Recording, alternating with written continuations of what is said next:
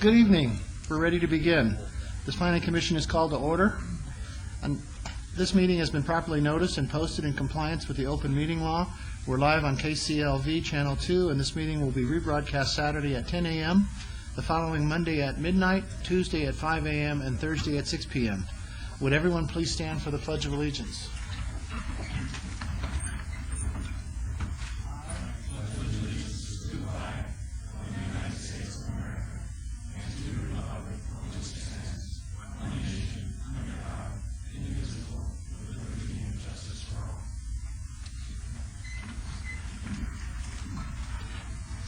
Thank you. Madam Clerk, would you please call roll?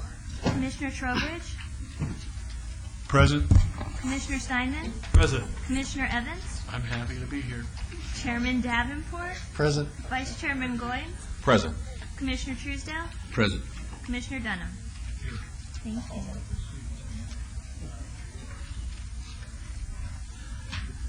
I call your attention to the information printed in your agenda concerning our actions in the appeal and review process. Please read this carefully, and if you have any questions, staff is available. Also, the second page of the agenda contains our rules of conduct. We appreciate your adhering to these rules so we can have a smooth meeting. Is there a motion for the approval of the minutes of the Planning Commission August 23rd meeting? Mr. Chairman, I'll be abstaining as I was not present. Mr. Chair, I was also not present at that meeting. We'll have to abstain. Then I'd be happy to make the motion to approve the minutes as presented. I'm sorry, it's July 26th minutes. July 26 minutes. Yeah, you were here. Well, then, Mr. Chairman, I move to approve the minutes from the July 26th meeting. Okay, we have two motions for approval. Please vote. Post. And motion carries. Yes. But, and we abstained because we were not at the meeting.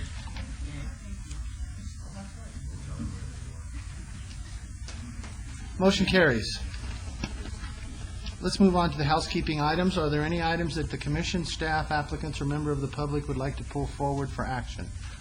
Mr. Chairman, item 5, TMP 21996, applicants requesting abeyance until November 29. Item 10, WVR 21997, applicants requesting the item be withdrawn. Item 26, VAR 22389, applicants requesting the item be withdrawn. Items 32 and 33, VAR 22018 and SDR 22017, applicants requesting abeyance until the October 25th meeting. This is a third abeyance request, so staff would suggest that you call the applicant up and ask them to provide due cause for their variance, for their abeyance request. Item 36, SDR 22239, applicants requesting abeyance until October 11th. And that's all we have. Okay. Are you here for 32, 33? I thought it was 28 and 29, but We moved them on you. It was a test and you failed. can I have another chance? Well, I will. Doug, is that Liz's items 32 and 33? That is correct. Okay, yes. I will answer to that. And I also have, Mr. Chairman, just for the record, Tabitha Keach, 3800 Howard Hughes Parkway, here on behalf of the applicant on 32 and 3, I understand. And item number 53, we did send in a hold request on that item for 30 days. That would be the first hold on item 53. So that would be my request. And then on 32 and 33, however, I have not been involved in the representation of this item. Mr. Chairman, is my understanding that the original hold was due to some site plan redesign because of a revised survey. The second hold was in an attempt to address some of the neighbors' concerns as a result of the neighborhood meeting. And this hold is, again, we are working on securing some additional parking, which would also be to address the concerns raised by the neighbors. So we believe that is just cause, and we respectfully request your hold of that item. Thank you. And item 53, you were wanting to hold that till? 30 days. That would be September 27th. Just to clarify, I believe the applicant has a draft agenda, and could you read the number that you wish to be held in abeyance? SUP 23093. Thank you. Okay. That is our. That's Okay. 53. Okay, good. Thus the confusion. Okay. I'm off the hook. Thank you. Thank you. Does staff have a problem with holding 53? No? Okay. Then we'll include that. Sorry. Is there anyone else? Okay. If I may, Mr. Chairman, on the matters of 32 and 33, because it's being indicated that we will have a change in plans, again, staff feels it's more appropriate at this time to table the matter until a new set of plans comes in and can be analyzed with adequate time. Again, with not having all the information, all the facts, I think that's part of the reason why we've asked for the 60-day hold, so that we would have an opportunity to get the revised plans to staff in a timely fashion so that they can review them and get it on agenda in your proper form. But our concern has been lately, by continuing to postpone these, the people don't come. And so we like to table them so we get to re-advertise. Wouldn't it require re-notification anyways, because it's already been... What if we agreed to re-notification and hold for 2 months? That would be a tabling. That's what a table would do.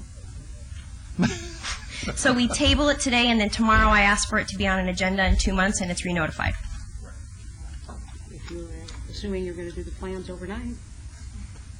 But I mean, if we wanted that agenda, if we wanted to be on an agenda in 2 months, when would I have to ask for it to be re-notified, I suppose? Again, the issue is when you have it redesigned, you submit it, and then we will schedule it. And, yeah, when you submit your request, we'll get it on an agenda. If you're looking for that meeting, it'll be August 28th. Okay. August 28th? We're going back in time. October. October. I'm not coming next week. Correct. In order to make that agenda, we would need all the plans and everything available to us by Tuesday. Okay, understood. So it would be a table. I'll accept that. Okay. Thank you. Before there's any action taken, I wasn't sure which item we were discussing. 32 and 3. Are there people who have come here tonight? I'm curious if there are, Is there anyone here for items? We have somebody. maybe you can identify what it is. It's variance 22018 and SDR 22017. It's Sahara and 6th Street. Correct. Okay. Did you want to speak, or would you want to, because it'll be on the disc and we'll have it, or would you like to come back when they have their new plans? Just discrepancy between the printed numbers and the numbers stated there. Right. Yours is 4 numbers less than mine, so yours is 28. 31 and 32. Come on down. The matters that we're discussing are variance 22018 and SDR 22017 for the north side of Sahara, east of 6th Street.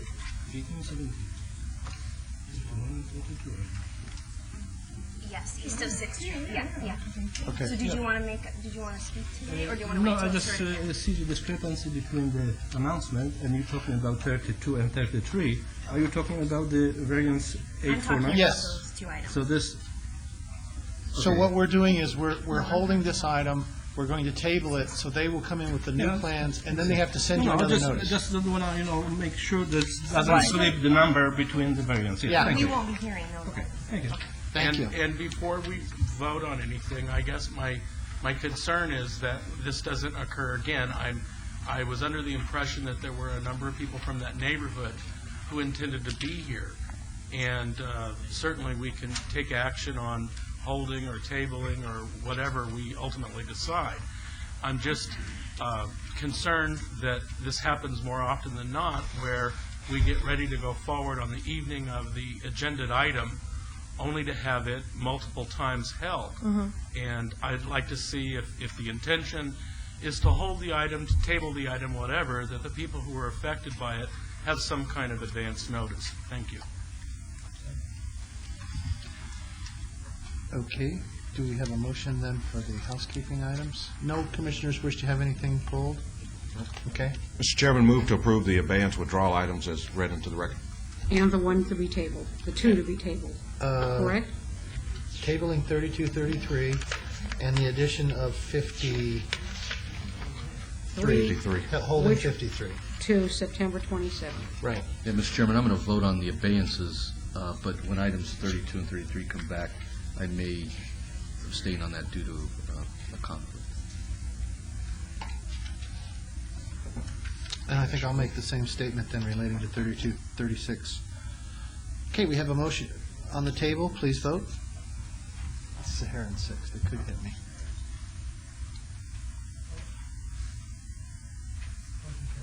Motion carries.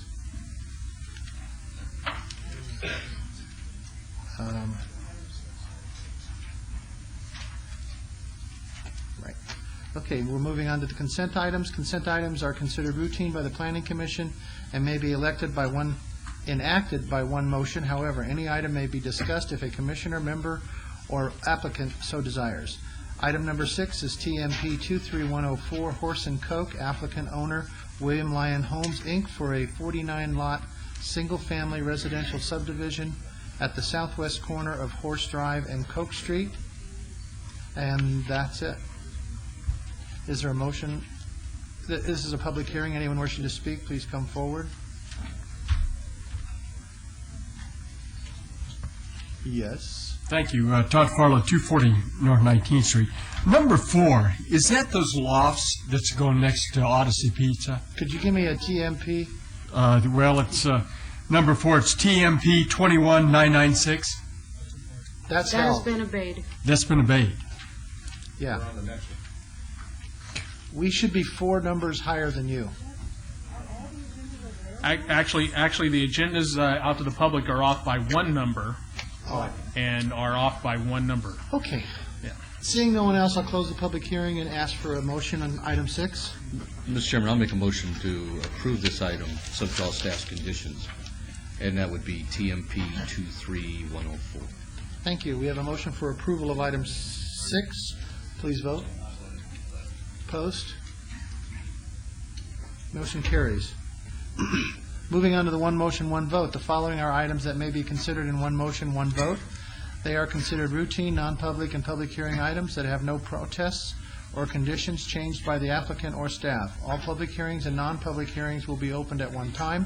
Any person representing an application for a member of the public or a member of the Planning Commission not in agreement with this condition and all standard conditions for the application recommended by staff should request to have that item removed from this part of the agenda.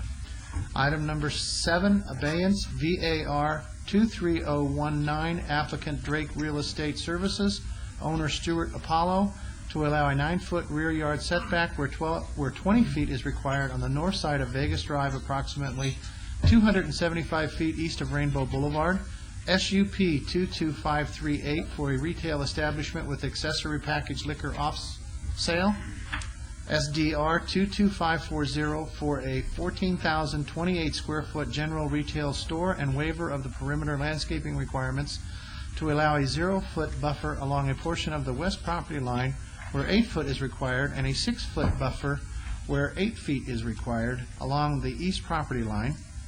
Abeyance, renotification WVR 21997, applicant owner Al Capitan Properties LLC. Excuse me, that one was withdrawn.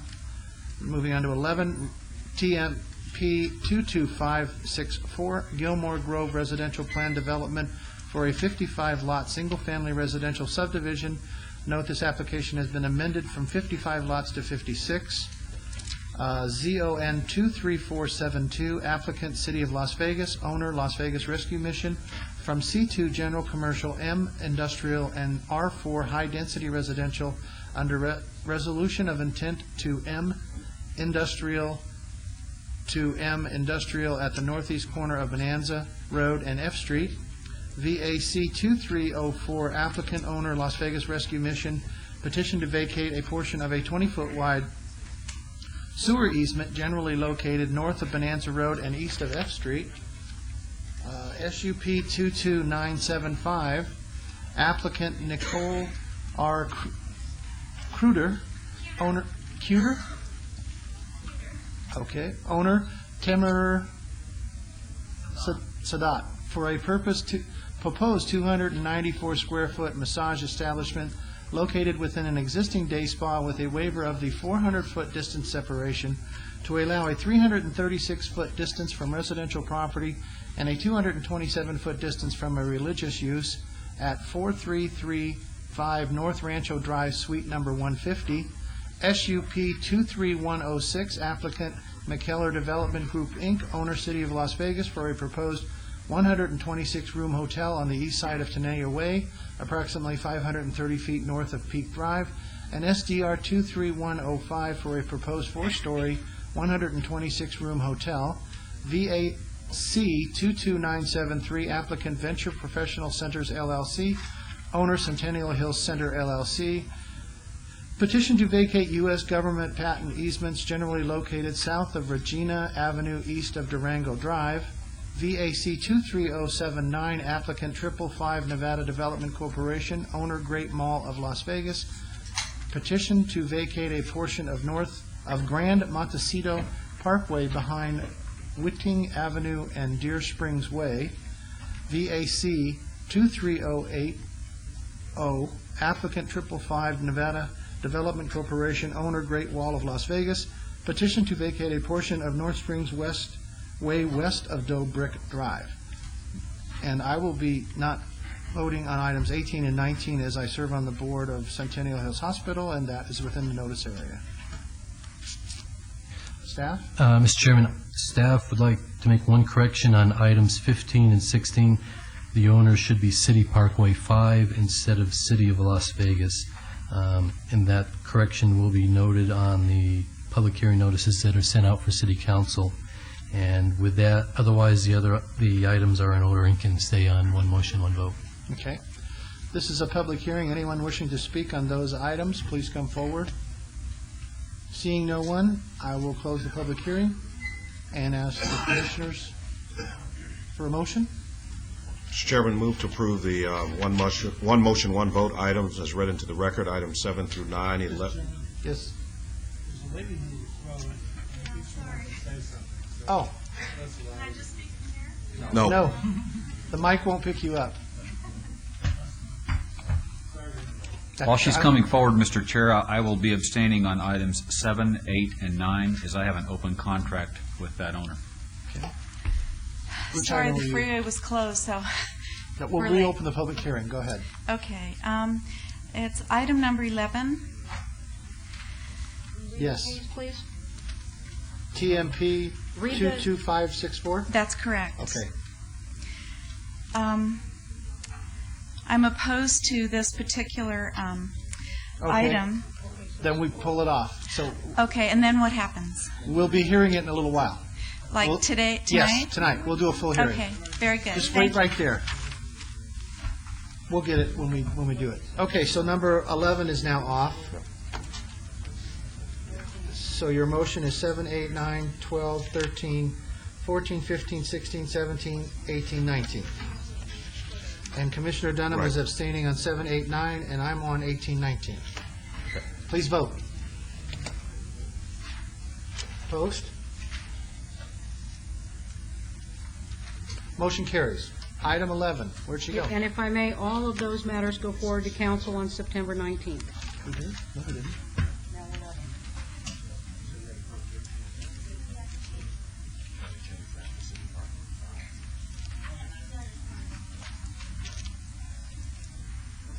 So- That's a motion on 15 and 16. Well, I think what will Okay. be appropriate is, I know there's a motion on the floor, and it's gone, but I'd like to amend that motion to also pull items 15 and 16. Okay. Okay. Now we're on 11, TMP 22564. Staff? And the zone change for this site was approved in the county, and so staff finds that the tentative map is in conformance with the subdivision ordinance and recommends approval. No, we're just pulling off for the title change. No, that's 1560.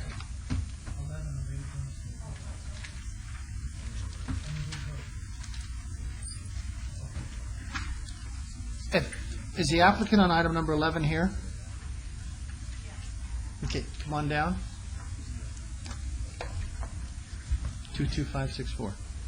Sandra Montgomery, 8610 Southeastern, here on behalf of the applicant for item 11, TMP 22564, Okay. seeking the approval for the tentative map Okay. as per staff. And the reason we pulled it was we had one protest. So this is a public hearing, so anyone wishing to speak, please come forward. So come on down.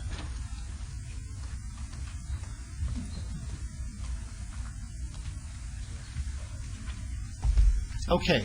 Okay. Your name and address for the record. My name's Carol Brolin. Address is 8821 Fall Green Avenue. Okay, and you wanted to comment on item 11. Yes. I don't know if it does any good, but I have a petition with about 35 names here. My neighbors all agree with my views on this. I guess they want to build 56 houses on this 7.19 acres. And that means they're going to be very small houses. They're going to be very close together.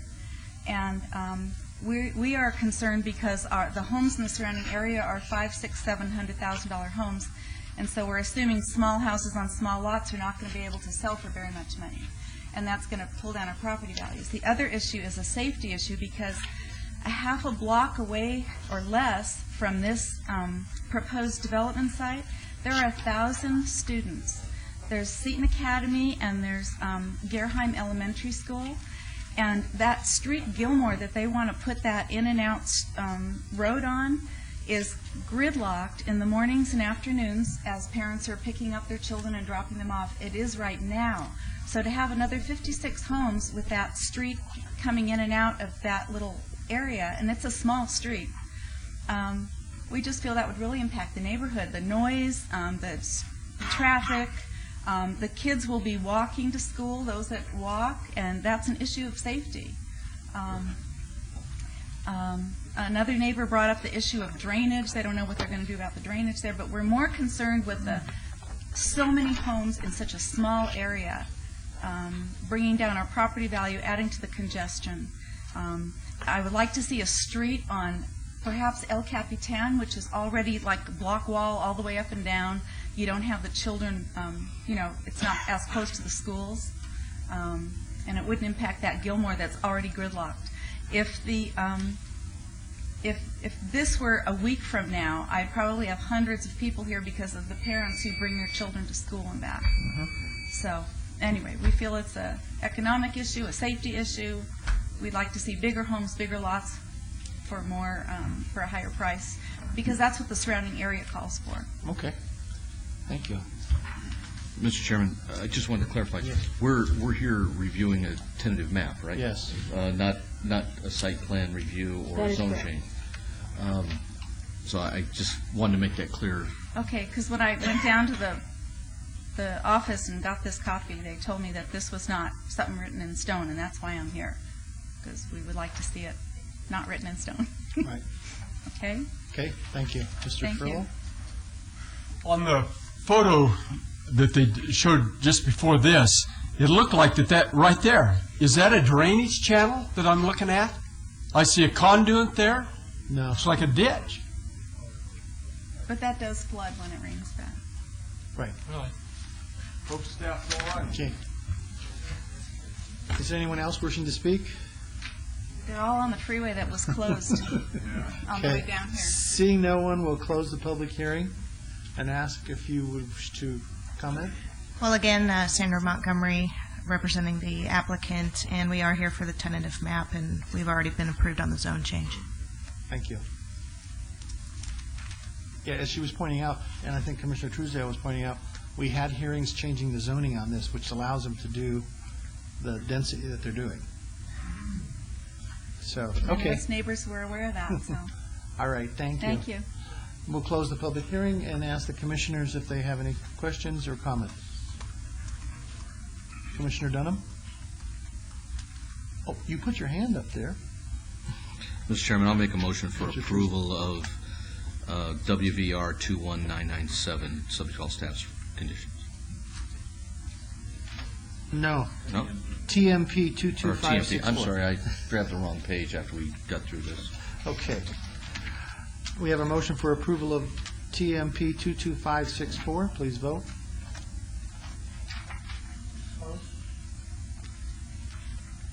Motion carries. Thank you. And that is final action in the absence of any further. And now we're going to pull up 15 and 16, which have been read into the record. And the change is, the owner is the City Parkway 5 for both 15 and 16.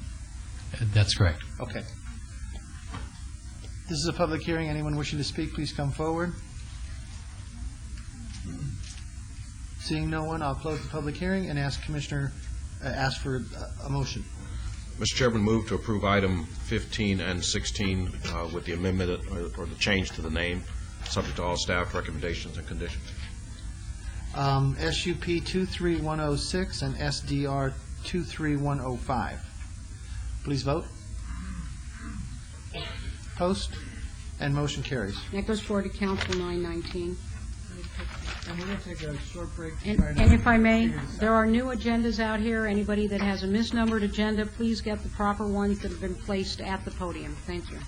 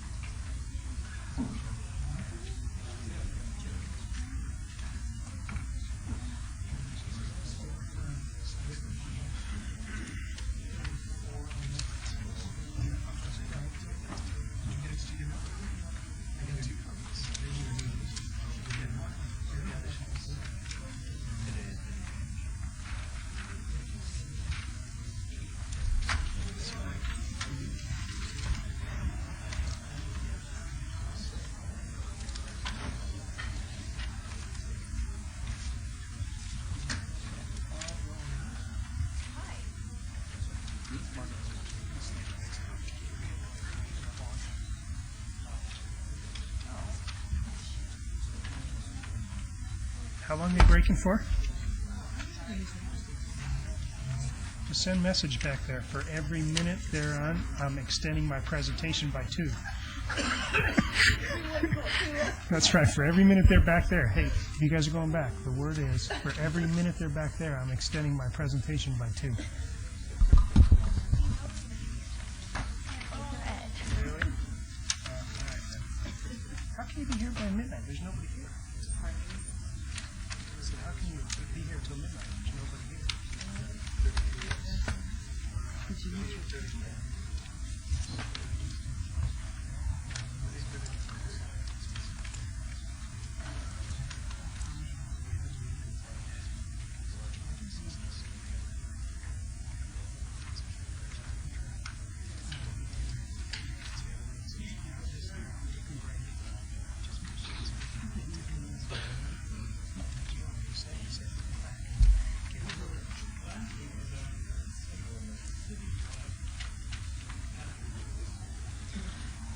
You saw it then, obviously?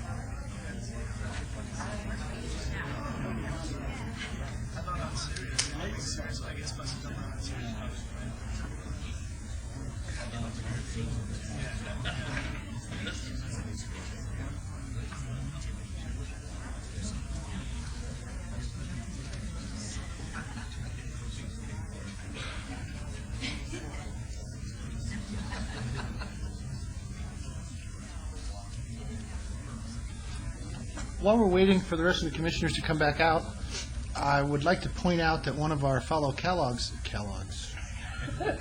gentlemen here took a very exciting trip to North Dakota. Planning Commissioner Byron Goins recently received the Sheldon D. Gerber Merit Award for Excellence in Environmental Planning, city planner at the annual Western Planning Conference. So everybody, let's give him a round.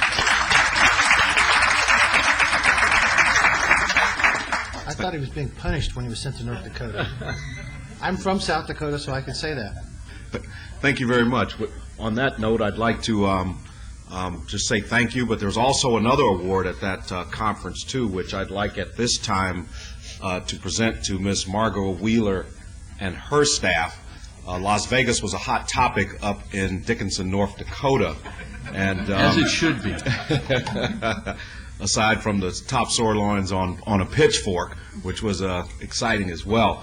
But they wanted to recognize us with the Sheldon D. Gerber Merit Award for Excellence in Environmental Planning, an honorable mention for the Floyd Lamb Master Plan in Las Vegas. So I'd like to present this to Margot and her staff for outstanding achievements in environmental planning, and this is presented by the Western Planning Association Board of Directors. So congratulations.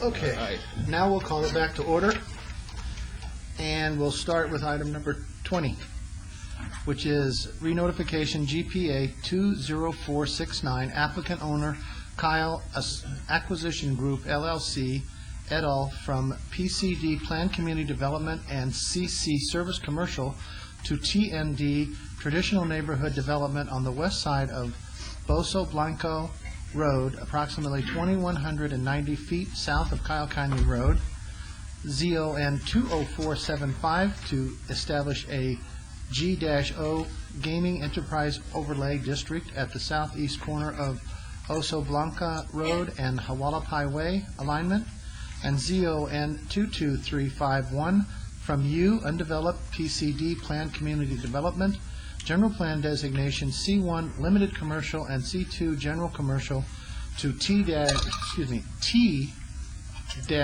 Traditional Development, SUP 20478 for a proposed non-restricted gaming facility. Staff? Mr. Chairman, in regards to the general plan amendment and the zone change to TND, staff finds that this is in conformance to the Kyle Canyon Development Agreement and is recommending approval.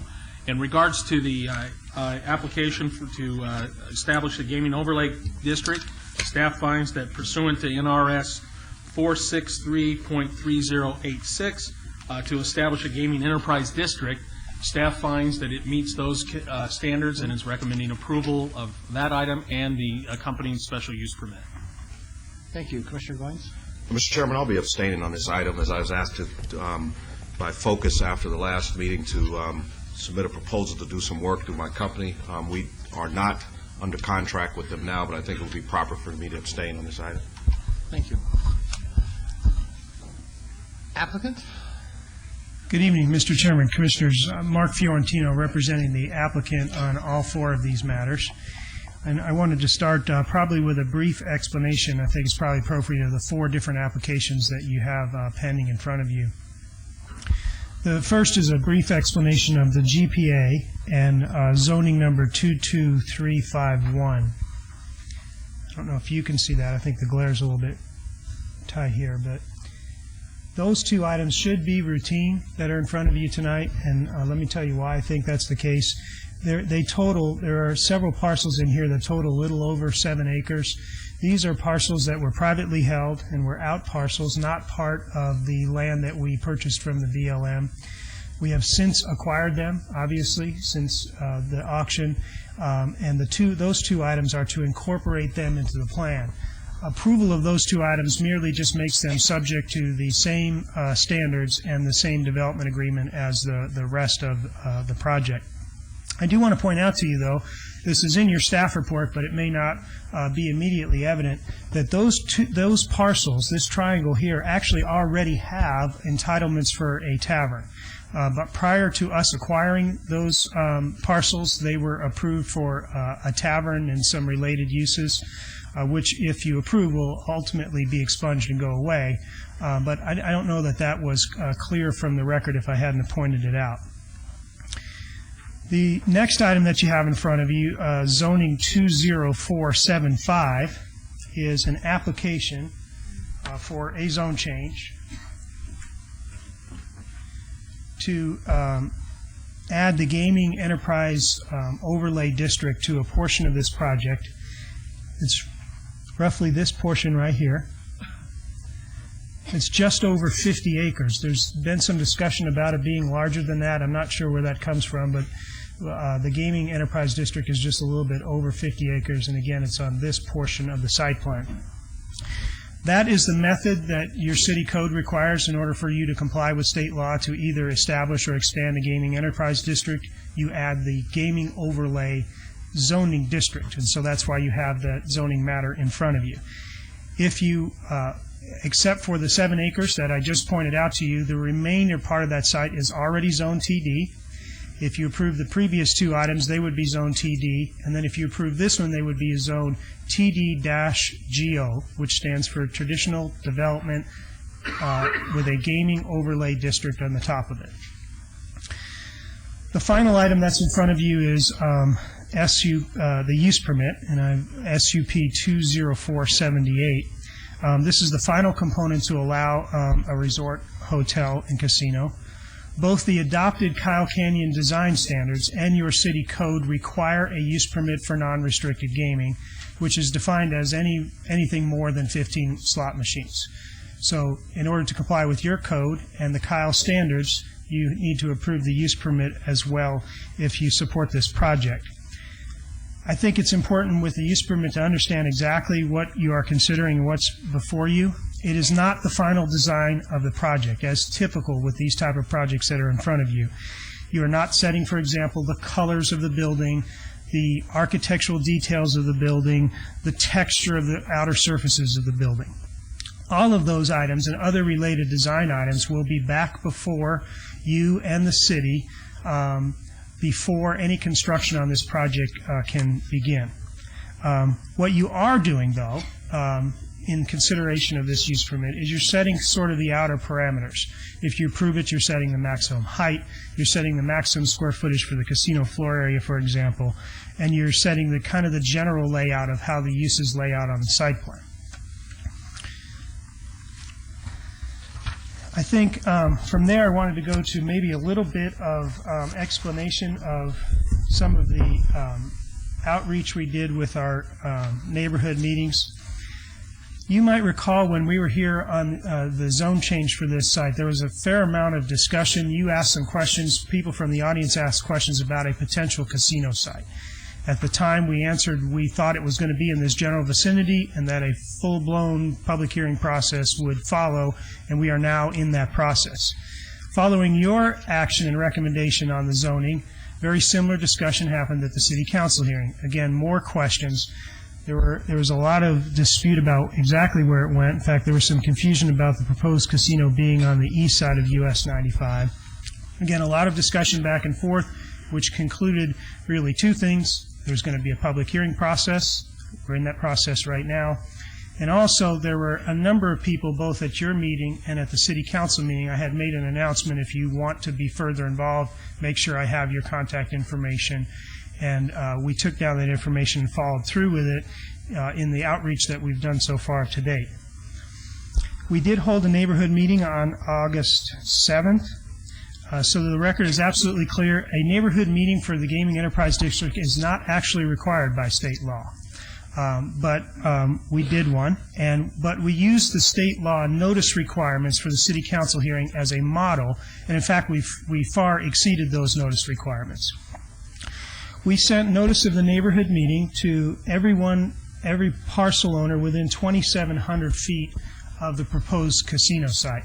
What state law says is you have to send it within 2,500 feet, but you have to make sure that you ensure that you get at least 30 separate owners within that 2,500 feet. So we expanded it out to ensure that we exceeded that 30 separate ownership, And so the notice radius of the neighborhood meeting was 2,700 feet, which included notices to the homes in the nearest neighborhood to this site, which is about 2,600 feet away here.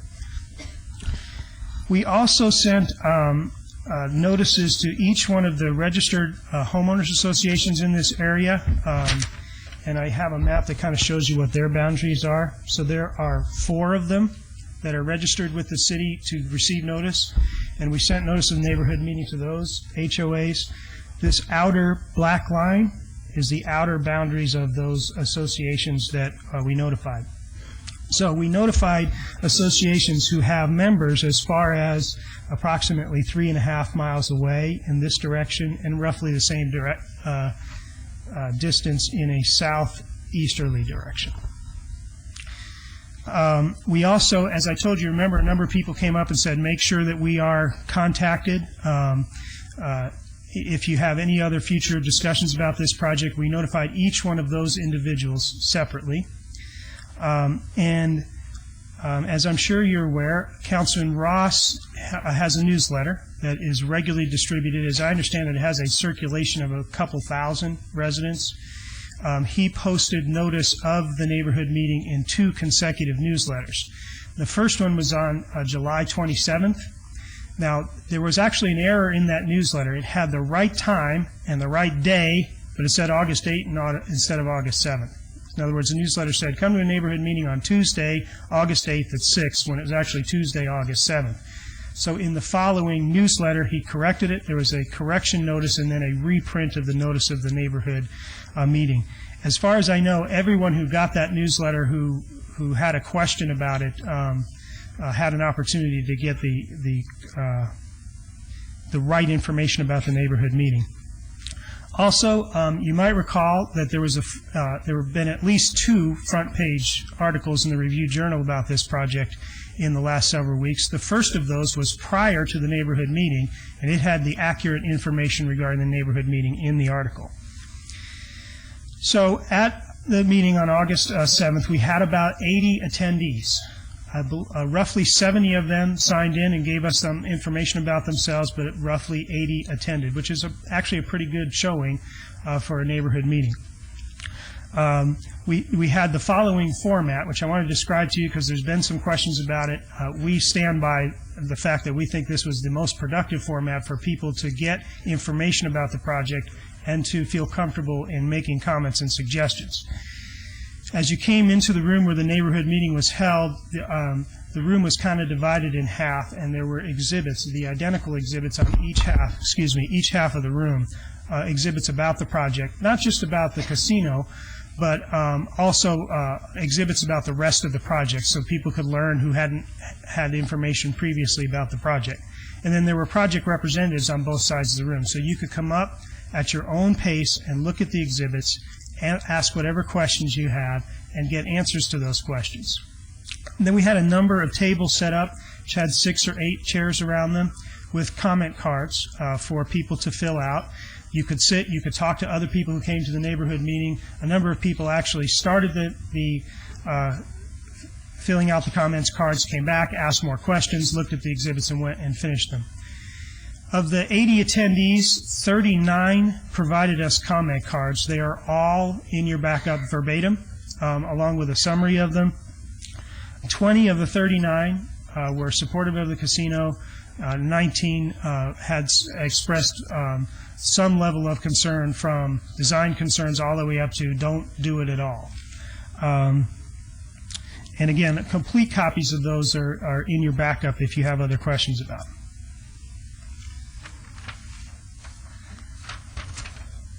So this is the site again here.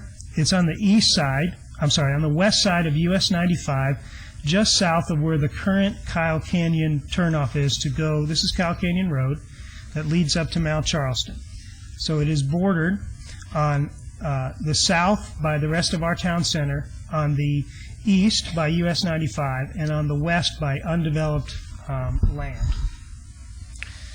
It is not at the base of Mount Charleston, or the foothills of Mount Charleston. This project is 17 miles from the campgrounds 19 miles to the lodge at Mount Charleston, and it's 29 miles from Lee Canyon. There's been a lot of talk about a project at the base of Mount Charleston. We are plus or minus 20 miles away from Mount Charleston.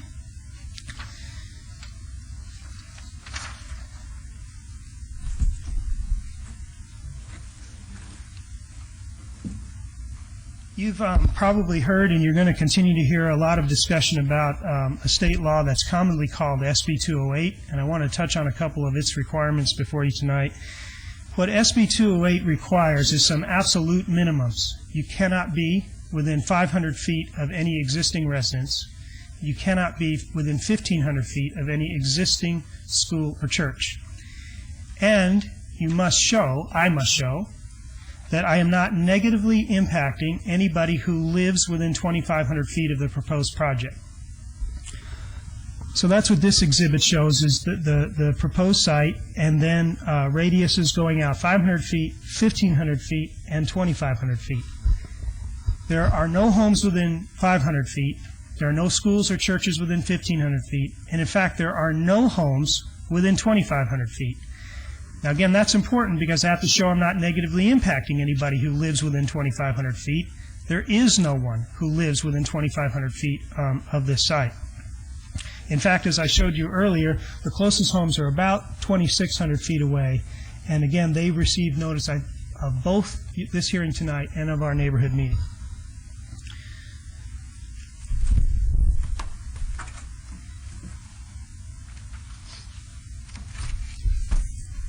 This shows you in a little bit more detail what I was talking about just a second ago. This is the outer boundaries of the town center area, the mixed-use town center area of the Kyle Canyon Plan. This is where the proposed resort hotel casino is. It's on the very north end of the town center, again, bordered by US 95, major roadway, vacant land in this direction, and to the south, the rest of the future town center, which is planned to be a very intense mixed-use project. It will contain some commercial, it will contain some office, it will contain some mid-rise condominium and apartment developments. It is by far the most intense part of the overall master plan.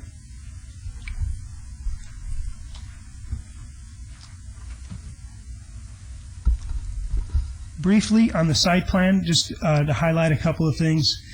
When you look closely at the site plan, you will see that it is obviously more than just a casino. It incorporates the mixed-use aspects that you typically see now of the new modern resort hotels. It has a movie theater, it has convention space, it has a tremendous amount of retail along the front and side, and it has the hotel. The hotel is by far the tallest part of the project. It is proposed at 160 feet. That conforms to what the limitation was in our development agreement. The rest of the project doesn't exceed roughly 4 stories at the maximum. The other thing I think is important about the site plan is you see it's kind of laid out. Again, this is not final. You will approve the final site plan before construction begins, but it's designed to kind of work its way into and transition its way into the rest of the town center, which will be located here.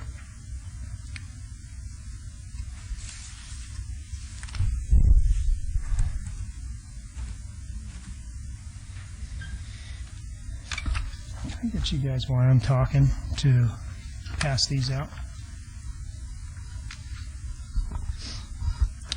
One of the things we have to show under SB 208 is that the project will expand and enhance the local economy. I'm not going to spend a lot of time on that, but I do want to point out a couple of things. Obviously, any project of this size and of this magnitude generates tax revenue benefits. There are gaming tax revenues, there are room tax revenues, there are property tax revenues, there are sales tax revenues, all of which are clearly beneficial to the city. It also creates a number of jobs, both construction jobs and permanent jobs, which obviously are good for the economy as a whole. I submit to you that the city has to have projects like this. The city needs to continue to expand its commercial tax base, not only to expand the services you provide, but just to continue to provide the existing services that you do. It is a given under Nevada tax structure that residential property taxes pay a very small percentage of the overall tax pie. The legislature has seen to that by capping the residential property taxes. So the city has to find a way to grow its commercial tax base. Under our current tax structure, whether we like it or not, these kind of resort casino developments are an important component of that expansion. Now, does that mean they has to be done here? Of course not. Again, I submit to you that the city long range has to do it. They have to expand these kind of projects somewhere, but you have to do it as SB 208 requires in a way that's properly buffered and properly sensitive to the surrounding area. One other quick note, I think someone asked me this during the process, that, again, gaming today, I looked up a statistic, pays roughly, for example, 35% of the total school district budget, for example. If you add up all the gaming taxes that ultimately end up in the school district budget, it's about 35%. So continuing to expand these kind of projects is important. I want to spend a second on infrastructure. I don't think we have to spend more than a minute on this. I know Public Works will say something if they disagree. Let's start with traffic. Before this project was zoned, we had an approved traffic study. That is extremely unusual, but it happened in our case. We had an approved traffic study. It contemplated the casino and related uses that are in front of you tonight. So months ago, we approved a traffic study that showed these uses, and we have an approval letter for that traffic study. We recently submitted an update to the traffic study that primarily had very little to do with the project that's in front of you tonight. A portion of it that relates to the project in front of you tonight was the realignment of this road and showing that it works better from a traffic flow standpoint than the original alignment, which would have come and hit roughly perpendicular to the frontage road. The rest of the traffic study deals with issues unrelated to this site. It's details in here and in here. But we have an update we submitted. It was approved today. So we have an approved original traffic study, and we have an approved updated traffic study that contemplated the uses that are in front of you. Same thing with stormwater, drainage, and sewer. We had original studies that were approved contemplating these uses, and we have updates that contemplated these uses that have been approved by your Public Works Department.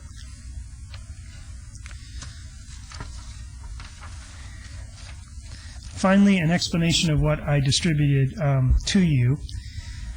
A brief discussion on, again, SB 208 requires us to show that we're not going to negatively impact the surrounding neighborhoods of the proposed resort hotel casino. It does not define what a surrounding neighborhood is, period. It doesn't. It leaves that to you all to decide what it is. It does say that I can't negatively impact people within 2,500 feet, so that's at least a starting point for you. The first thing that I submitted to you I think is very important. The surrounding neighborhoods no one lives in today, but we know who's going to build the surrounding neighborhoods. It's the 8 home builder partners that are developing this project along with Focus Property Group. And they have all signed a letter to you asking you to approve this application, not only saying that it's not a negative impact, but that it's a positive one, that they had a great deal of input in locating this project where it is, and that they see it as a benefit to them, and that they see it as positively impacting the people who will buy their homes. That will ultimately lead to, obviously, if you approve this project, the point being that no one who will live closest to this project is going to be uninformed. If this is a type of use that you do not want to live nearby, in close proximity to, you will not live in this master plan community, or at least you'll choose precisely where you live, because under state law we have to do a couple of very important things. We have to post signs on every frontage along this site once it's approved until it gets built that says this site has been approved for a casino. And we have to provide a disclosure to every home buyer that shows them where the casino is going to be. Again, that's very important to understand what impact we'll have on the people who actually will live closest by. If you don't, again, if this use is objectionable to you, you will not buy a home in this community. The second thing that I submitted to you is we have had people going door to door asking for support of this project. I submitted to you an exact sample of the petitions that we had signed. And I'd like to give into the record, we have a total of 1,000 people who signed petitions in support. They all signed exactly the same thing that's in front of you, but rather than give each one of you 1,000 pieces of paper, I thought it'd be more efficient to give the 1,000 to the clerk for the record and to state for the record that they're all exactly the same as the one that I distributed to you. If you take the time to read this, you'll see that it explains the project as a whole, explains the town center, and then explains the casino project. The last sentence of this petition is very clear. It says, by signing the accompanying petition, you are simply expressing your view and approving a hotel casino in the town center portion of the Kyle Canyon Master Plan. It can't be more explicit than that, I suggest. So I'd like to hand those into your clerk. Out of curiosity, since no one lives within 2,500 feet, how did you get 1,000 people? I'm going to show you on the map. That's what this map is here. This outer blue line is the boundary that we use to walk door to door. We started in the closest neighborhoods, these here, and these here across the highway, and radiated out. I had our staff verify that the signatures I gave you are within that boundary, and 99% of them are within that blue boundary. There are roughly 10. As of today, they're just outside the western part of this boundary. So you have evidence in front of you that the people who will be developing the homes for the future home buyers support the project, and at least 1,000 people radiating outwards from the existing neighborhoods also support the project. You also have, and I'm almost done, Mr. Chairman, your staff reports. I wanted to thank them again for their time and effort into this project. They recommend approval of all 4 applications. Obviously, they've taken the time to cite the different general plan policies and zoning guideline policies that are supported by the approval of these applications. And at that point, I'll stop and answer any questions that you have now or come back. I think this is a public hearing. We'll go ahead and open it for public hearing. Anyone wishing to speak, please come forward. We have 2 mics. Everyone will come down so we'll have an idea. Thank you, Todd Farlow, 240 North 19th Street. I was with the charrette with Commissioner Truesdale several years ago when this started, and I'd like to commend the developer for sticking pretty close to for what was presented then. Mr. Ferrantino did a good job on that, but the one thing I would like to comment on. Number one, I am really disappointed that there wasn't the 2 water system that they were trying to get worked out. I'm disappointed in that.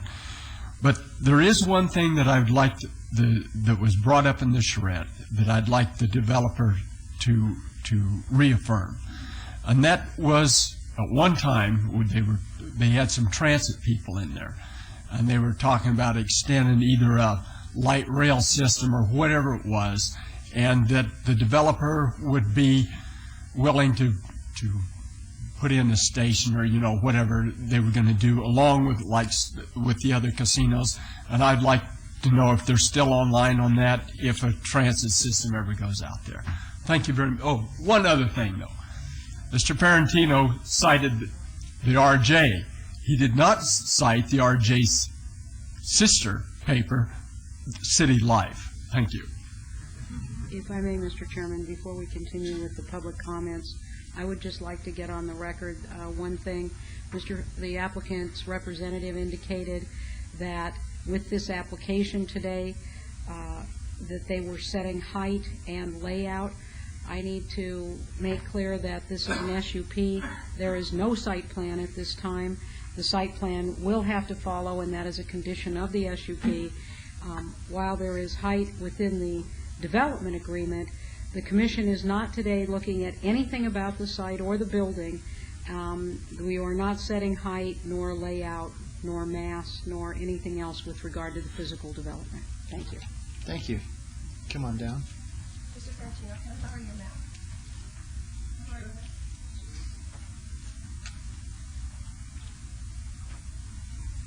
put it facing you or away? Facing you. That's good. Facing me, okay. Oh, no. Well, that's something else that's up here. It's not that. Good evening, Mr. Chairman, other planning commissioners. My name is Lisa Mayo Doriso. I live at 8322 Jeeves Circle in Ward 6. And I'm here today in opposition to the gaming portion of this development. And I represent a couple of different people up here tonight. I represent myself. I live in the Northwest for many reasons. Primarily, I have horses that I'm able to board in the Northwest and can be close to. Unfortunately, I can't ride my horses as much as I used to be able to, but I can still board up there. I also represent as a member of the Northwest Residents for Responsible Growth, which is an informal group that has come together to try to organize to address some of these issues. And I'm also a board member of Scenic Nevada. And there's an issue here today I'd like to bring up regarding Scenic Nevada and the Mount Charleston area. So first and foremost, I would like you to consider, I would urge you to deny this application for several reasons. The first reason is that we already have a casino up in the Northwest area. It's the Santa Fe Casino, and it is really on the 95 just as you start to enter the Northwest area. I'm not sure whether, it's not shown on this map. So if you live in the Northwest, we already have a neighborhood casino, the Santa Fe. It's 3 miles from my home, and I think it's about 7 miles from this site. So the idea of having to have another neighborhood casino up there, I think, is completely unnecessary. The second thing I'd like to talk about is the character of the Northwest community, the Northwest neighborhoods. We have 49 homeowners associations, 49. And of those 49, when the notices went out to notice homeowners associations, there were only 4 on that list that were actually notified. And I would urge you to, can I have more time, please? Just keep it short.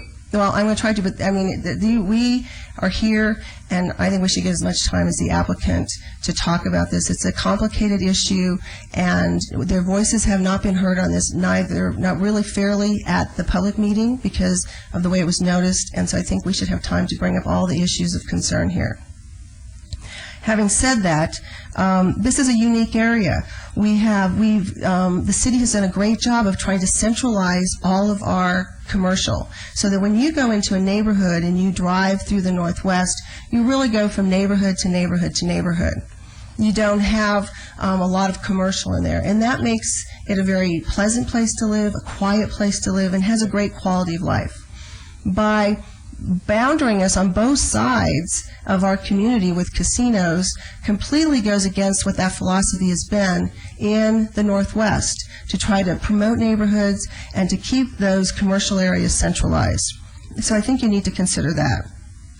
The other thing that I think you need to consider, Mr. Ferrantino talked about SB 208. He talked about, and I was one of the people in 1997 who worked with Senator Mark James and gathered those 45,000 signatures to pass SB 208. SB 208 was passed in order to limit neighborhood casinos. Its whole purpose is to limit neighborhood casinos. In 1997, when we passed that bill, we didn't know about these development agreements and BLM selling land way out in the middle of nowhere. Otherwise, we would have certainly changed that language so that people would be notified who live in the community. I would argue that anybody who lives, including myself, lives south of this casino is impacted by this casino. Why? Because we all have to get on the 95 at some point in time or go down Durango to take our children to school, to go to church, to go to the grocery store, to go into town, and so forth. We have to commingle with this traffic. And what's going to happen when you build a 75,000 square foot floor in a casino? I think that's the size of, I don't know, it's half the size of the MGM, I think. A very large casino with hotel rooms. Why do you need hotel rooms in a neighborhood casino? I know they do it, and everybody say Red Rock, and so on and so forth. There are lots of problems with Red Rock. There are lots of issues around these neighborhood casinos.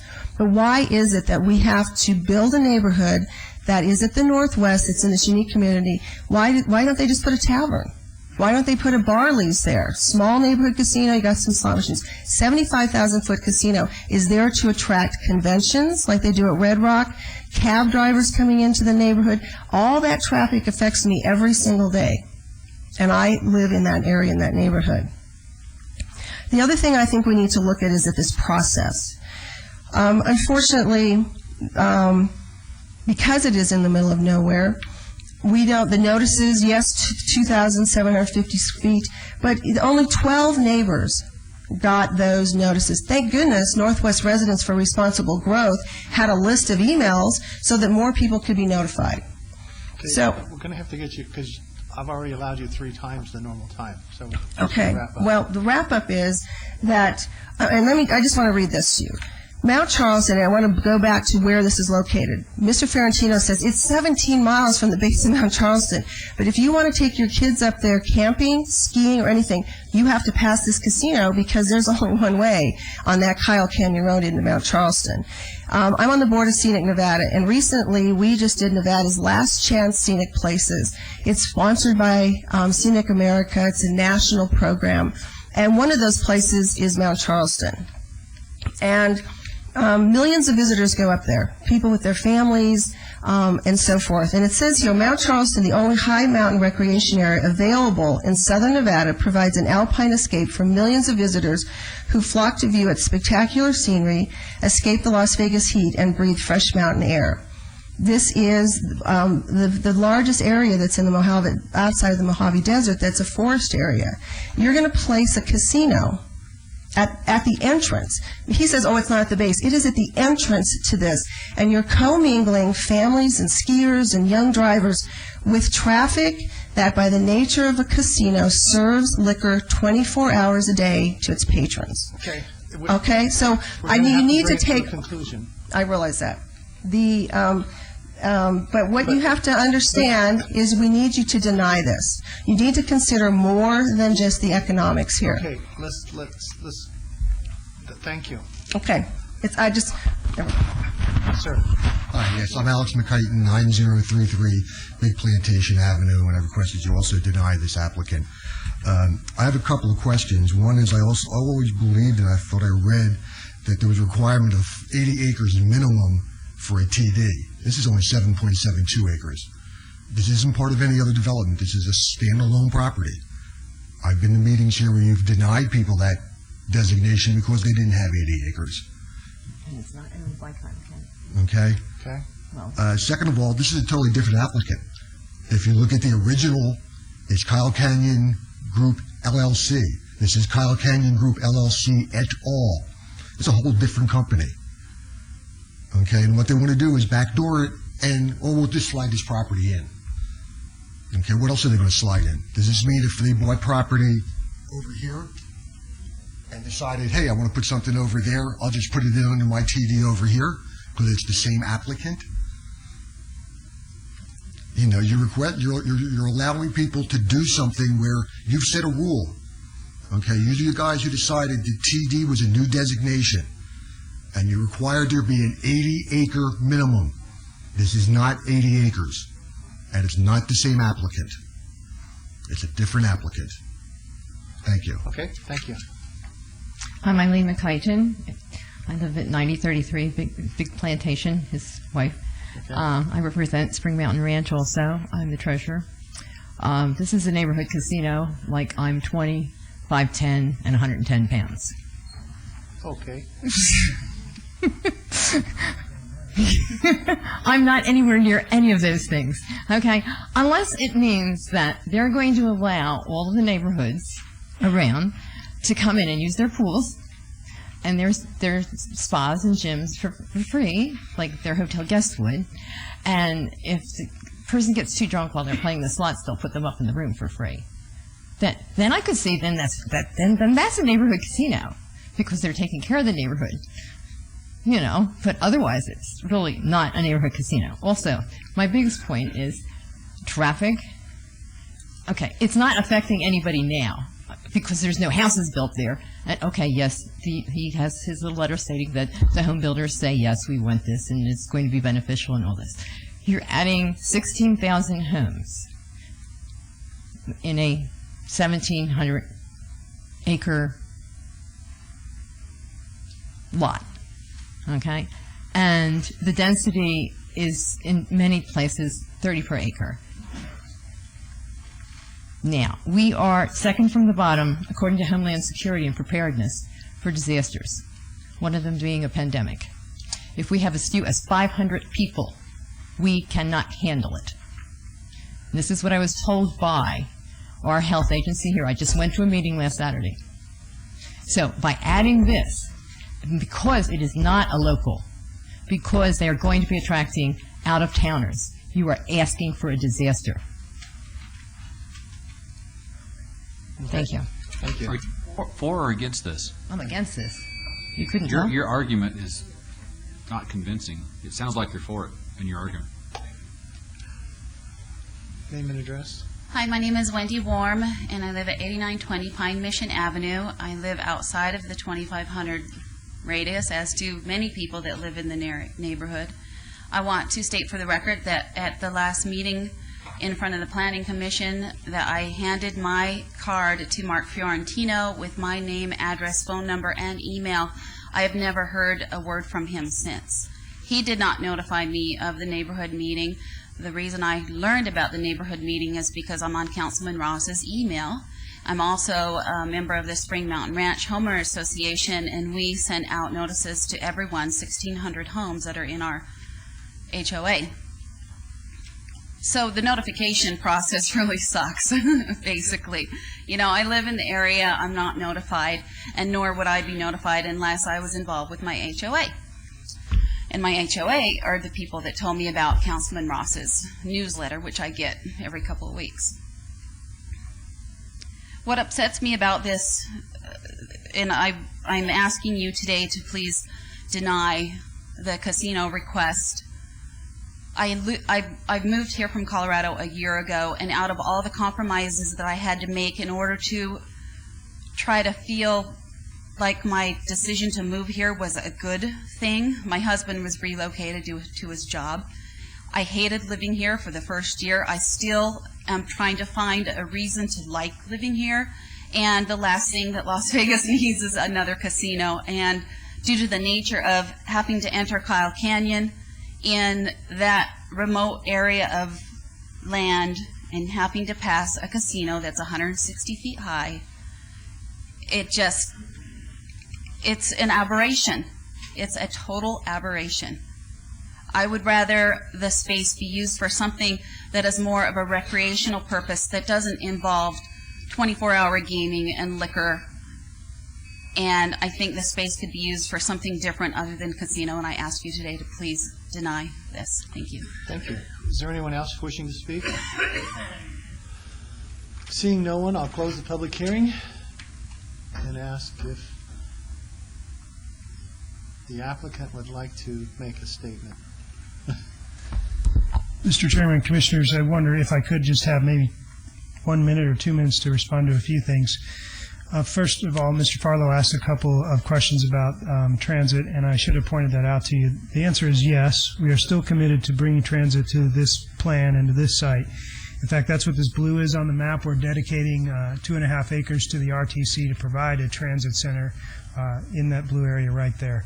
Actually, it makes very good sense so that it can share parking with the proposed project and potentially bring employees and others from other areas of the valley.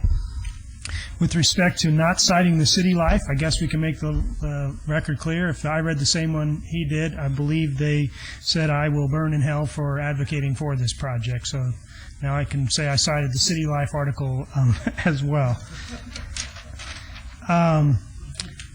An explanation about the applicants and what et al. Means. What et al. Means is that the original applicant for the project was Kyle.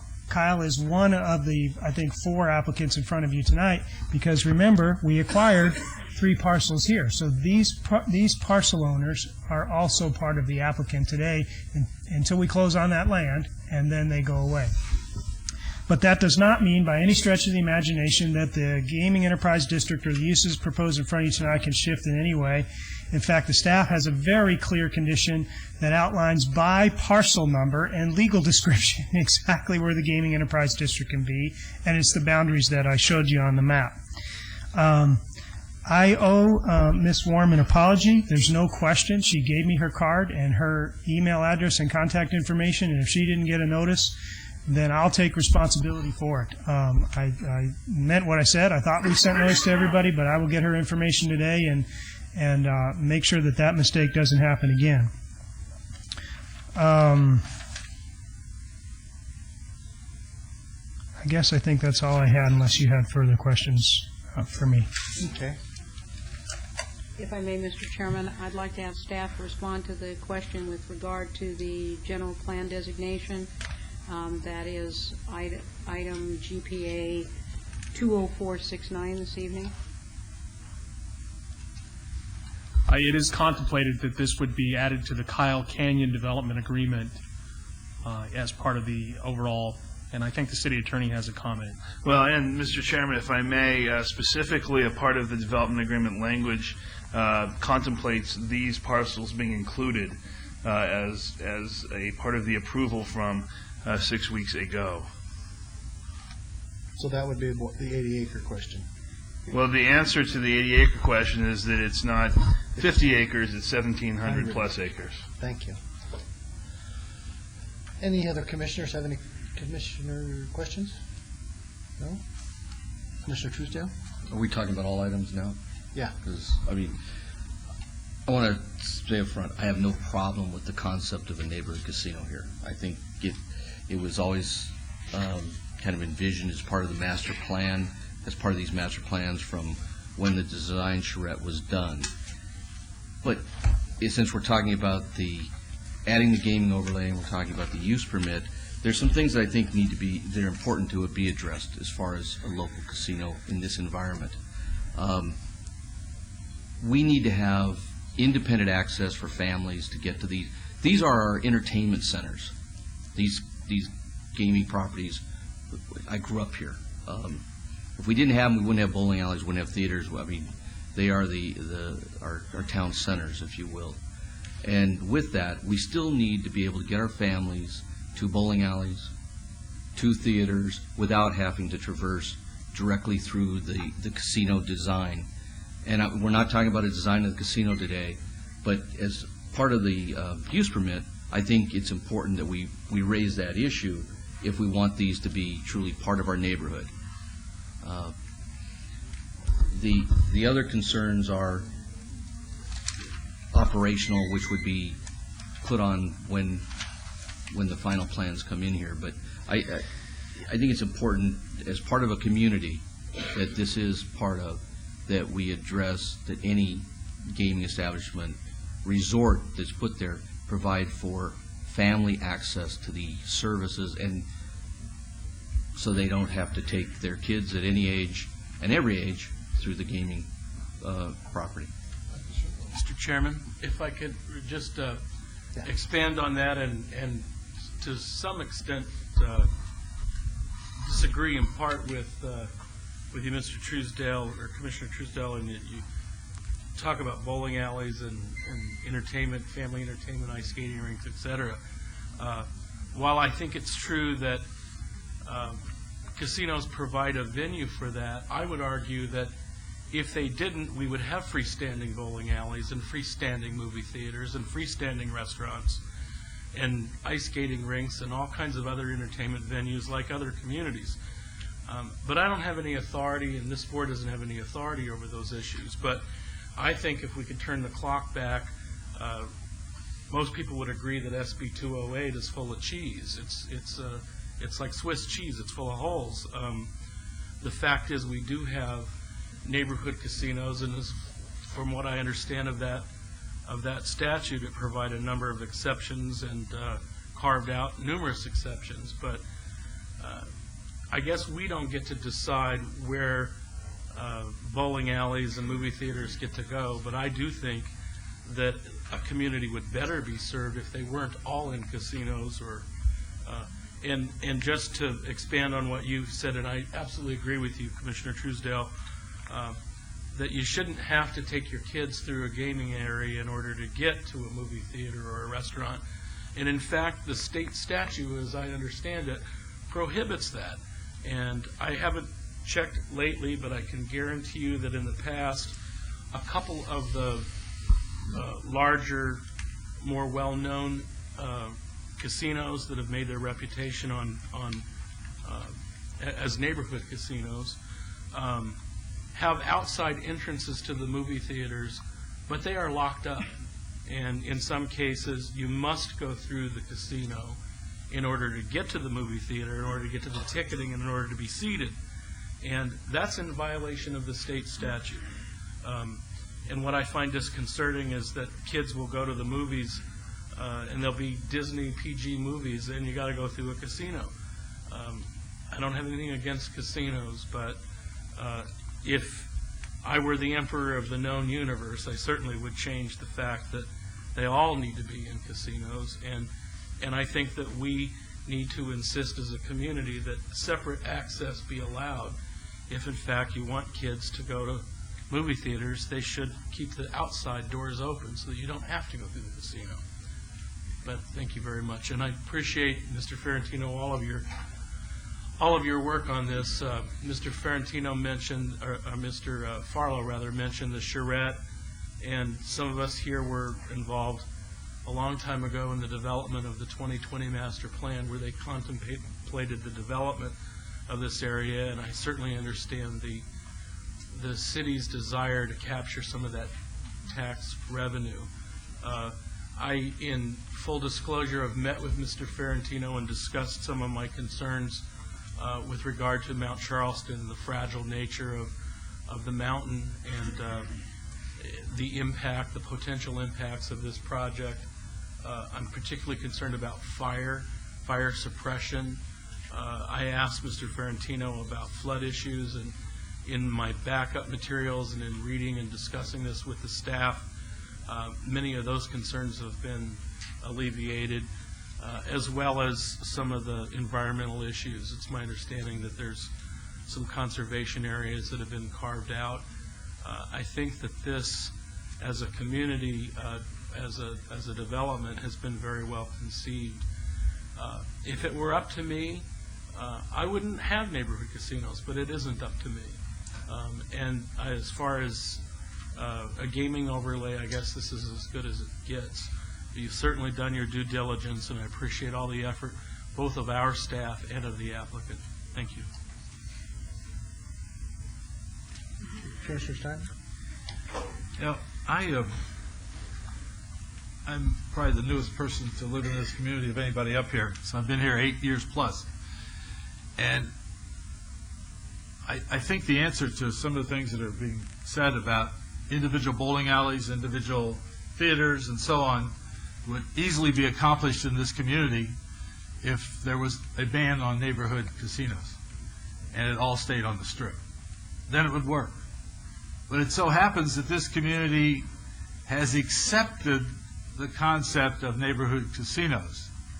And if they didn't accept it, we wouldn't find more and more being built. And I cite what went on in Summerlin, where you have 2 casinos on Rampart that are a quarter of a mile from each other, and I have another one 2 miles away in the form of Red Rock.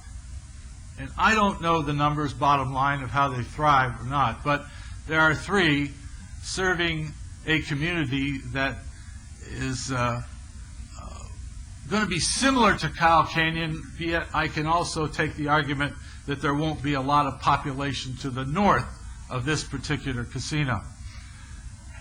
I think that I listened to a lady from Colorado, and she said she's having trouble accepting Las Vegas for what it is in many ways because she was transferred in. However, once you're here and you become a part of this community, you learn to accept the way things are done in Las Vegas that are not done in Colorado or Ohio or Pittsburgh, where I came from. It's a very different concept. We promote and we have built in these neighborhoods entertainment centers. Yes, it is wrong in the Suncoast, for example, that in order to get to the bowling alley, you must go to the middle of the casino. And from the day it was built, I always wondered about that. But yet, I don't see the Gaming Commission closing down these casinos because these children or teenagers have to walk through casinos to get to these entertainment venues, which seem to be thriving, if you look at them. So I have taken the time to really study this location, been out all around this location, and I think it's right for what is planned here, and I'm going to support this application. Thank you. I'm glad to make a motion if you want. Okay. On what 1 minute? The city attorney. Mr. Chairman, I just want to make sure that we understand the standard of proof required here. Obviously, this is a standard of proof for the City Council, but since this is a recommendation to the City Council, the petitioner needs to prove by clear and convincing evidence those standards and elements that he spoke of. So when you're making your decision here, understand that he needed to prove these different elements by clear and convincing evidence. Thank you. Thank you. Commissioner Steinman? Yes, I would like to make a motion on agenda item number 20, which is GPA 20469, move for approval, subject to conditions. We have a motion for approval of GPA 20469. Please vote. Post. Motion carries. Agenda item number 21, which is ZON 20475, move for approval, subject to conditions. Motion for approval of item ZON 20475. Please vote. Post. Motion carries.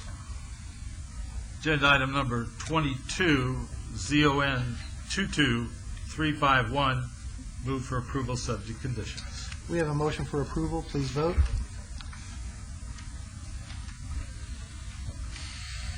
Post. Motion carries. And the last item is agenda item number 23, SUP 20478, move for approval, subject to all conditions. We have a motion. Mr. Chairman, I did hear a few of the commissioners discuss the direct access issue to the bowling alley and the movie theater. This would be the appropriate application to add any conditions if the commission so choose to do so. Is that something that you do on the SUP or something that you do? We don't have a site plan, so how do you? Well, the SUP does control the development of the site. Certainly, later on we will have something different, a plan for you to look at, but you certainly can put it on this application as well. Well, I'm not the maker of the motion, but I would remind everyone, that as far as I can tell, there is a state law. The state law prohibits children from being able to have access to a casino without adult supervision. I think that's technically different, and I would ask the maker of the motion that we do add the condition that access be provided to those family entertainment venues, such as a bowling alley and theater, where they can provide direct access without going through the casino. And I would concur. Would you concur with that? Mr. Chairman, Commissioners, I don't have any objection to that condition. We didn't want to get into discussing the site plan, but if you looked at the site plan, that's exactly what it showed. Okay. So I don't have any objection to that condition, and making sure that'll give you an additional tool when the final plans come before you to make sure it's what you wanted it. Okay. So amended. And I just, to reiterate, in some of the existing facilities or casinos, it meets the site plan. There is outside access. It's just that they're chained up. So, but nevertheless. Please vote. Commissioner Dunham? No, vote. Post. Motion carries. And on all these matters, Commissioner Goins abstained, and all matters go forward to the City Council on September 19th. Mr. Chairman, Commissioners, thank you very much. Thank you. Good evening. Okay, we're going to do 5051 next, but I would entertain a motion. In our house cleaning, we forgot item number 24, a motion to hold that until the September 27th meeting. Mr. Chair, move to hold, was that GPA 22268? Yes. Motion to hold that to the September 27th meeting. All in favor, please vote. Opposed? Motion carries. Mr. Chairman, while we're doing some housekeeping, also on the next item, ZON 17304, let the record reflect that that should be Ward 5, Councilman Barlow, and not Williams. Thank you. Okay. Sorry, I forgot. That's all right, I missed it. And Mr. Chair, I need to abstain on these, the following items. I'm engineer of record on that. Okay. VAR 23144 applicant Arby's owner Becker Family Trust requests for a variance to allow a 15-foot front yard setback where 20 foot is required for a proposed restaurant with drive-through at 315 South Decatur Boulevard. SDR 20218 for a proposed 2,291 square foot restaurant with drive-through with waivers to allow no landscaping buffer along the north property line and a 90-foot portion of the east property line and a 4-foot wide landscaping buffer along the south property line where an 8-foot wide landscaping buffer is required. And this is the Barry Becker family. Okay. It is. And then I will disclose, I will vote. This is that Barry Becker is my neighbor. Haven't talked with him, and I have not any predetermined decision yet. Staff? Mr. Chairman, due to the requested front setback variance and the accompanying waivers, staff is recommending denial of this project. Thank you. Okay. Good evening, Chairman and Commissioners. Megan Williams, 3471 West Oquendo Road, Las Vegas, Nevada 89118. The project the first initial application, the variance, we would like to request that it get approved with staff's recommendations. Our logic behind this is that there is an existing building currently sitting on this site. It was built in the 1970s. There is currently, it is a sea of asphalt around this building. I have drawings.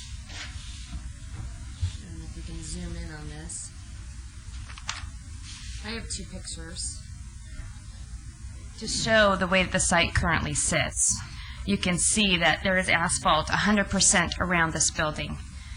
What we're proposing as far as the reduction of the 5 feet on the front setback, we have been meeting with staff within Public Works, and we are putting this building in the exact same location that it is currently, the new building. On the front of our site here, we have agreed to dedicating 5 feet of right-of-way back to the city for their use. Because of that, and we are not, again, pushing the building forward from where it currently exists, we are asking for the approval on the variance. The other thing is our site review and our waivers, our request of waivers for landscaping. The way that the site currently sits, there is currently no landscaping on the north of this site or on the south or on the east. Currently, the building's been there. It is all asphalt. We are proposing to actually put landscaping on all sides except for the east, just because of the development that is behind it. The site currently does not meet the parking requirements of the City of Las Vegas. And we don't meet the current code for the landscaping either, but we're offering to bring it somewhat to an aesthetically pleasing appearance. And we will meet the parking requirement, and we'll put landscaping where there wasn't before.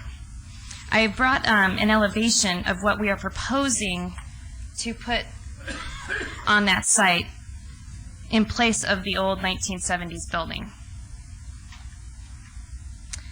At this point, we agreed to all staff's recommendations, and we would like to request approval for both the variance and for the site development review.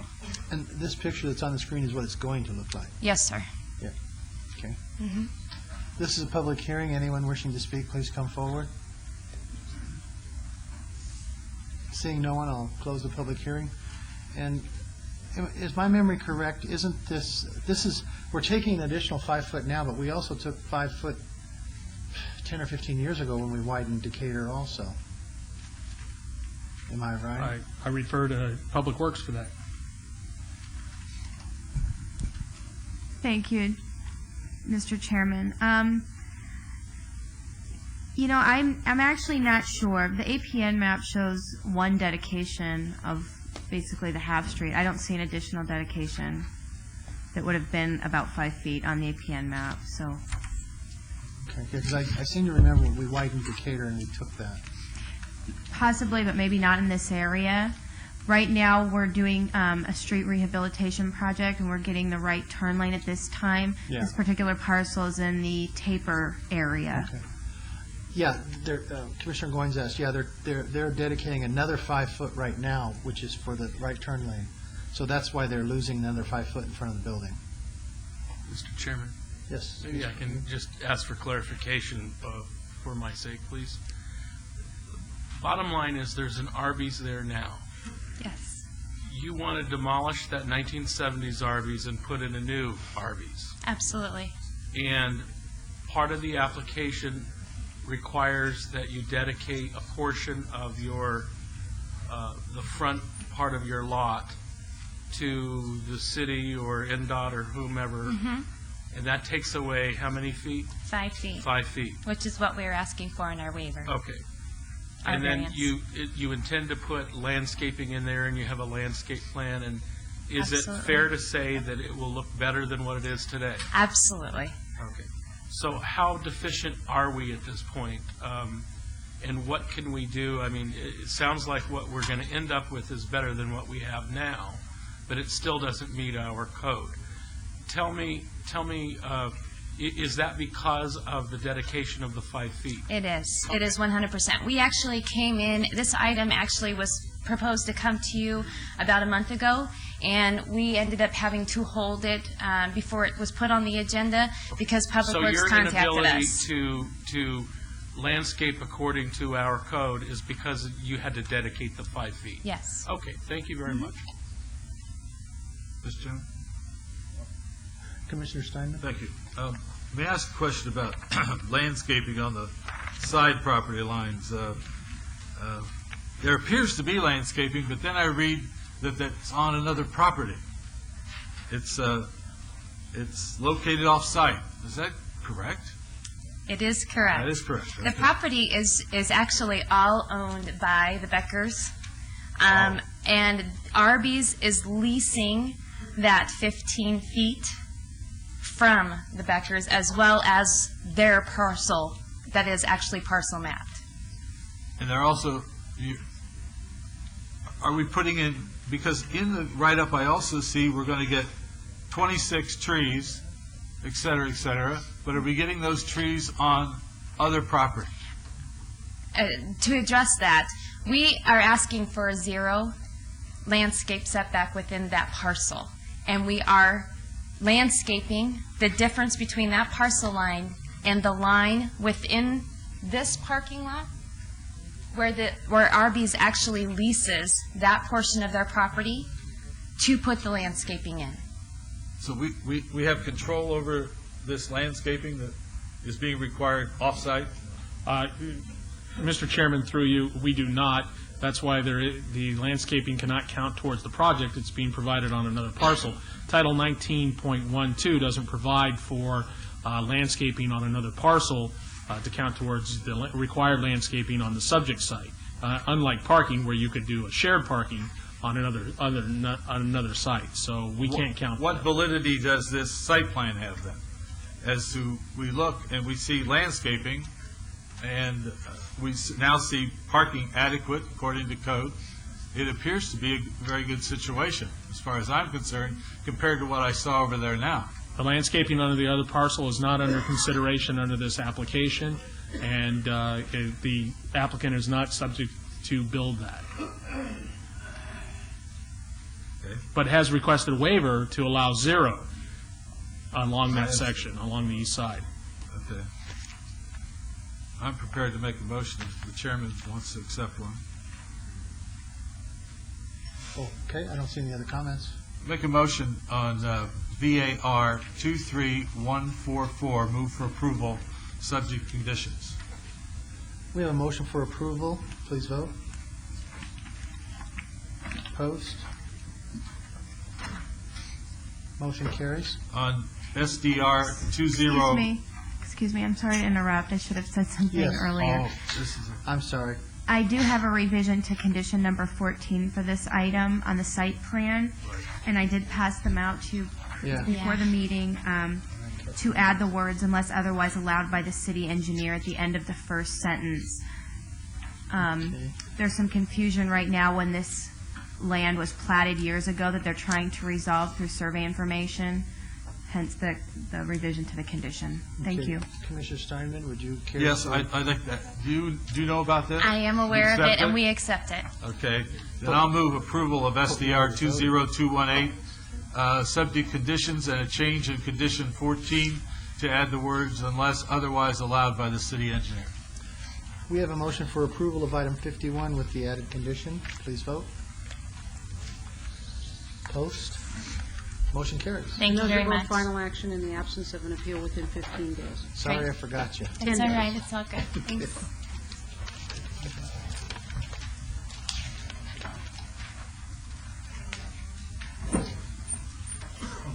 Okay. We'll move on to item 25, abeyance table renotification, ZON 17304. Applicant Dave Powell, owner VP Properties LLC et al., from RE Residential Estates and C1 Limited Commercial to C2 General Commercial at 2020 through 2022 West Bonanza Road and 715 Clarkway Drive. VAR 22389 to allow a 15-foot residential adjacency setback where 54-foot is required for an existing two-story accessory structure at 715 Clarkway Drive, and SDR 18676 for a landscape material lumber yard with waiver to allow a perimeter landscape buffer 10 feet in width where 15 foot is the minimum required adjacent to the right-of-way, and to allow a perimeter landscaping buffer 0 feet in width where 8 feet is the minimum required along a portion of the interior, and to allow no screen wall where an 8-foot screen wall is the minimum required for a portion of the eastern property line at 2020 through 2022 West Bonanza Road and 715 Clarkway Drive. Staff? Mr. Chairman, this item was held in abeyance in order for the applicant to meet with the residents in the area. That meeting was held.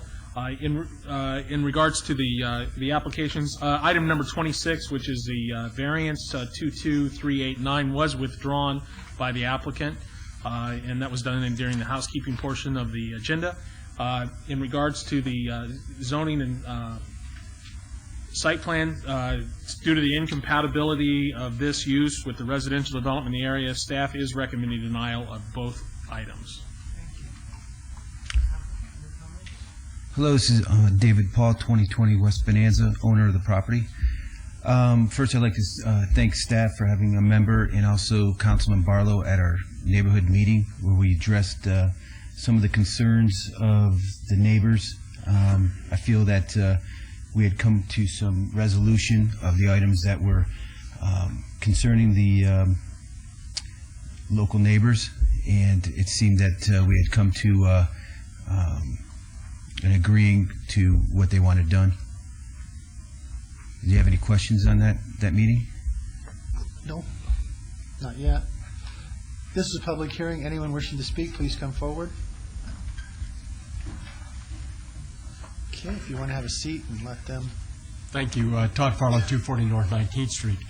When this came up before, there was some discussion about a shared wall, or the wall was on the wrong place or something. I'd like to have that addressed too, please. Thank you. My name is Tom DeMarco at 651 Clarkway Drive. We did have a neighborhood meeting. Councilman Barlow was there with staff. The things that were agreed upon, I don't know if I can go over there and still hear me. This section here, is my backyard wall. And Mr. Paul's agreed to erect an 8-foot block wall fence there. Also along this section and along this section, that was my understanding. And he was given a year to do that in. Along which two? I got that one. This section here, here, and here. Okay. He's agreed to landscape around this finger, which is property that I own with my wife. He's also agreed to, and that would be within the year time frame. This garage here, this facility here, he's agreed to take out within the next 6 months, and he said earlier he'd have it out by end of December. And also, he's going to put a 15-foot facing here with the fence at 20 feet, and he's agreed to have that done, I believe, within the next few months, 6 months maximum. And within a year, he's agreed to lay block instead of asphalt on the ground, which we agreed to. So I think that's it. And he's also said this is a temporary structure. It's a commercial trailer that he's going to take that out. I think that's within the, not sure whether 6 months or year time frame. And I don't know if that's in front of you or not, or those details, or. Yeah. No, those items aren't before you tonight. What's before you tonight is the site plan as presented. The applicant hasn't agreed to do any of those things, at least with the planning staff. The temporary trailer that was referred to, the site plan will make it a permanent structure, and will also make the other structures legally conforming and bring them into compliance if the item is approved. As is. On that finger that was in there, don't I remember something about that road was there because there's a well there? That's correct. With these walls, are you still going to have access to that wall? That well is shared between Ahern and myself. He uses it for irrigation. I use it for irrigation and drinking water. There might be something in it that's good. My mother lives with us. She's 92 years old and still going, so maybe there's a fountain of youth somewhere we haven't discovered. But is that well in the finger, or is it on his property? My understanding is it's on his property. Physically, the well's about right here. Okay. So it's... Have you dealt with that as if you've got to get in to repair it or any of that? There's, I guess, an unwritten agreement that he will allow Mr. Ahern and ourselves to get back through his property to access that well site for any repairs. Yeah. And that's happened several times already. Okay. Any other questions there? I guess the question I have, if none of those things that we agreed upon at the neighborhood meeting is going to be addressed, it has to be denied. I don't know how this... That's what Mr. Chairman, that's why I'm reading that Tom's come up here and said all these things happen, and staff says, we don't know about that. And therefore, we're under obligation to basically deny this because it goes against everything that apparently came out in this neighborhood meeting. So I think the applicant needs to talk to us about what happened to that neighborhood meeting. Okay. And we may take another session here to get it right. That's what I'm believing right now. And I think it's been said, but Councilman Barlow was there, plus his assistant, Eliason, and plus another individual from the city. So it was well documented. Notes were taken, and again, I don't know how that was dealt with afterwards. Okay. Anyone else wishing to speak, please come forward. Yeah, my name is Elwin Slack. I live at 708 Clarkway Drive, and I was at that meeting also. The other thing that the applicant agreed upon, that he wouldn't keep dirt on this side, sand on this side, that he'd keep all of his sand over on the other side of the street, which he owns. Which side is the map still there? It would be, he would keep all of his sand over on the south side of Bonanza. Is there a map still on the... Well, yeah, would you point out which is which? This would be Bonanza. He would keep all of his sand over on his other property over here. Okay, not on this property. Right. Okay. The other thing that I didn't bring up at the neighborhood meeting that I'm concerned with is if this goes into this other rezoning, I don't want to have heavy equipment coming on this property. I'd like to keep it down like we made Ahern, keep everything on the south side of Bonanza. If he's going to keep trucks small dump trucks and that kind of equipment. That I don't have any problem with that. But I don't want to have any earth movers, equipment type stuff. And also another thing that I don't want to have is mechanic work being performed on this property. We don't want any repair shops or any kind of repair work going on here. And because we're fighting another neighbor there with that kind of work anyway. We don't want this to be okayed and then have that also developed. That hasn't been brought up. I just thought of it when I came up here. But other than that, if this does not guarantee that what we would go negotiate, then I'd say turn it down. Thank you. Thank you. Anyone else wishing to speak? Seeing no one, we'll close the public hearing and ask the applicant to come back up. Would you like to address the comments?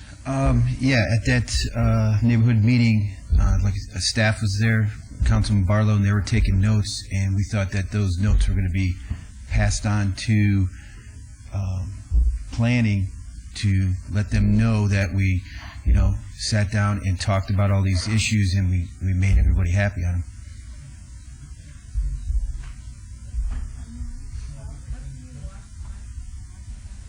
So you're in agreement with what they said? Correct. Okay, and I think our director says she's got it. I'll give it a shot. If I'm understanding correctly what was said and based on the conditions that we have, we would add conditions to say, remove all 4 accessory buildings in the rear of the property within 6 months, that an 8-foot high decorative masonry wall shall be built on the rear and south side of the properties within 1 year, that all landscaping shall meet code except for the front yard waiver herein described, and we would delete conditions 5, 6, 7, 8, 13, 17, and 18 of the site plan as presented now, and an additional condition that no sand may be stored on site. I think that was rear and east. Rear and east? East over here. That would be south. Oh, I'm sorry, I'm that would be sorry. south. So it would be rear and east. Oh, west. West? Didn't No, east. North?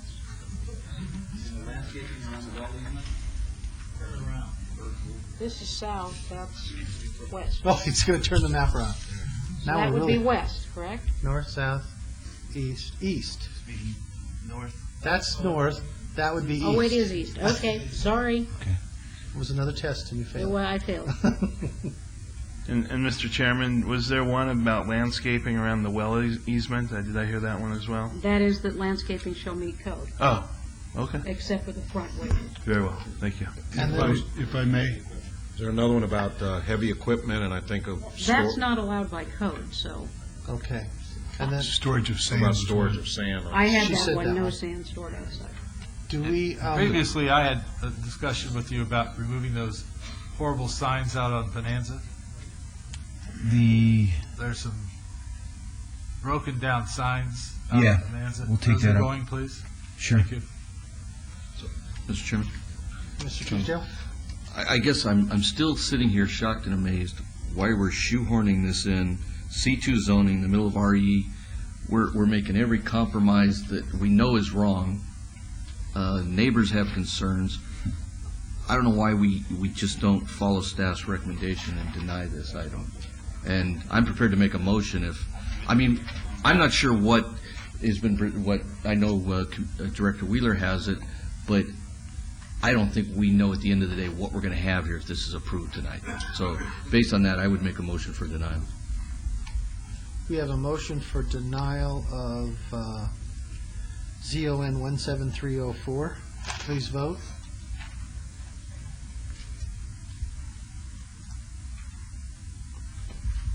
And motion carries. Another motion? 7. With regard to items 27, follow staff's recommendation for denial. And we have a motion for denial of item 27. Please vote. Post.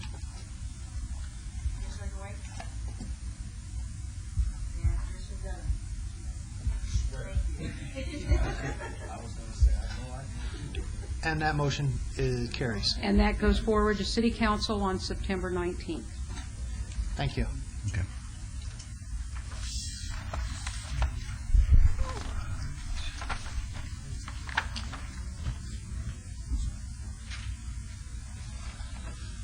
#28, ZON 18923, applicant owner Wayward Properties, Inc., from R1 Single Family Residential to PR Professional Office and Parking at 514 South 7th Street. VAR 18924, to allow 7 parking spaces where 11 are required for a proposed 2-story, 3,218 square foot office building. Note, this application has been amended from 7 parking spaces to 6 parking spaces, and from 3,218 square feet to 3,299 square feet. VAR 19609, to allow a 50-foot lot width, where 60 foot is the minimum lot width required. A 4-foot side yard setback, where 5 foot is the minimum required, and a 17-foot front yard setback, where 20 foot is the minimum required for a proposed 2-story, 3,218 square foot office building. Note, this item has been amended from 3,218 square feet to 3,299 square feet, and remove the variance request for a front yard setback. And item 31, SDR 18925, for a 2-story, 3,218 square foot professional office building with waivers to allow perimeter landscaping buffers, widths of 4 foot on the north and 0 feet on the south property line, where 8 feet is the minimum required. This application has been amended from 3,025 square feet to 3,299 square feet. Staff? Mr. Chairman, these items were held so they could be re-notified to decrease the number of parking spaces from 7 to 6 and to increase the floor area of the building. The rezoning conforms to the general plan for this area and is compatible with the neighboring land uses. So staff recommends approval of the rezoning. However, the proposed site plan indicates that the site will be overbuilt, and that will result in multiple is resulting in multiple waiver and variance requests, and for that reason, staff recommends denial of the parking variance and the site review. And staff does support the lot width variance. Thank you. Applicant? George Rogers, Architect, 6325 South Jones, representing the applicant. With me in the audience is a representative of the property owner, Wayward, if you have any questions appropriate for him.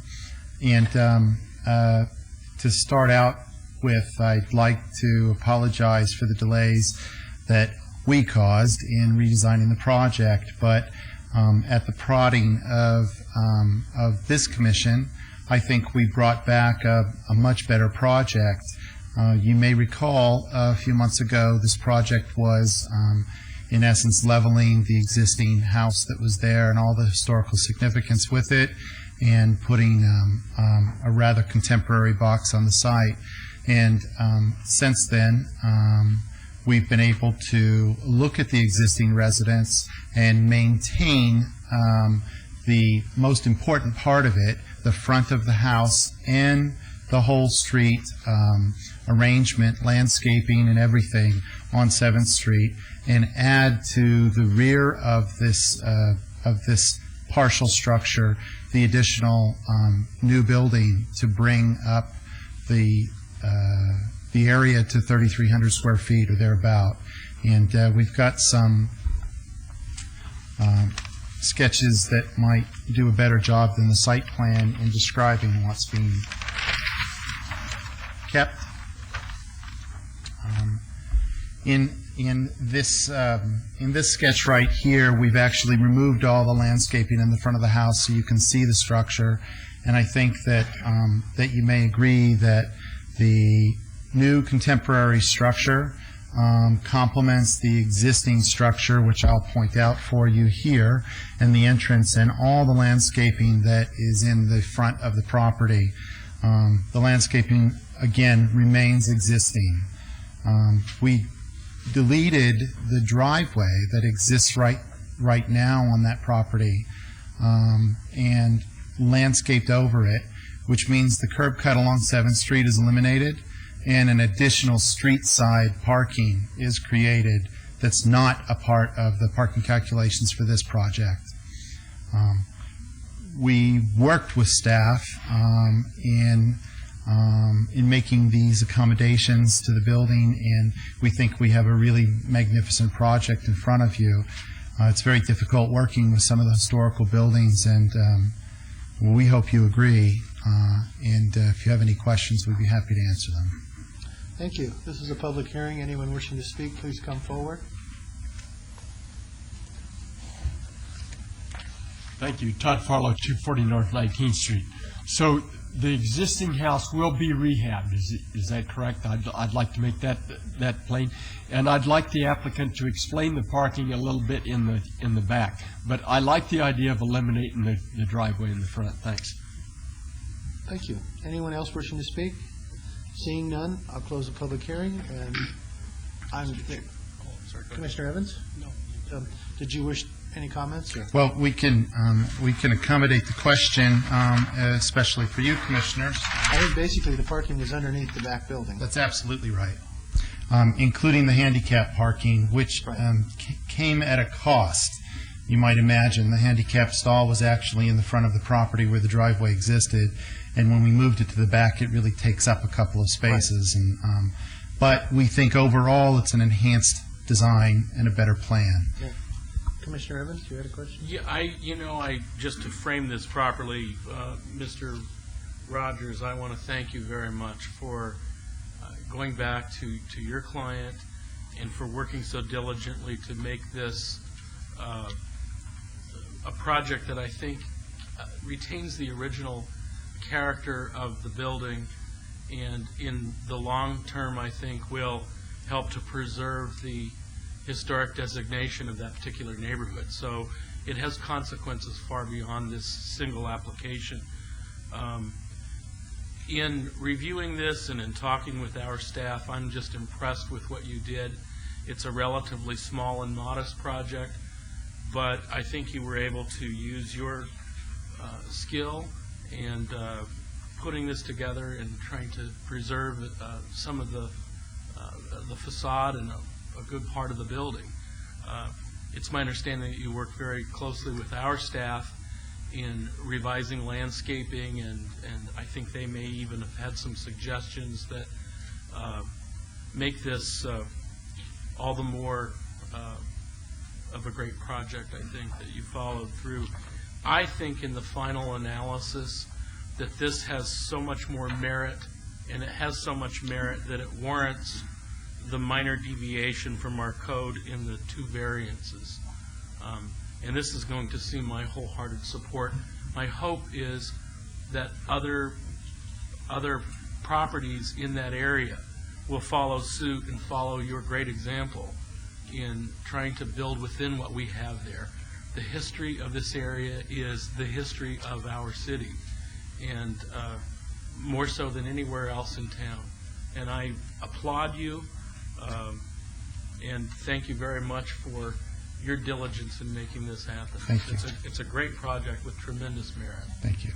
And if there's no discussion, I'm prepared to make a motion. I just wanted to comment that that's a rarely given attaboy from Commissioner Evans. So, So I would give Commissioner Evans the honor of the motion. Oh, that'd be my pleasure. On agenda item number 28, I believe, the zoning 18923. My motion would be to follow the recommendation of the staff for approval. We have a motion for approval on item 28. Please vote. Commissioner Steinman is abstaining. Opposed? Motion carries. Commissioner, if I might interrupt, on some of these next motions, I noticed that staff had a condition for a fully operational fire protection system, and I just wanted to clarify that that did or did not include a automatic fire sprinkler system in the building. Since the building is small enough that the fire code doesn't require one, I hope that's not what staff meant. I don't know that they specified it. Maybe we can get some clarification from the staff. Well, yeah, why don't I go forward with this item on agenda item number, help me out here, 29. the variance 18924. Again, I think the variance is minor. It's justified, and I think it's within our discretion to move for approval, and the overall project merits the variance being granted. So my motion would be for approval. We have a motion for approval of 29. Please vote. Post. And Commissioner Steinman, did you want to abstain on the 28? Or did you? No, I vote affirmative on 28. Okay, thank you. 30? And on agenda item number 30, do we have some clarification on the? Mr. Chairman, may we recommend that the applicant meet between now and council with the fire marshal in order to clarify that? Okay. On the variance on agenda item number 30, VAR 19609, again, I think there's justification for the variance. My motion would be for approval. We have a motion for approval of item 30. Please vote. Post. Carries. And now for the discussion on item 31, condition number 12, we need to add would recommend adding the language subject to the requirements of the fire marshal, and that allows there to be that discussion mentioned by Mr. Rankin. We agree. Very good. So on agenda item number 31, SDR 18925, my motion is for approval, and with my thanks. We have a motion for approval of item 31. As amended. As amended, item number 12. Please vote. And post. Thank you, Mr. Chairman. And this matter goes Commissioners, forward to the council on September 19th. Thank you very much. I, too, want to thank you, because most of the time they come back with the same thing. And you did a good job. Thank you. Thank you.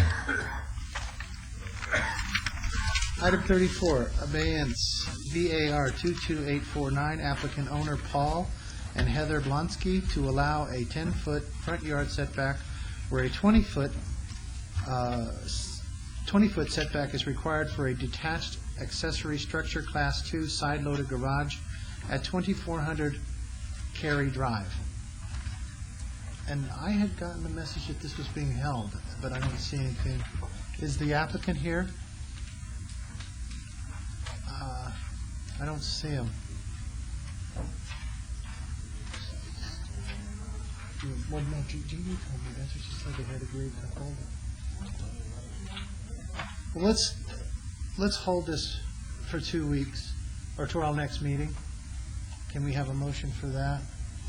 Mr. Chairman, move to hold item 34 VAR 22849 until our next Planning Commission meeting. Do you know what date that would be? That would be September 13th. We have a motion to 913. 913. To hold item 34 till 9:13. Please vote. Thank you. Yeah, I had received a message that they were working to move it. So, okay, and that carries and goes on. Oh, that carries. Item 35, abeyance RQR 22126, applicant Clear Channel Outdoor, owner Pool Stanford LLC. Request for a required 3-year review of an approved special use permit which allowed a 40-foot high, 14-foot by 48-foot off-premise advertising billboard sign at 3901 North Rancho Circle. And after this one, we're going to take a brief break. Staff? Mr. Chairman, this is the third review of this sign, and contrary to what is written in the staff report, I just wanted to point out that a final inspection was completed for this billboard not too long after the permit was issued back in 1997. However, the sign is located within the Rancho Drive right-of-way and requires NDOT approval within 60 days.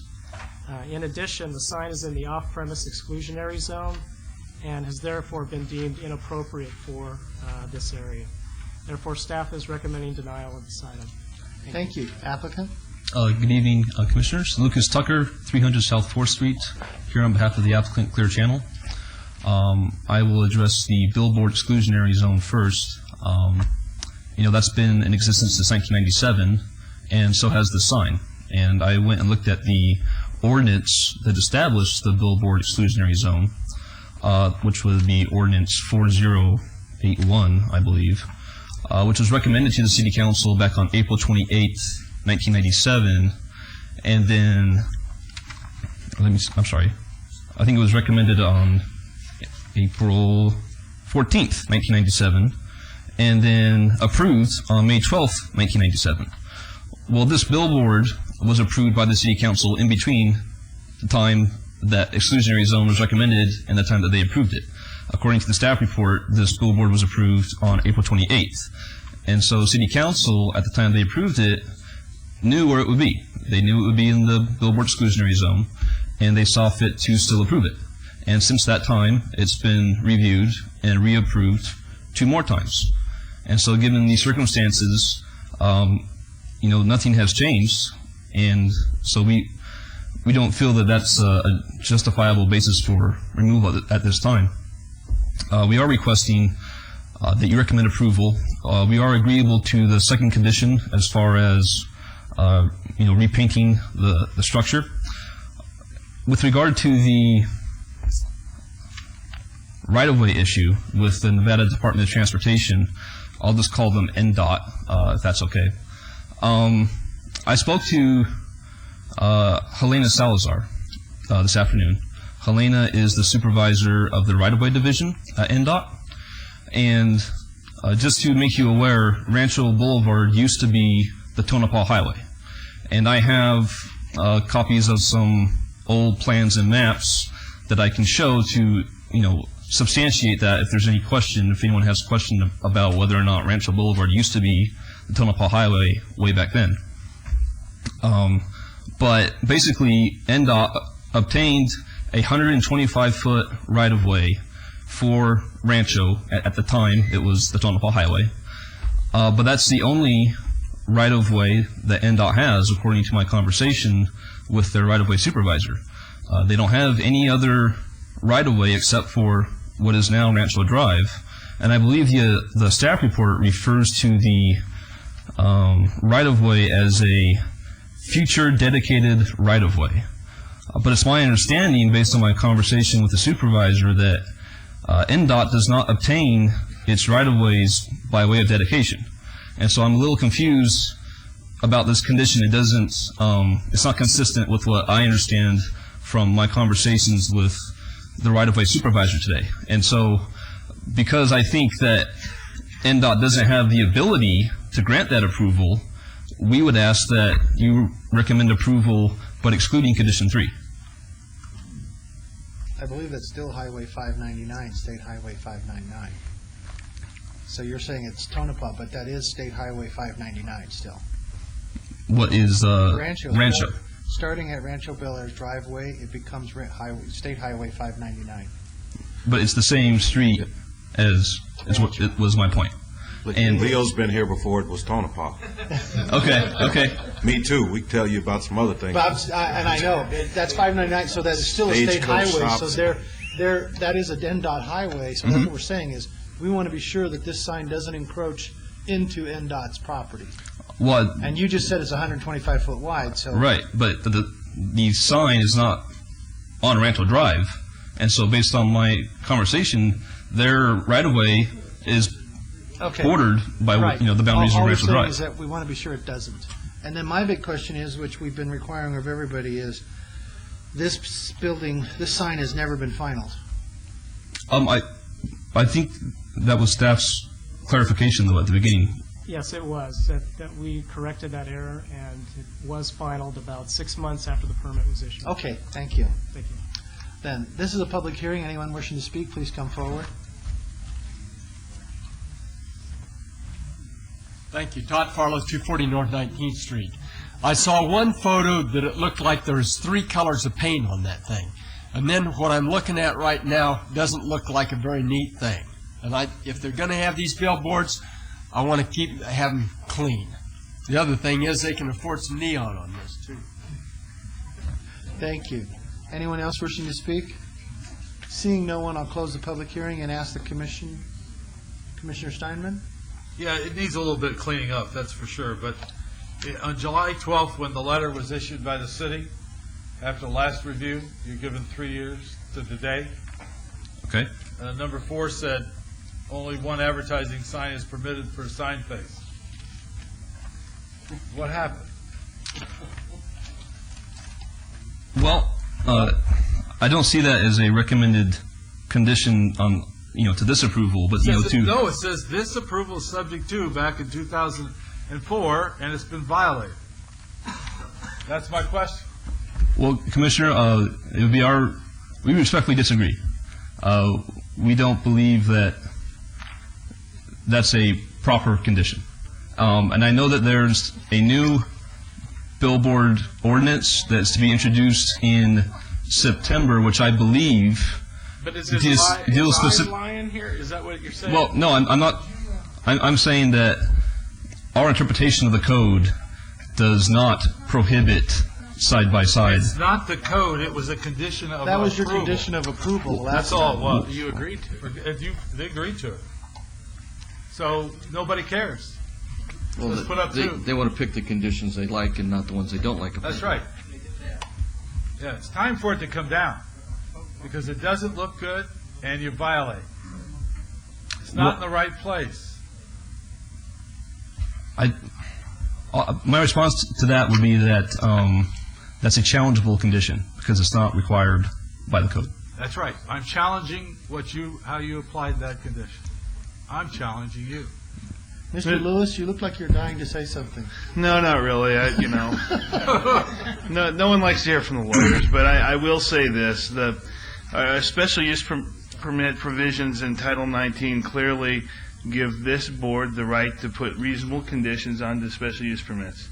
We would tell you that a condition on a billboard SUP saying one sign face only is a reasonable condition and therefore valid and enforceable. Well, okay, I guess ultimately, to respond to this issue, our stance would be that back in 2004, it was not what we would consider a reasonable condition. However, it's our understanding that the new ordinance will specifically address side-by-side advertising, and so if the new ordinance makes it clear, then obviously we'll comply and there will be no more side-by-side advertising. Except you accepted those conditions. You never challenged those conditions for 3 years, right? Yeah, That's the letter that went out to you that said this is what you're. Okay. So you didn't challenge it, right?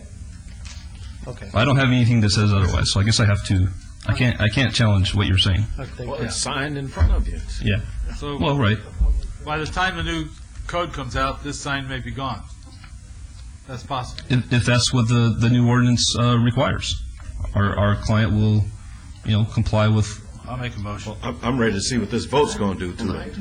I don't think we're talking about the ordinance in this motion. We're talking about this application before us right now. I'll make a motion. Just in case, this is a public hearing, and because Mr. Furlow spoke.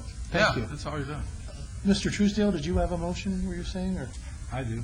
Commissioner Steinman? Agenda item 35, RQR 22126, move for denial. And just for the record, I just want to clarify for the motion to the motion maker, the reason for denial is because they failed to follow the reasonable conditions placed in the last approval. That's correct, and also the condition of the sign. And the staff's recommending denial as Yeah, well. it shouldn't be there. We have a motion for denial of 35. Please vote. Opposed? Motion for denial is carried. And that's Thank final you for action in consideration. the absence of an appeal within 10 days. Okay. Okay, moving on to number 37, MOD. Oh, we're going to take a 10-minute break. I'm sorry. Yeah. No, I said we were going to, so they already blanked us out.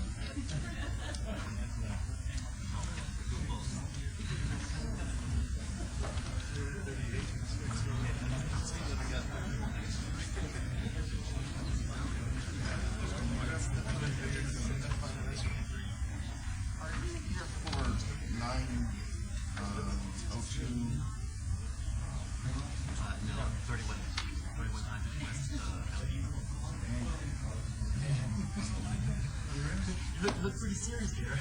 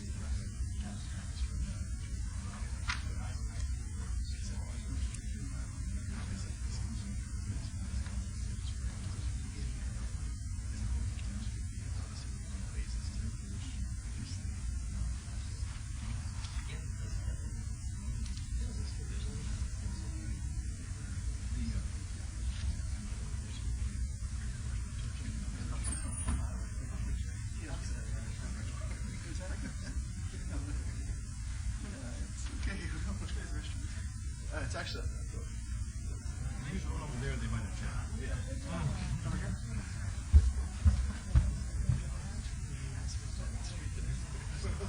I know who's this? All of us are going. Yeah, we know. I remember the days. Just different. I remember the days. Yeah, I remember the days before that highway. Yeah, that's almost as long.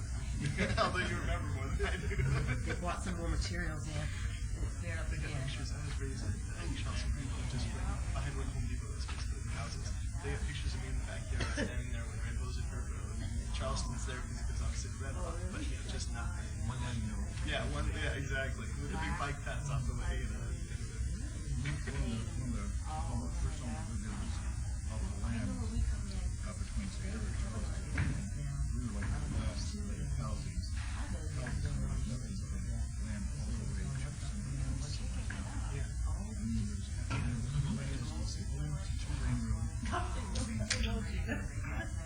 Every time I think about it, I'm in there. Yeah, right. Yeah. I mean, we got so excited.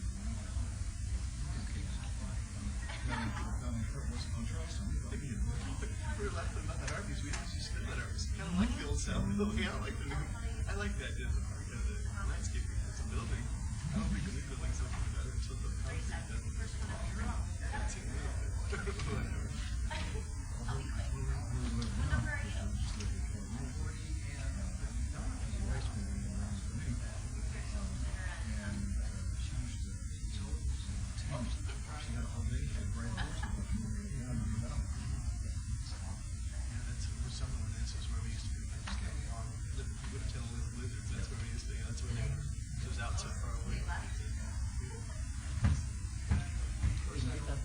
Good, how are you?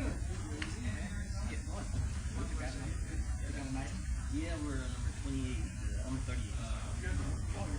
We're 43.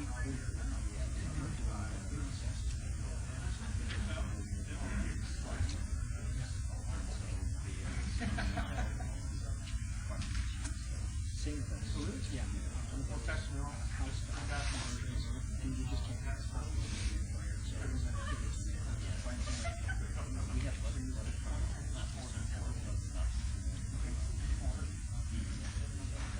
I've been here before. Let's see. You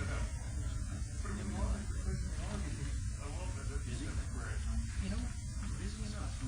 It's still at that point that I make this control thing. I need to look at the quality of my. I really have to say, I want to keep it where I'm happy, where I'm satisfied with myself, and that's what I'm saying. Good idea, yeah.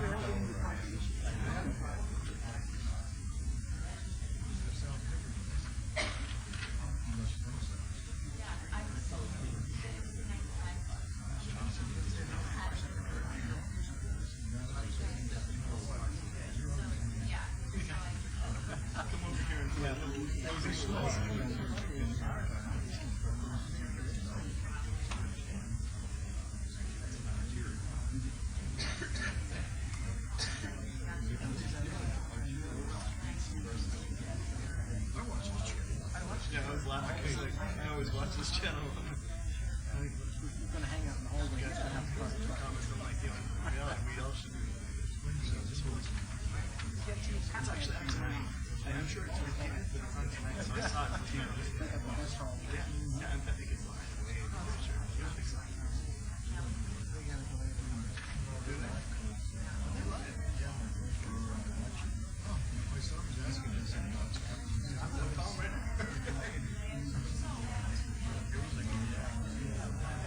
It's live because you can actually sit in the office and watch it. You know how far it's going.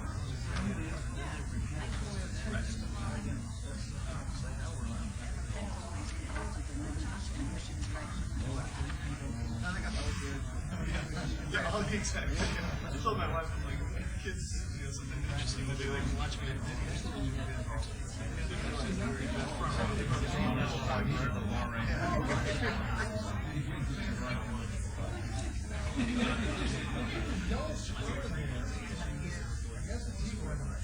That's I did. All on the other side. Put it on my computer. At least our section home, they go, oh, no, what's the whole thing? Yeah, I'm sure we can. I'm sure we can. And it might be completely whoops. I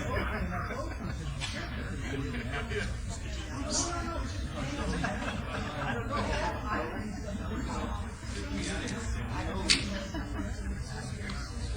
Okay, if everybody will have a seat, we're going to call it back to order.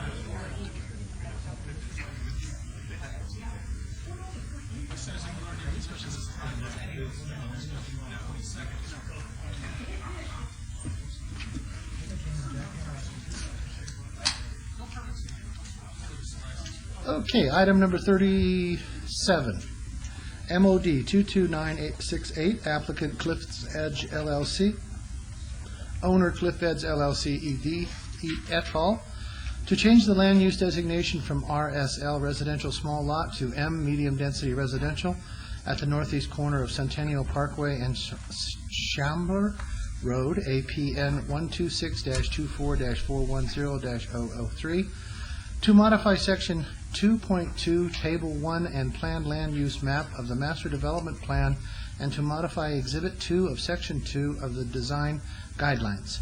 Staff? Mr. Chairman, this proposal is in keeping with the goals and objectives of the Cliffs Edge Master Development Plan, and staff is recommending approval. Staff does note that there was a neighborhood meeting that did not make the backup as the meeting was held after the closing of our staff report. At the meeting, there were 6 members of the public were in attendance. They did have some concerns about the project, but they mainly focused on about the potential of a project. Since there is no project here, they didn't have any concerns necessarily with the land use. Good evening, Liz Sorokak, 3800 Howard Hughes Parkway, here on behalf of the applicant. And yes, as Mr. Rankin said, we did have a neighborhood meeting, and the main concerns with respect to this application were related to the eventual product that will go on this site if approved, and that of course will come back before you for a site plan review before construction. So I think that resolves those issues. This is simply a transfer of units within the Providence community. It's this 9.1 acres on the northeast corner of Schaumburg and Centennial. And I would like to point out, originally in the land use plan, this was planned at 25 to the acre, and through one of the prior modifications, units were taken from that location and transferred to Pod 122, which is at the corner of Elkhorn and Wallapai, which is a project that you've seen recently. That Fairfield project did not use all of those units, so we are essentially transferring those units back to the location where they came from for development of this approximately 14 acres at 25 to the acre. Staff is recommending approval, and I respectfully request your approval, and I'm here to answer any questions you may have. Thank you. This is a public hearing. Anyone wishing to speak, please come forward. Thank you. Todd Farlow, 240 North 19th Street. And I really don't know. It sounds to me like they're playing musical houses here. But Margot, could somebody tell me what the difference is between a residential small lot and a medium density residential? Mr. Chairman. Is it more dense or less dense? It's more dense. More dense. So they had a dense thing and they moved that to another place and now they're moving it back? Is that? If I may, and they have an overall density that's allowed within the entire area. I see. And they have made some adjustments. This is still within the ceiling, but it is a higher density for this specific area.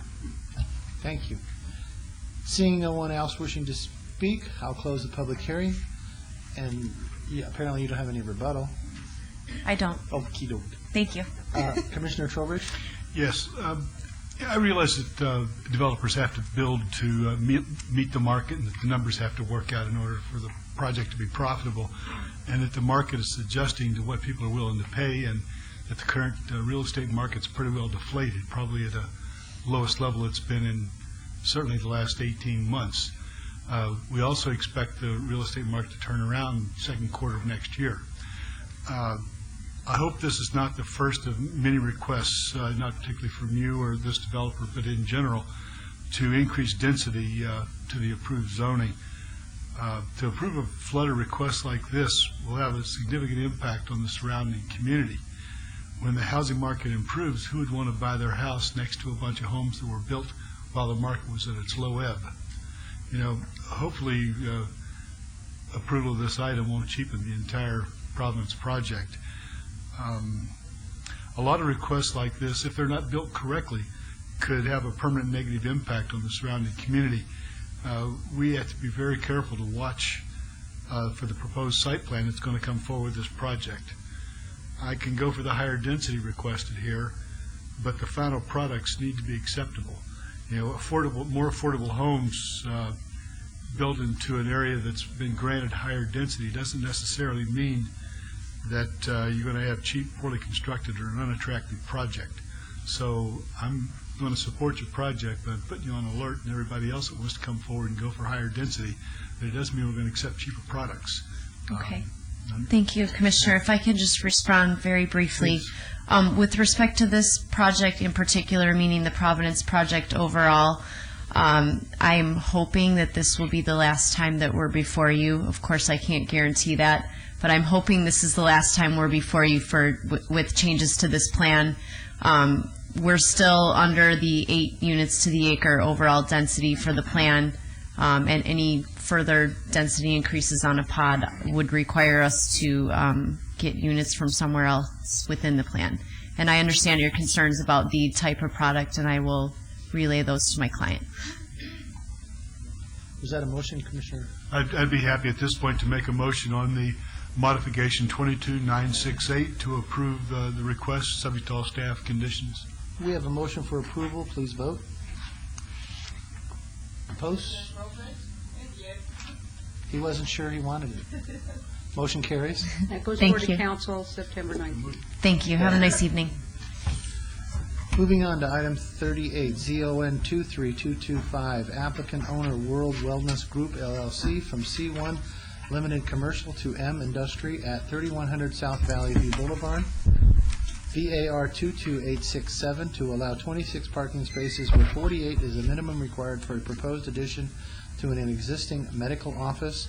SDR 21998 for a 3-story, 3,970 square foot addition to an existing 2-story, 6,000 square foot medical office with a waiver to allow no landscaping buffer allowing 96-foot portion of the north perimeter and to allow no landscaping buffer along the east property line.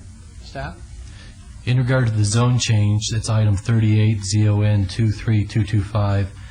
The proposed classification is in conformance to the general plan, so staff is recommending approval of application ZON 23225.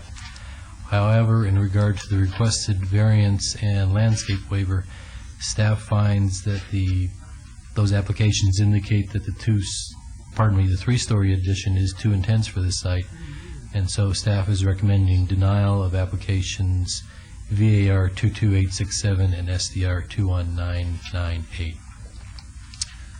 Good evening, Chairman and members of the Council. My name is Melvin Green with Melvin Green Architect Limited, 3305 West Spring Mountain Road, Suite 92, Las Vegas, Nevada 89102. Here representing the applicant, World Wellness.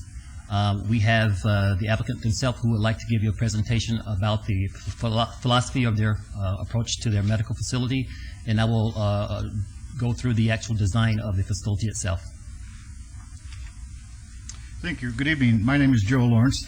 If I can first say, if I can clarify one thing, I notice here in the report that the words existing medical building has been used. That isn't correct. It wasn't previously a medical building. It was a 6,000 foot building that was built in the 80s, 79, that we're totally redoing. And the additional 3,775 feet that we're adding with a 3rd floor on the end of the building here, if I may point, goes along with part of our philosophy. It's World Wellness Inc. We also are licensed as One World Wellness. The reason we say One World, we're incorporating both Eastern, Western, and holistic medicine. One World Medicine to get you patient well. We have recruited a physician from back east who's not only a board-certified internal medicine and pain management specialist, she's also a licensed physician, and we have a couple of the physicians who treat the workers' comp and traditional medicine. But part of it, we really want to bring back the care in medical care. If you'll look at the addition, and we pointed out, the building before construction started, or will start, had no elevator to meet ADA requirements. Most of that space, if you look at the design, and Mel shows you, is either waiting area, elevator space, or staff conference room. We are not actually adding that much more patient care. I think if we had the additional 6,000 square feet, I think the requirements for parking was, correct me, close to 30. With using the total almost 9,000, it brings it up greater than our 28 parking places. But again, the whole purpose of the building is not just to be another medical building, and that's important. When I say it's not an existing medical building, we're bringing a medical service to an underserved medical area. We also spend a great deal of money and effort in trying to improve the looks of the building. The community is starting to improve, but we are trying to be one of the ones that really bring it and start it up to look nicer. Mel, can you bring, I think you have in your packet, the end building. Well, you have in your packet. I won't go through and see it, but it's a very beautiful building. We've tried to make it as green and as LEED as possible. It's environmentally friendly.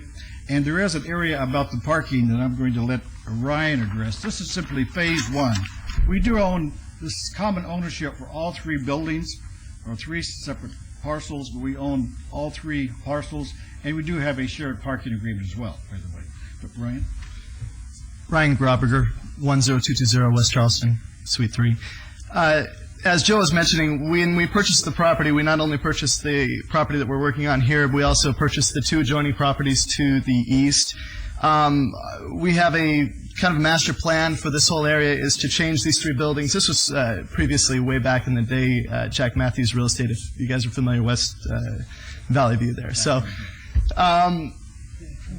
the current status that they are is professional office. What our plan for them is to change all three into a medical complex that, as Joe mentioned before, would combine Eastern and Western medicine.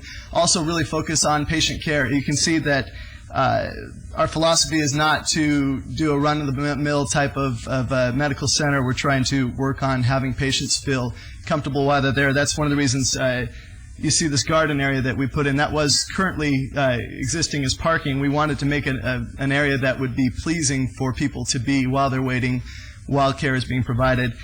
Something a little bit different than is currently available within the Las Vegas Valley. We're trying to do things a little bit different, a little bit more improved than what's available currently.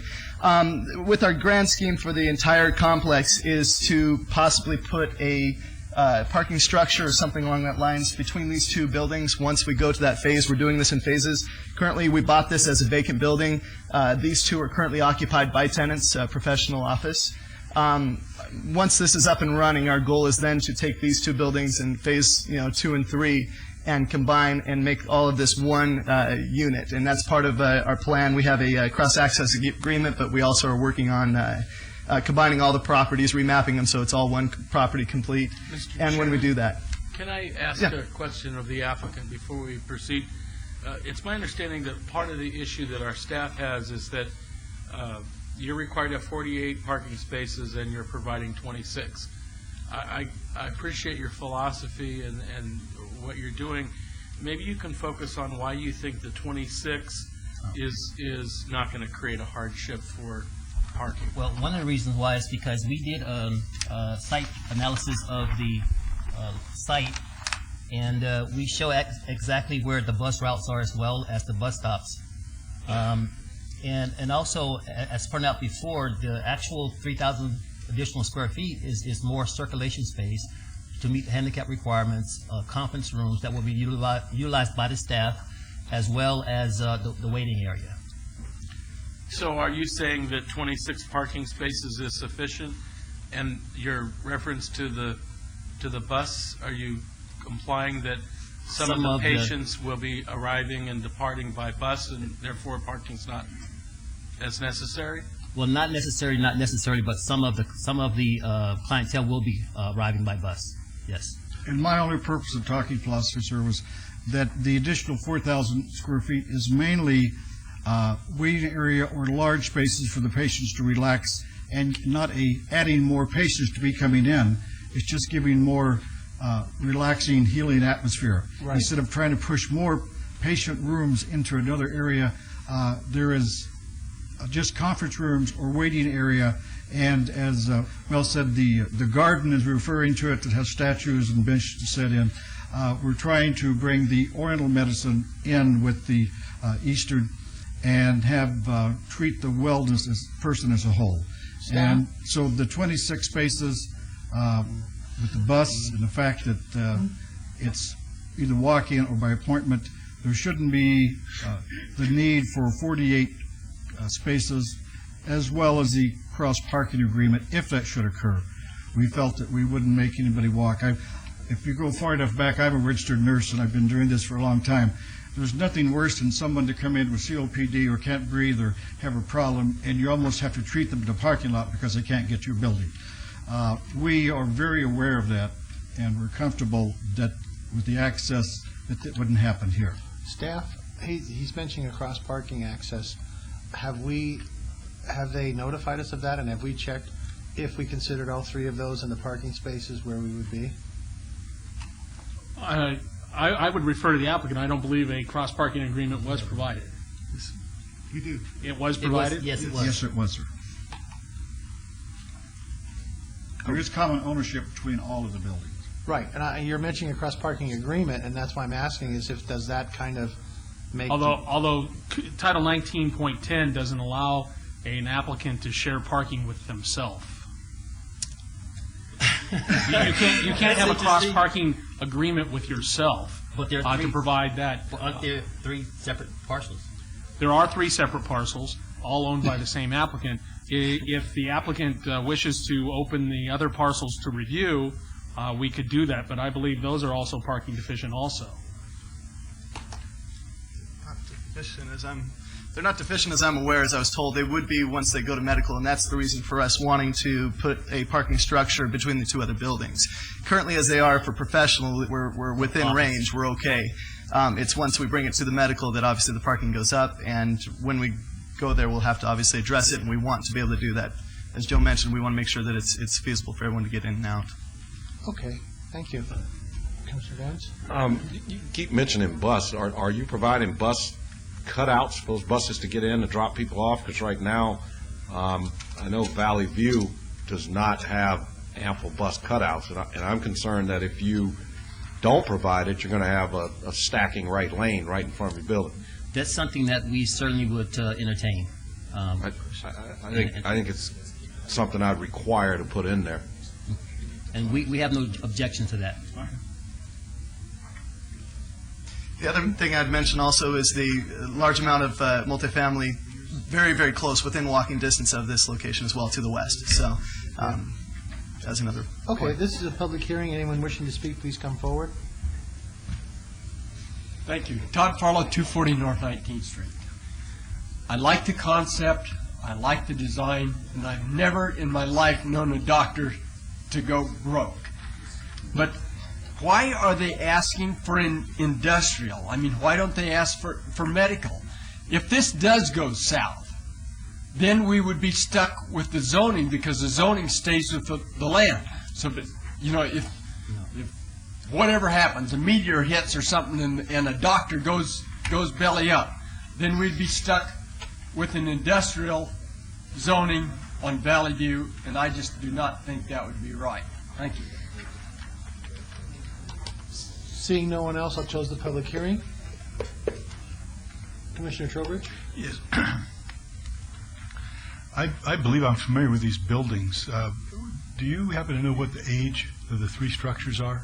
The first one was built, the one we're actually in up here in front of you, it was built in 78. The other two, as 78 or 79 as my memory serves, the other two were 81. They were both all built within the same time period. They're all built with the same design.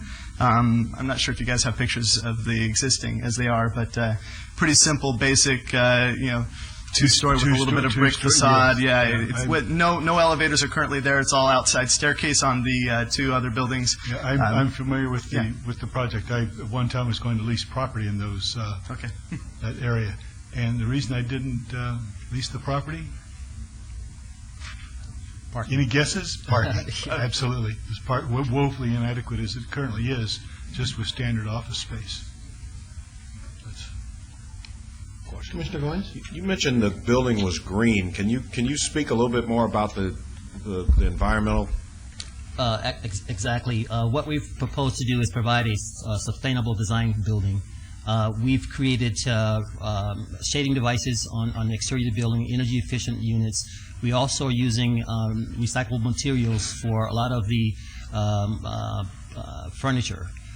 So we're trying to be as green as possible for the building. Not that my name is green, last name is green, but we try to be as green as possible with the building by taking into consideration the environment. If you notice on our plans, we've actually provided shading devices, overhangs to minimize the heat gain effect of the sun on the building. We've provided an architecturally pleasing building that we consider would be a asset as you drive along Valley View as well. I'd just like to compliment you on that. I know we often tell applicants that we ask them that question, is it a green building, and we often get a no, and you guys, put it out there before that. So that's, absolutely. Thank you. Mr. Truesdale? Yeah, Mr. Chairman. How many, obviously you, in your business, what do you project to be your daily employees? I mean, Well, initially, of course, our hours are going to be from 9 to 5 Monday through Saturday. We hope to have more extended hours.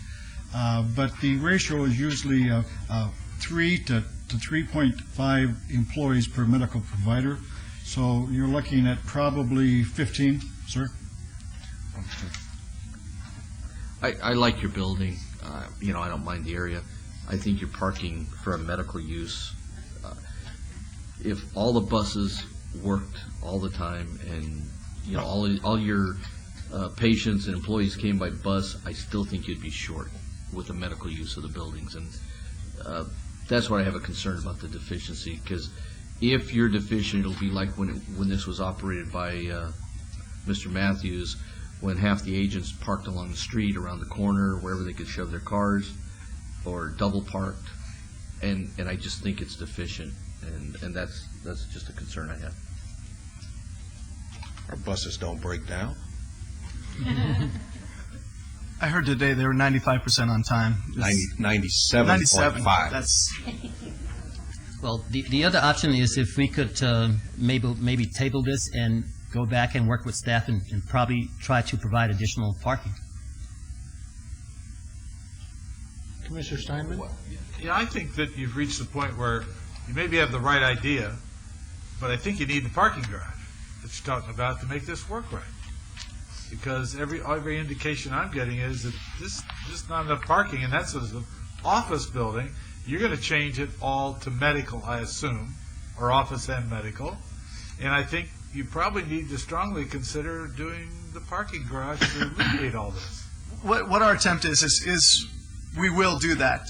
What we're trying to do is do it in phases. As we bought the building, currently we bought the 3 properties. The first one was vacant. We wanted that purposely so we could take this in stages. For financial reasons, number one, we have 2 buildings that are currently occupied by tenants. That helps pay for a vacant building through the process of us going through this. Once this building is up and running, we are immediately moving into second phase and third phase to be able to make that.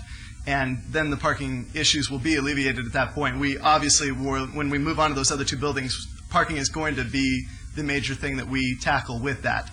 Be that a parking structure in the front and design the 2 other buildings around that, or parking structure between the 2 with a common elevator, something along those lines. We've tossed all those ideas, but we are definitely in the understanding when we get to phase 2 and 3, parking is going to have to be addressed as something to create a parking structure. It's going to have to.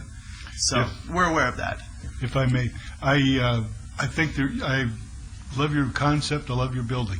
The first to acknowledge that the neighborhood certainly would benefit from the improvements, but I applaud your suggestion that you table this for a bit to go into the project a little deeper. I would suggest, if I could, that you look at the entire 3 parcels and maybe come forward with a concept and a phased development that will address the parking, because you've got a significant problem there that is just going to become an increasingly burdensome aspect of the project. You need your parking garage to get in there quicker, sooner than later, in order to have a successful phase 1, which is going to finance phase 2 and phase 3. It's all got to fit together. It's not going to work for you. But the area really likes it, and I like the design of your building. And the concept of the one world medical is great. So is it, well, I know we're looking at tabling, but is it possible we can get them through the zoning portion of this? And then get the parking and the site development review on the table?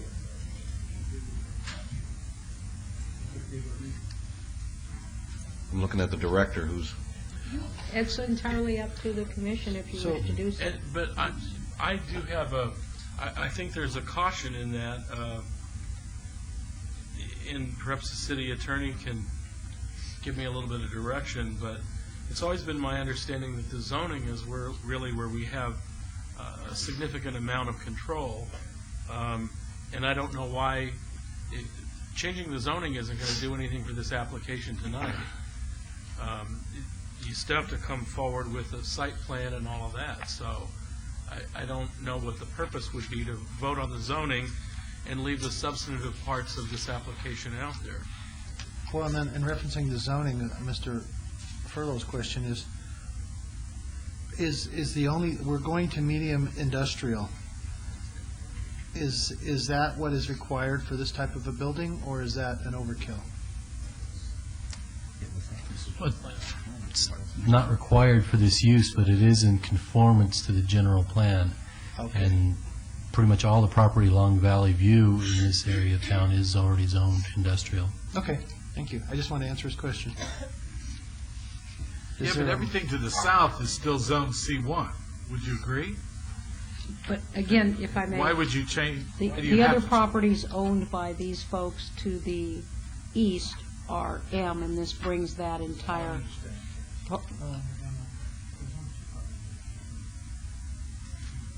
So is there a...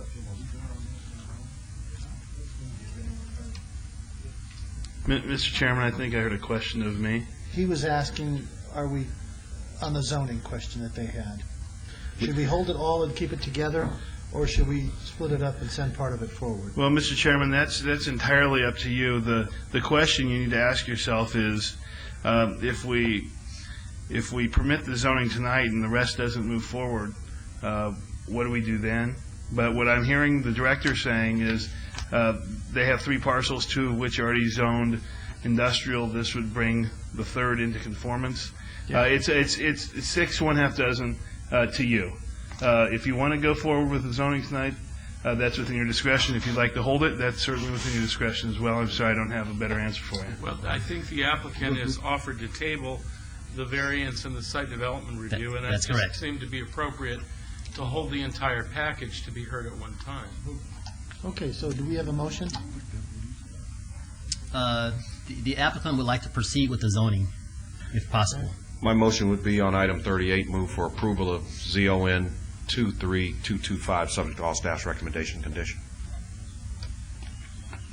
We have a motion for approval of item 38. Please vote. Motion carries.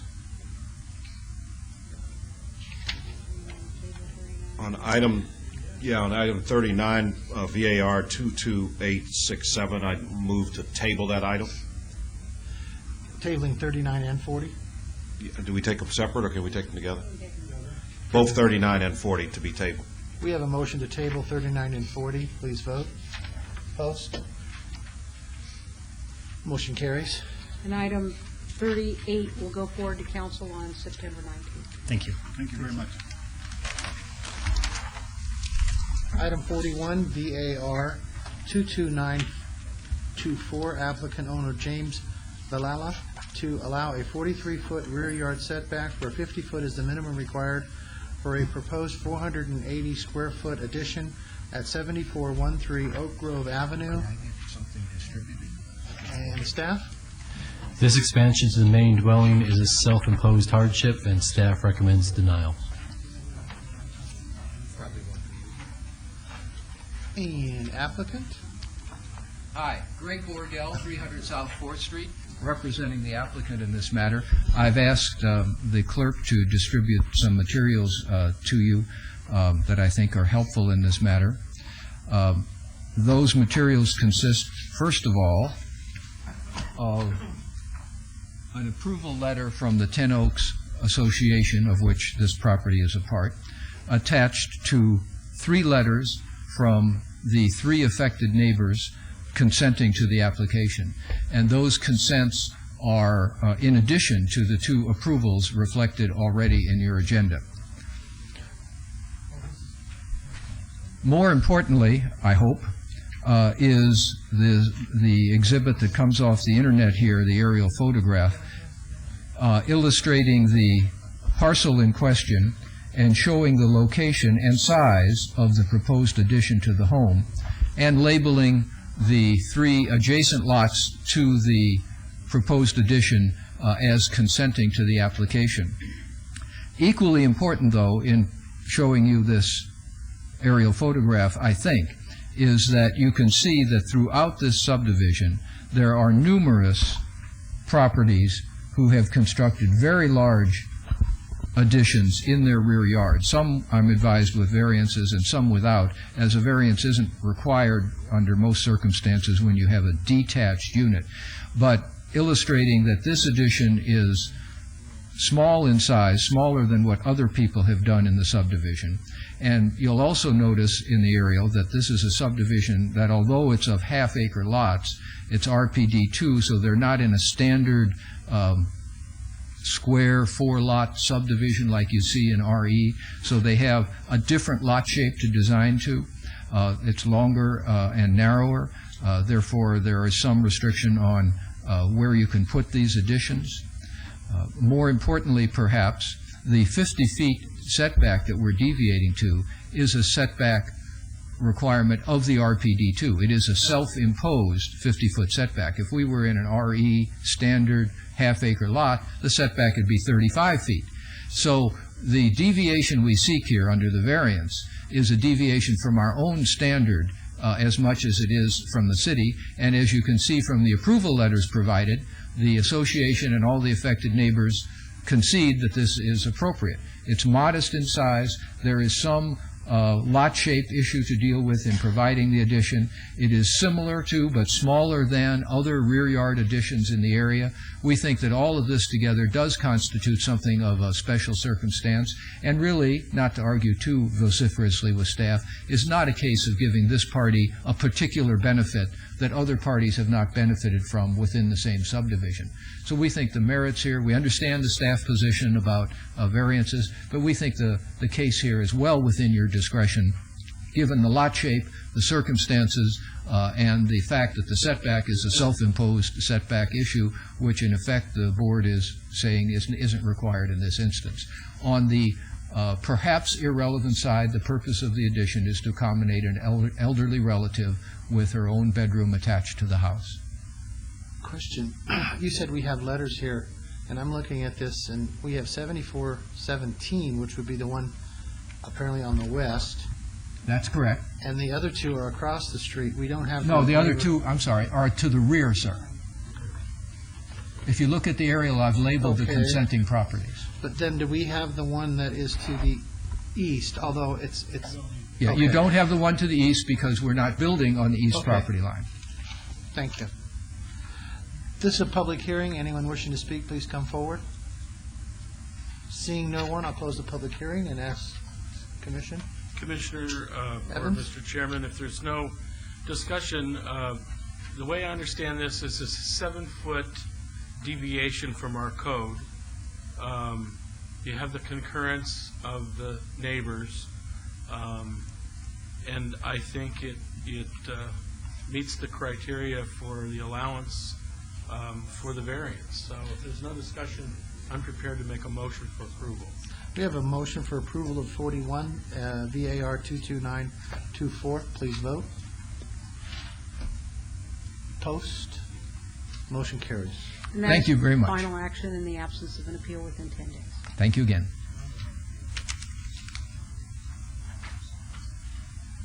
42, VAR 22985, applicant owner Psy Holdings 1 LLC to allow existing exposed neon tube to be 84 feet from residential zone property where 200 foot is the minimum setback requirement at 4343 North Rancho Drive. Staff? Staff finds no hardship associated with this site, which requires the placement of neon lighting adjacent to a residential land use, and recommends denial. Applicant? Yes. My name is Cyrus Veal, 4343 North Rancho Drive. I'm representing the applicant, Cy Holding. We are requesting the neon for the entire shopping center. We have approval of about 75 to 80% of the shopping center, which is lighted with the neon. And we have the setback is 80. The distance is 84 feet from property line to property line, and the actual distance of the neon would be from the neon to any residential in the trailer park would be about 184 feet. Can I ask a quick question? So, Yes, sir. all of the neon's going to be facing Rancho away from the residence? No, sir. Right now, currently, there's neon in the front of the building. What you are looking at right now is actually the southwest side of the building, so which is facing the trailer park behind the shopping center along Torrey Pines. This is what you're looking at here. This would be the area and portion that we were looking for, getting approval. As you can see, some of the, which is actually the north location, neon was allowed. It did not face directly to the residential neighborhood. And now, a case in point is a couple of things that we wanted to express about getting the approval for the neon is one, the distance we understand 84 feet, actual distance is probably about 180 feet. There is a 6-foot wall along the Imperial Plaza shopping center area, which I point out here, and across the street there's a 6-foot and an 8-foot wall that runs along the trailer park. And you, Mr. Chairman, if I could. The reasoning is you want to neon the whole exterior of the building. Yes, we have 7. What is driving that? Are you finding that you've got folks squatting in the back, or you've got constant foot traffic that you're monitoring on security? You have cameras out there. No, sir. That's the next point I did want to address. As one of the 3 points that we had was security reason. The lighting, if you notice along Torrey Pines, I don't know if you travel there, Torrey Pines and Craig Road, it is dark. There are street lights there, but it's not a very well lit area. And behind the shopping center, there are parking spaces also. And so for tenants as well as business owners, it adds more security. We've had about 5 break-ins within, I want to say, in an 8-month period along this back side here. Mr. Chairman, if I can, just for a point of clarification through you, the issue I don't think is the lighting, but it's existing. It's put in there, and it's not supposed to be there. I don't think the issue is lighting so much as the fact that it's neon exposed tubing that goes into the neighboring trailer park. If the staff can correct me if I misspeak, but that's my understanding. This application is not so. You need downlighting, not lighting that is. Well, it enhances what we're saying. It enhances that, and of course, it enhances the notification of the shopping center. But also at the same time, it does a dual purpose. It is providing extra lighting along that back side, along Torrey Pines there. And these lights here along the back wall, they have been removed. So, I mean, as far as being in code, we are in code. Well, according to this, again, through you, Mr. Chairman, code enforcement on 22807 and had illegal signage and shopping center placed on the sidewalk. And I thought there was a provision in here with code enforcement that cited them for the. Yes, sir. Is that correct? Yes, sir. Yeah. 61207. 61207. That is correct, sir. And they told you couldn't have it, and that's what you're seeking the variance for, right? Right. So, but since when they told us they couldn't have it, it has been removed. But we're requesting to put it back. Up. Yes, sir. And along the tenants that we spoke to. But it doesn't meet code, so you need the variance. I need the variance. I mean, as far I'm within regulation, in other words, by not being in violation of code, by having it up. We removed that. He wants to install 3 electronic messaging.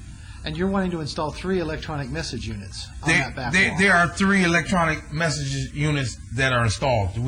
That's not what we're asking for now. No, they have been approved, and they are installed towards the front.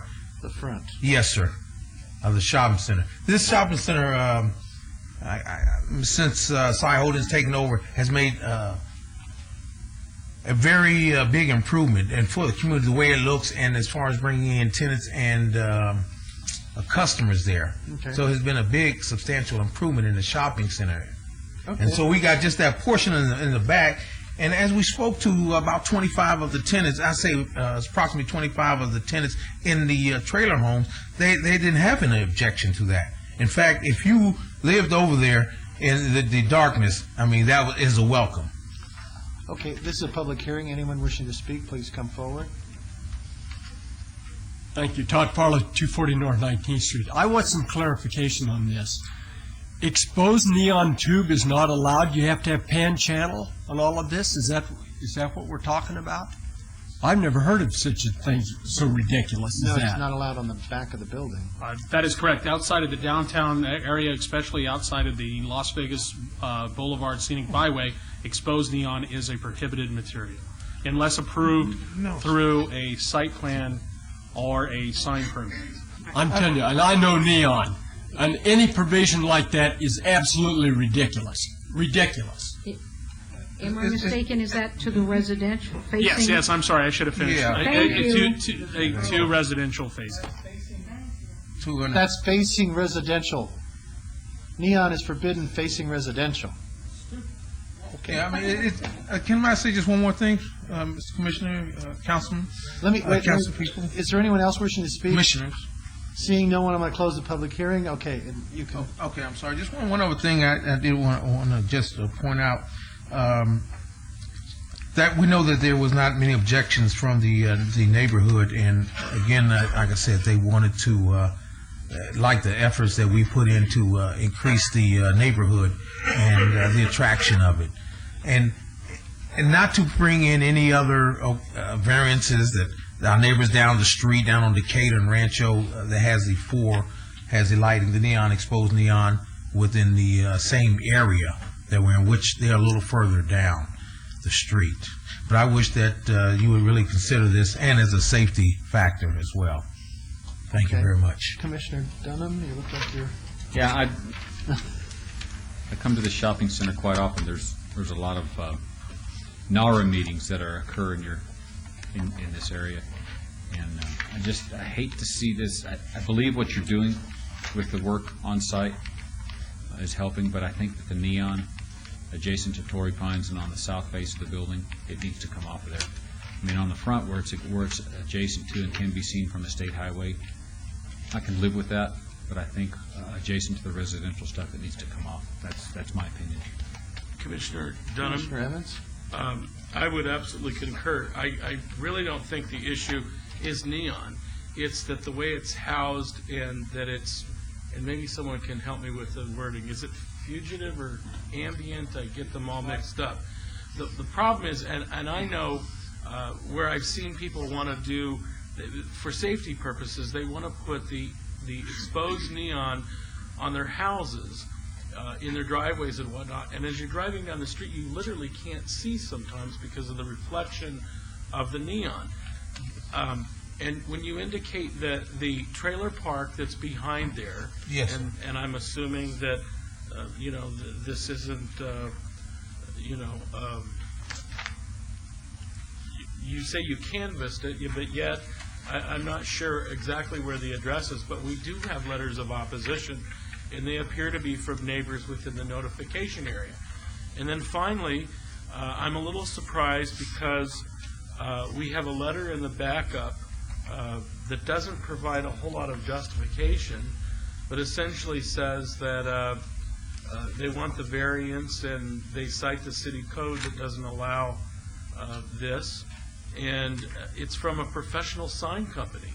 And I'm a little bit amazed that a professional sign company would not know that you don't want to put lighting that literally will shine in the windows of people's homes.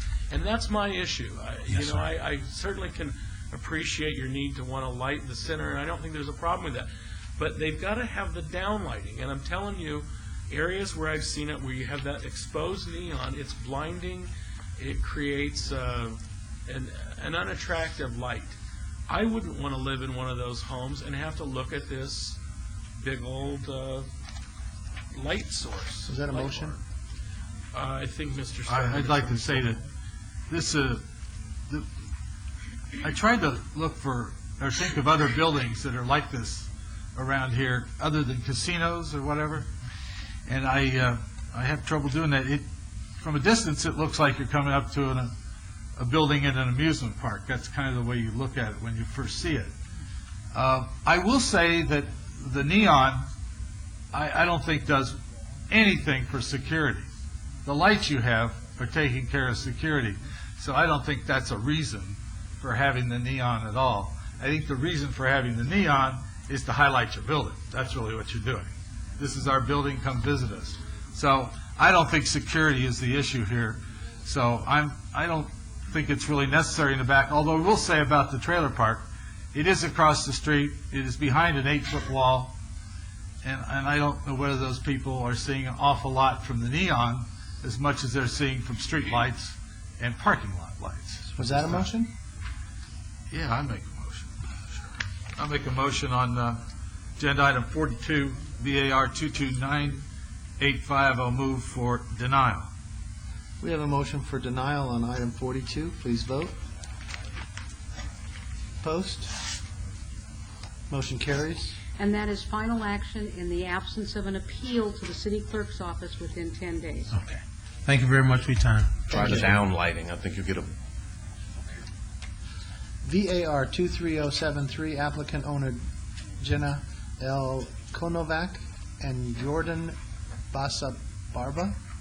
Request for a variance to allow 7 parking spaces where 9 is the minimum required for a proposed medical office development at 328 South Jones Boulevard, SDR 23072, for the conversion of a single-family residence to 1,716 square foot medical office and a waiver of perimeter landscaping standards to allow no buffers on the north and east property lines and a 1-foot buffer along the south property line where 8-foot buffers are the minimum required. Staff? Staff finds that the applicant has created a self-imposed hardship by proposing a medical office use. A general office use on this site would only require 6 spaces and allow conformance to zoning code requirements. Staff recommends denial. Thank you. Applicant? Thank you. My name is Nick Antrillo, architect, 2355 North Christie Lane. Thank you very much for hearing us today. With me also is Dr. Yelena Kunevats.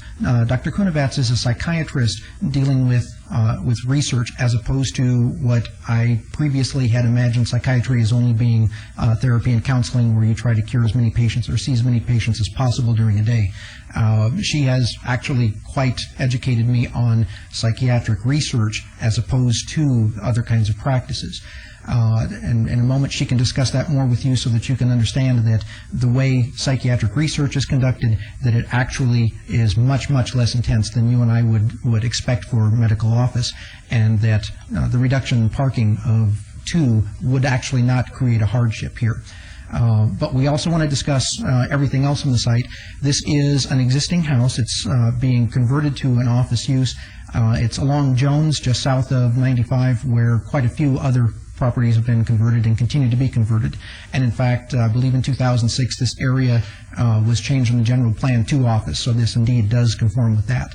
Like most other R to O conversions, it does require a lot of accommodation. For instance, it's got a sloped roof with the air conditioners on the roof. Normally you and I wouldn't do that in a commercial building, and in fact it's not allowed because that's the existing condition. It does require a bit of accommodation there. It also has a composition tile roof. My engineer and I went and took a look at the trusses. The roof structure can't take a concrete tile roof, so this is one of those where we'll have to keep the composition tile because it just can't take any more weight for a different kind of roof. We also looked into the lightweight tile roofs, concrete tile roofs. It just can't take any more weight than what it's already got now. So those are the kinds of compromises we kind of have to make.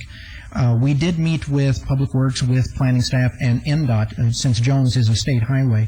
And one of the things we looked at is to see see if we can get parking on the front of the building. It was NDOT's opinion that northbound cars would have to make way too tight of a turning radius to get into any parking in front of the building there, so they pretty well nixed that, which means that we made all the parking in the back of the property. In order to make that work, in order to get cars to the back and provide as much space as possible for parking, we've not only cut back the north end of the building, we're cutting 6 feet off the north end of the building, but there's an existing extension to the east of the building. It was originally permitted as a greenhouse, but it's one of those things where they got the permit as a greenhouse and then built what you and I would call an extension to the building. We're taking that off. And in doing that and taking off the north end of the building and that east extension, we're providing more land area for vehicle traffic, for parking, and so on. So we've reduced the building not only to provide more area for parking, but by reducing the floor area of the building, we're reducing the parking demand. The approach that we took from on this building is that since it's actually operated more like a professional office, a general office building, that the parking requirement there would be smaller than for a medical office building. We're actually meeting that requirement.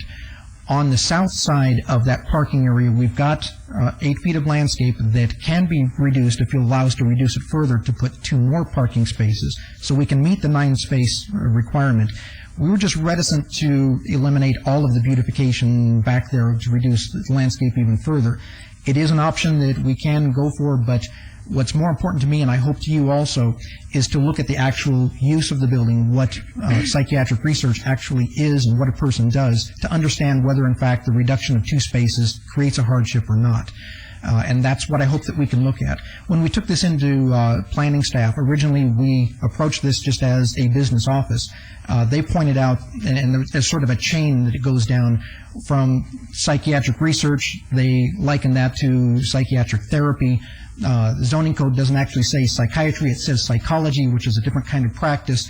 And then from there, psychology is generally considered a medical function. So this went from psychiatric research to a medical building, which added the extra parking spaces requirement. And what I certainly hope is that you can have a discussion with Dr. Kunovatz. Dr. Kunovatz can describe what actually happens in psychiatric research so that you'll understand that that jump that was made there along the way may actually go too far to describing this as a medical building with the greater parking requirement. And in fact, 7 parking spaces does serve this quite well and doesn't create a hardship and certainly doesn't require anyone to park on the street or anything else. It can be contained within the site.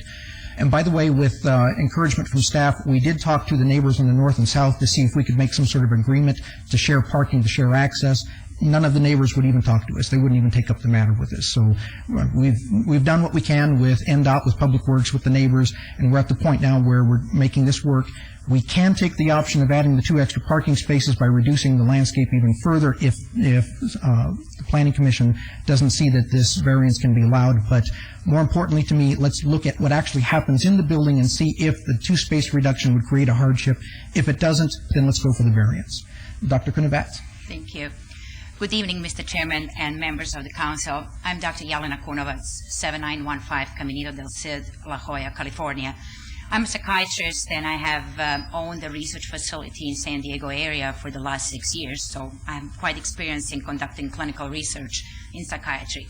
I want to point out to you several differences that exist. Number one, generally between a general medical practice and psychiatric practice, between a general psychiatric practice and research practice, and the patient population that will be seen in my new facility, hopefully. As you probably know, regularly the appointments with psychiatrists are much longer than appointments with a general practitioner because it does take a little bit more time to assess all the problems that patients who struggle with different mental health issues have. In addition to that, psychiatric research is characterized by much longer appointments than the general psychiatric assessment, as the assessments have to be more comprehensive.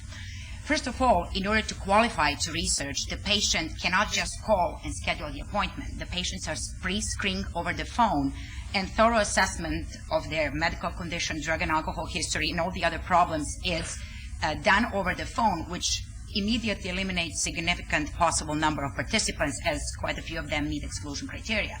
When the patient comes to the office, the regular duration of the screening appointment is approximately 1 hour to 1 hour and 30 minutes. As I will be the only practicing psychiatrist, the only physician in the facility, there is no one else who can see the patients except for me. The way that the whole setup is organized is it is very unlikely that more than 2 patients will be at the facility at the same time. In addition to that, majority of the patients who participate in clinical trials, primarily in central nervous system clinical trials, are the patients of the lower income who quite often take buses to come to the appointment. And as you know very well, facility where I will be practicing is located on the bus route, which is one of the reasons we opted to purchase that facility. And number 3, part of the PR operation that I will be doing will be actually conducted in an inpatient setting. So the patients will actually not be coming to the office at all. They will be seen in an inpatient facility, most likely the Monte Vista Hospital, and all the assessments will be performed at that facility, so they will actually not be coming to the office. What you may ask me now is, well, how many staff members we will have? Because that's a very important question regarding the number of parking spaces. To start with, I plan to start with 2 staff members, but at no point we will have, at this point of time, we will have more than 3 staff members. If you look at the project of the office, you will see there are actually 3 offices at this point of time upstairs, and downstairs we have only physical exam room. The way that the clinical trials are conducted, ancillary staff is consisted of lab technicians as well as study coordinators who cannot see the patients and perform all the assessments as physicians have. So once you put all that together, the number of the patients that will be coming to this office, which may be considered as a medical office, but it is generally a research office, is by far fewer than the number of the patients that will come to any other medical office, as the nature of the procedures that's being done is very different than just general patient care. Thank you. This is a public hearing. Anyone wishing to speak, please come forward.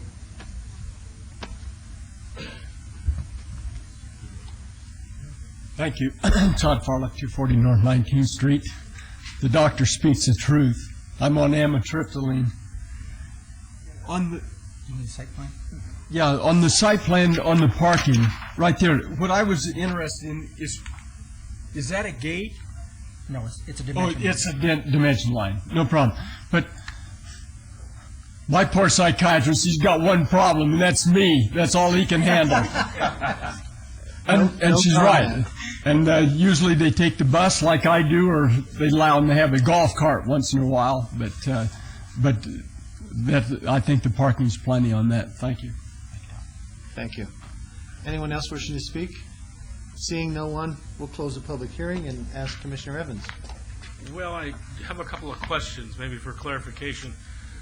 One, the variances that are requested, it's substantially about the parking, but I would ask my fellow commissioners to fill me in again. This Jones Boulevard has been a real challenge, I know, over the years.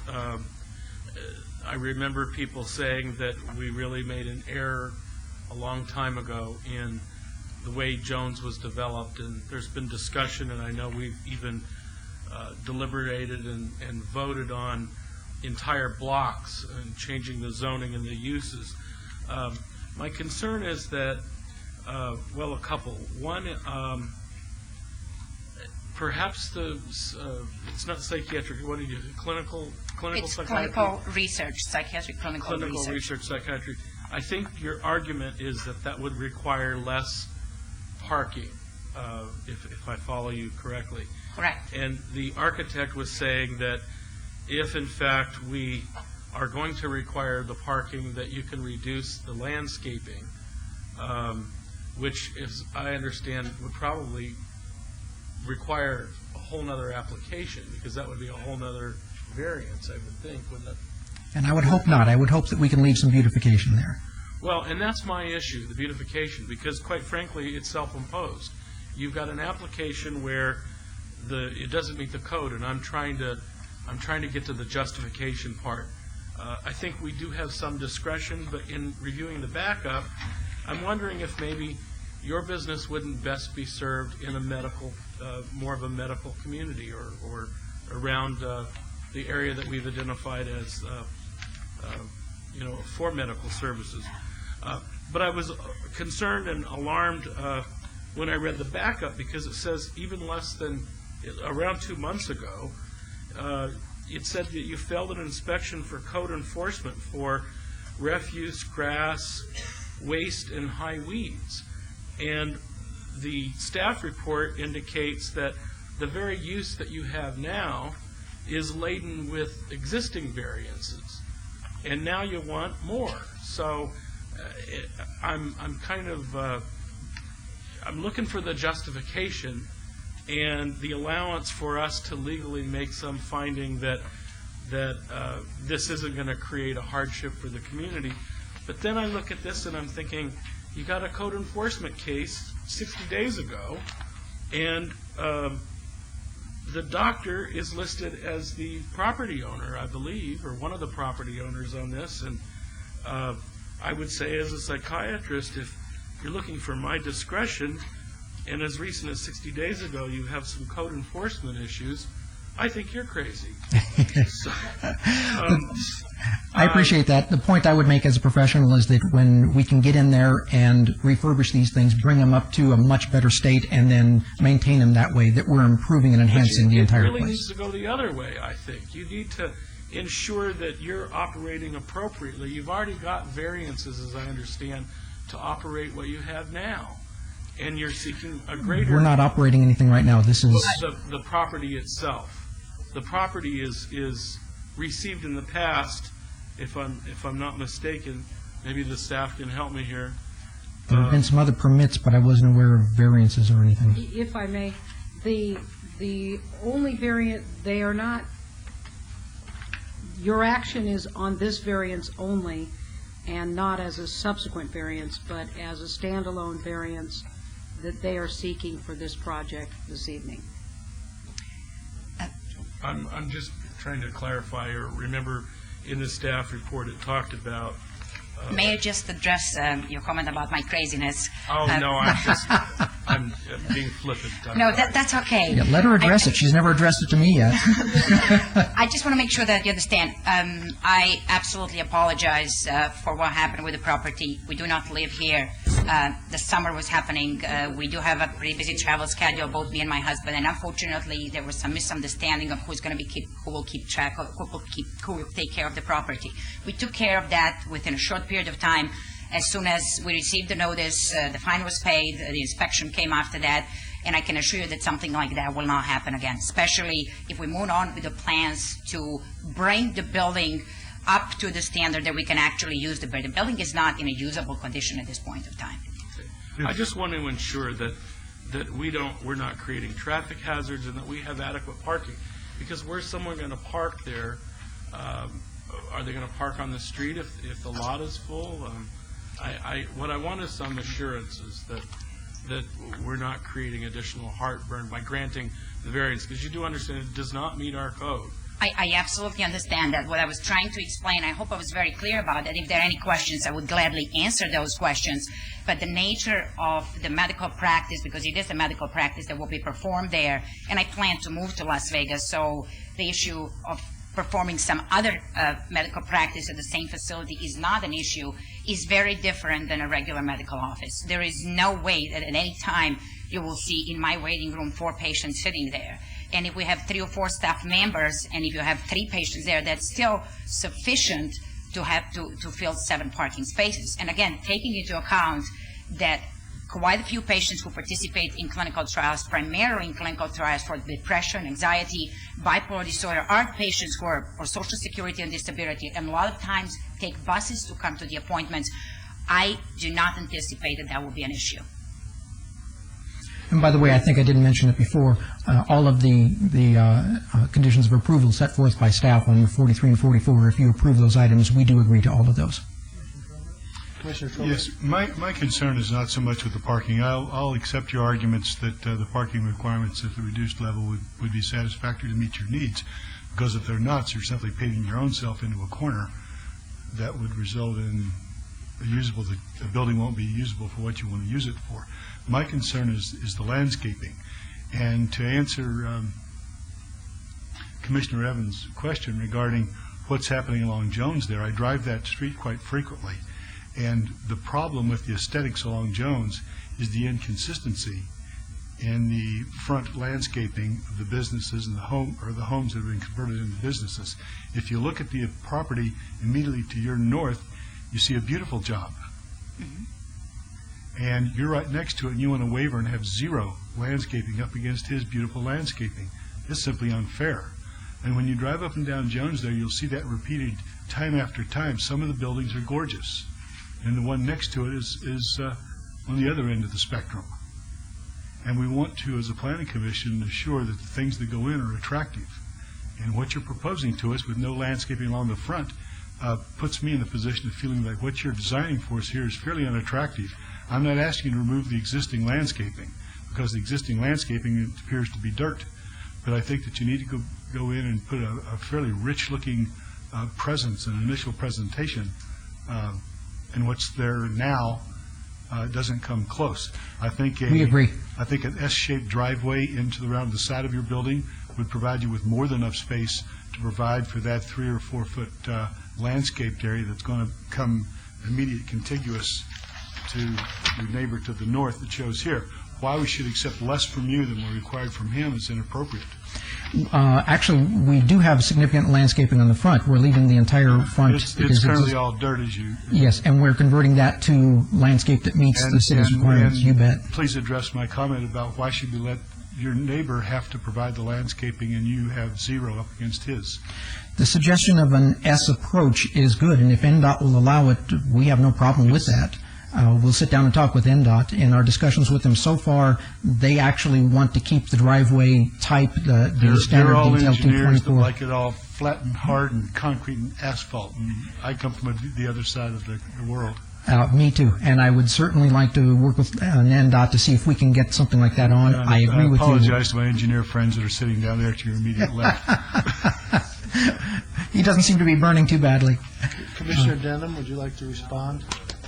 We'll give you equal time. Another one. Well, Commissioner, we do want to upgrade the landscaping as visible from Jones to current standard to match what the other neighbors are doing.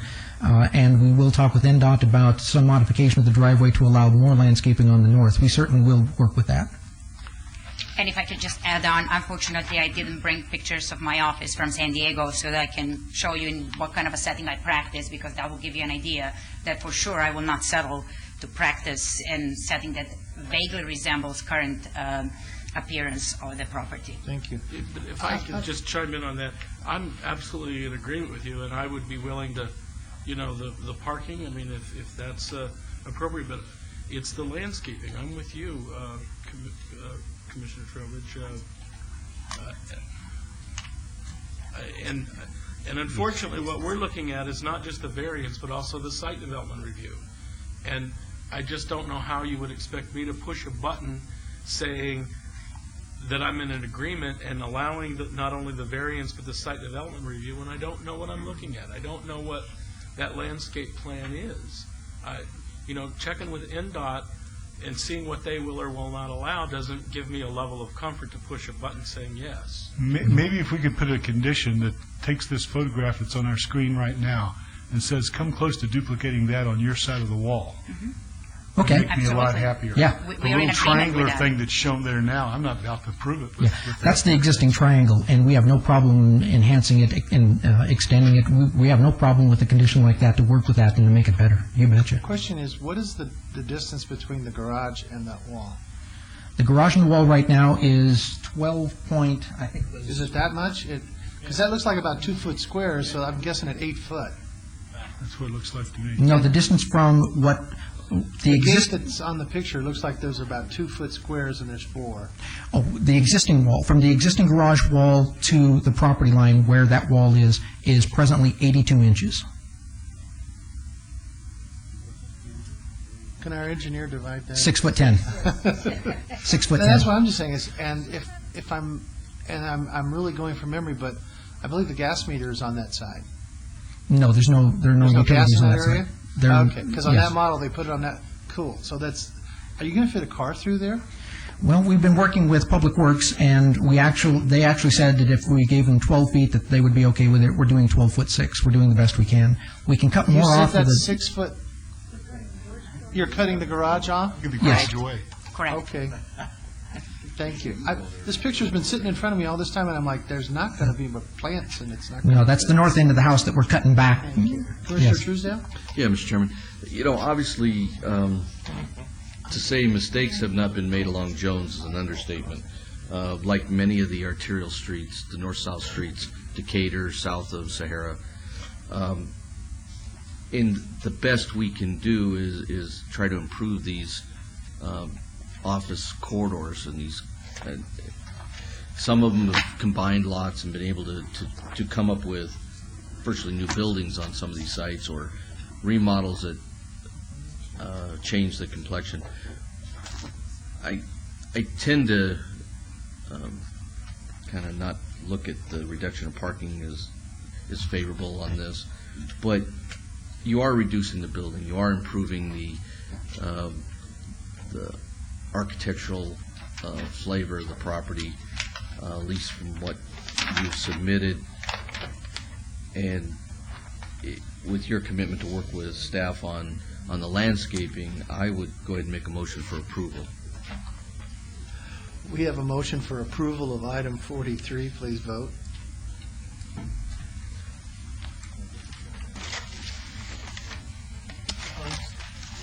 Motion carries. Thank you very much. One more. That's 43? With Okay, regards to good. item 44, motion to follow staff's recommendation, as if approved recommendations for approval. We have a motion for approval. Please vote on item 44. Opposed? Motion carries. And thank you again. And that goes forward to City Council on September 19th. Thank you very much, and I want to make just a comment on the contrary to Colorado lady. I really love Las Vegas, and I'll be very happy to be the citizen of Las Vegas. I have a few names up here I'd like to give you. They're probably going to be behind a long line.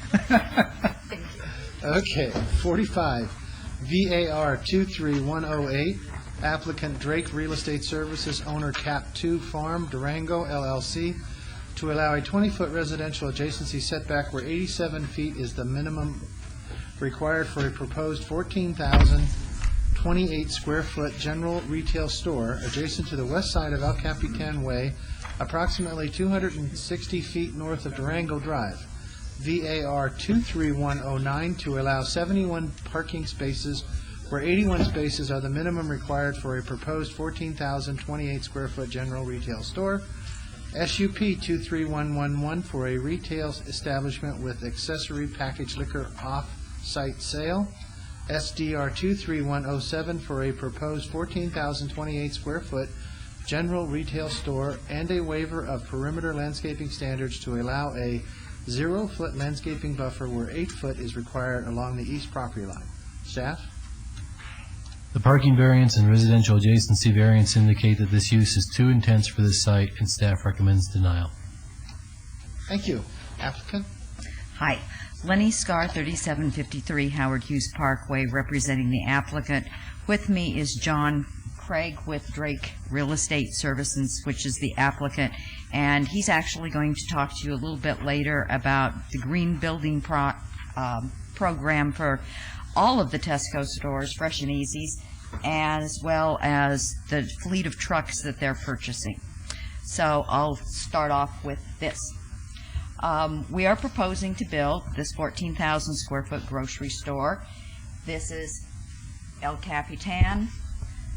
Durango's over here. This is the existing Walgreens building. The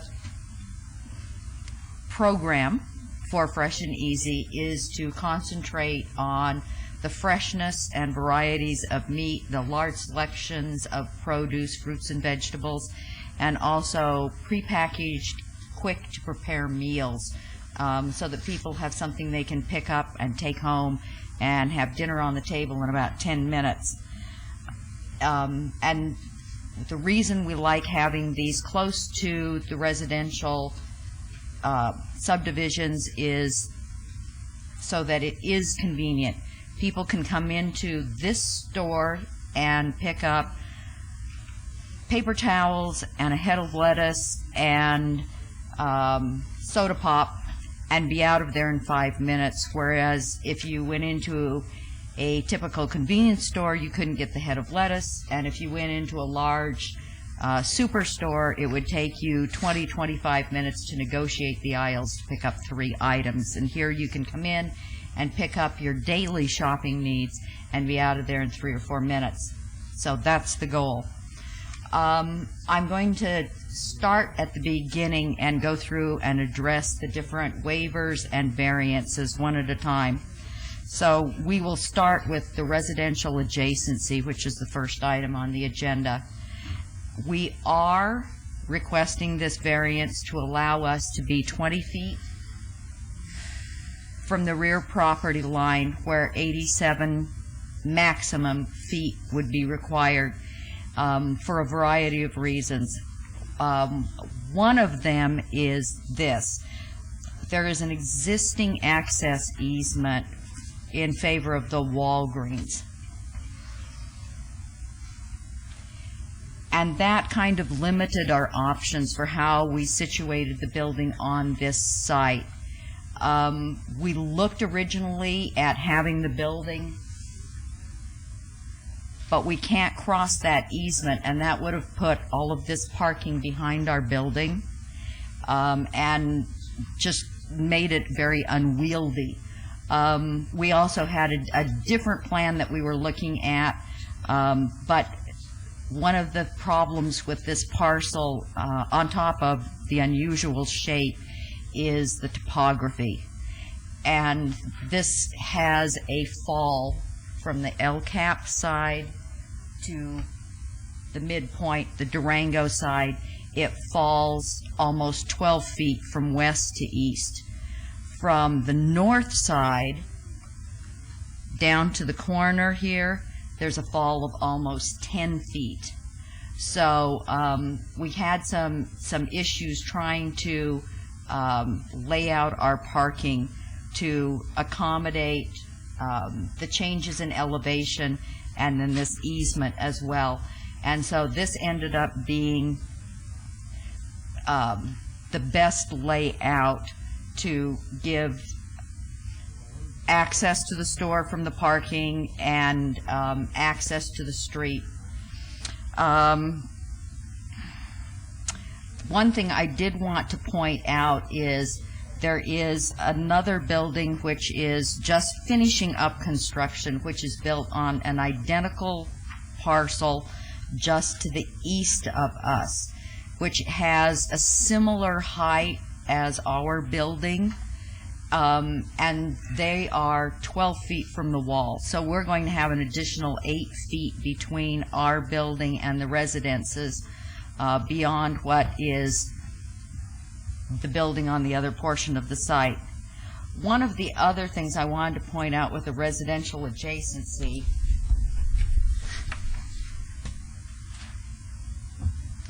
is that the finished floor elevations for the homes are much lower than this parcel. They varies between 4 and 7 feet lower than this parcel. And that is part of the residential adjacency setback requirement. So that extra 4 to 7 feet height difference, you take that times 3 and it adds 12 to 21 feet on top of the requirement, as opposed to if the two finished floors were at the same elevation. Then we shall talk about parking. And again, one of the reasons that we have the parking is due to the unusual shape of the parcel. Now,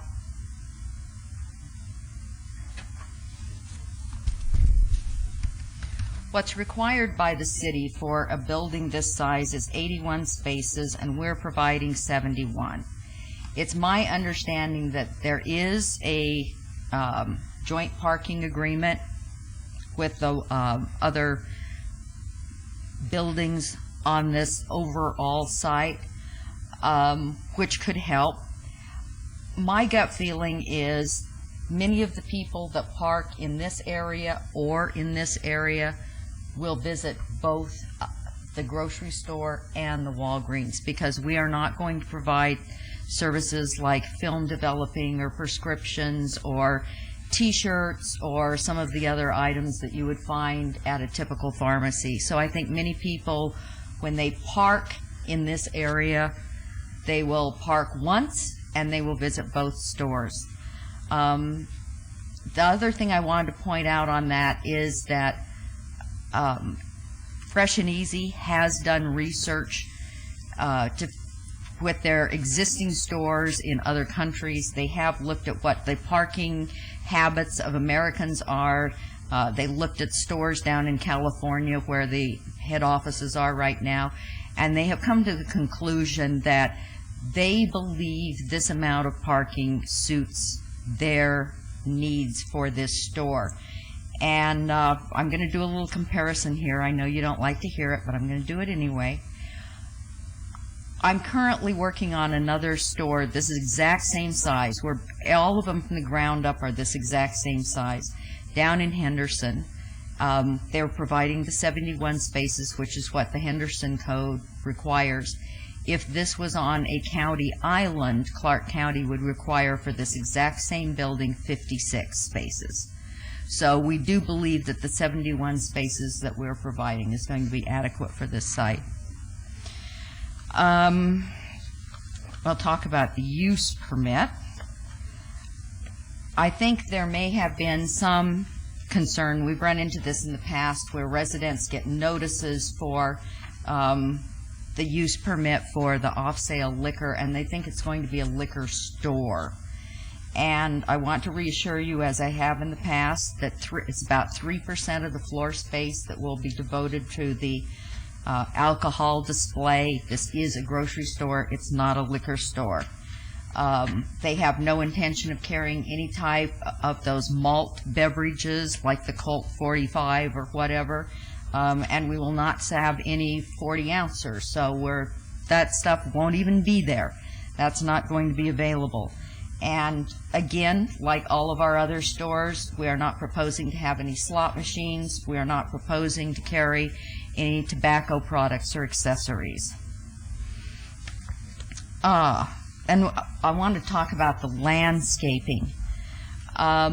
We are asking for landscaping waivers. I think in the staff report it says along the east property line, and it's kind of the east and southeast. So let me walk you through those. We have 2 parking spaces, which would undoubtedly be for like manager parking in the back, and it is the width of those 2 parking spaces where they would back out into. It's a joint access driveway that serves the Walgreens, it serves our parcel, and it also serves the building to the east of us as access for their loading area and our loading area.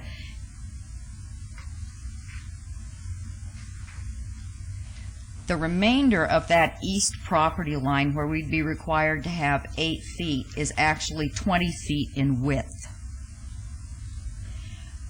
That we have a second area where we are requesting a waiver, and this is along where it turns and heads towards the west, and that is again off of that joint access drive. It gives access for Republic Services to get to our trash enclosure, and also for the delivery trucks to get to our loading dock, and that's right here. This is the trash enclosure and the loading dock. And as you can see, the loading dock is blocked from the view from the residence by a portion of the building. So they're going to have an actual portion of the building blocking the trucks that come into the loading dock from their view. The third place that we are requesting this waiver is to give access to the parking adjacent to the building on the south side, so that we don't have a dead end where people pull into the parking and then they have to try to get back out this way, and it comes out onto the other joint access drive.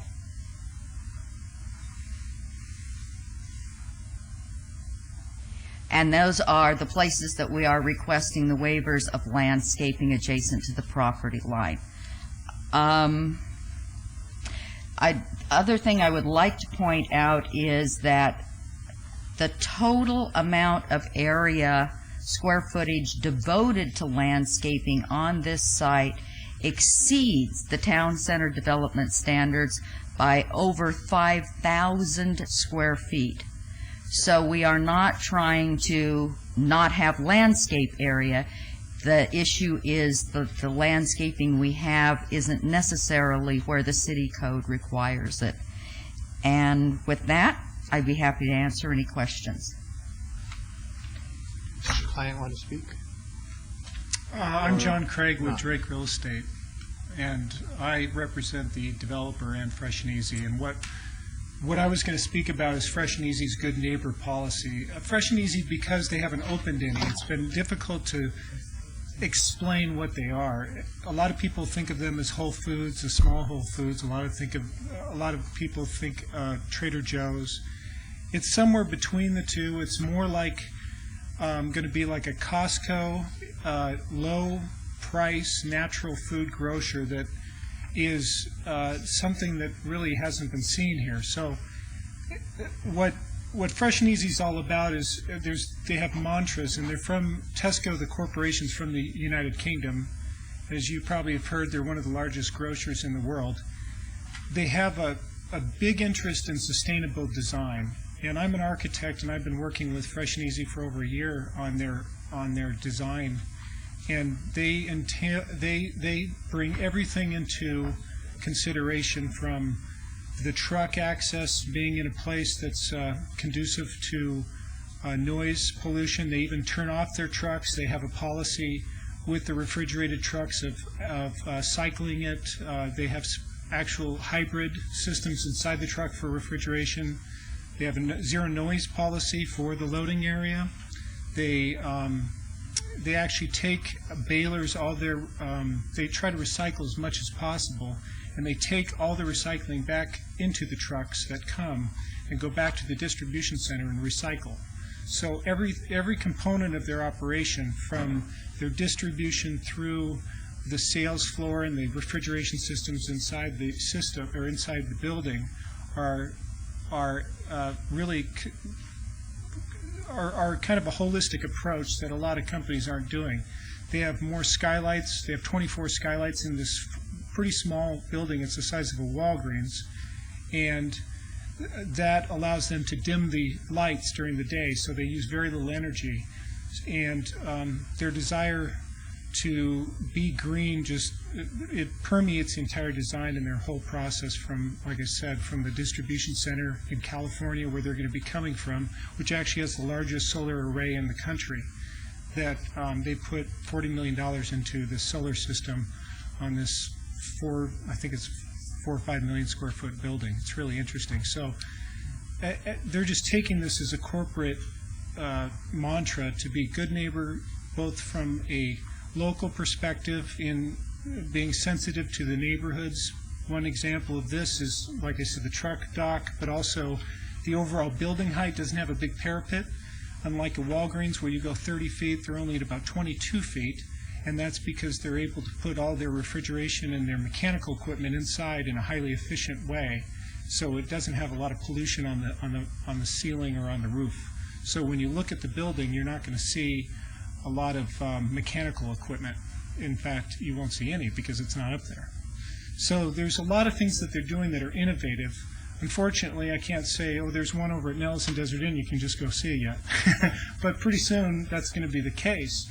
And I think as a concept, what people are going to realize is that this is a place that they can shop from their neighborhood, and that's the whole desire of Fresh and Easy, is to make it so that it's close. They really care about the pedestrian. They put bike racks in even when they don't have to. And they want people to actually commit to going there on a really bi-weekly basis, or almost every 3 days. That's what they're thinking. But the trips are going to be very short. And back to Lenny's point about the parking, they're not going to have any checkers. It's a little bit unusual. They're going to have there's nobody who's going to check you out. You're going to check yourself out. Of course, it's like some of the local grocers here, except you have your choice. Here, you're going to bag your own groceries.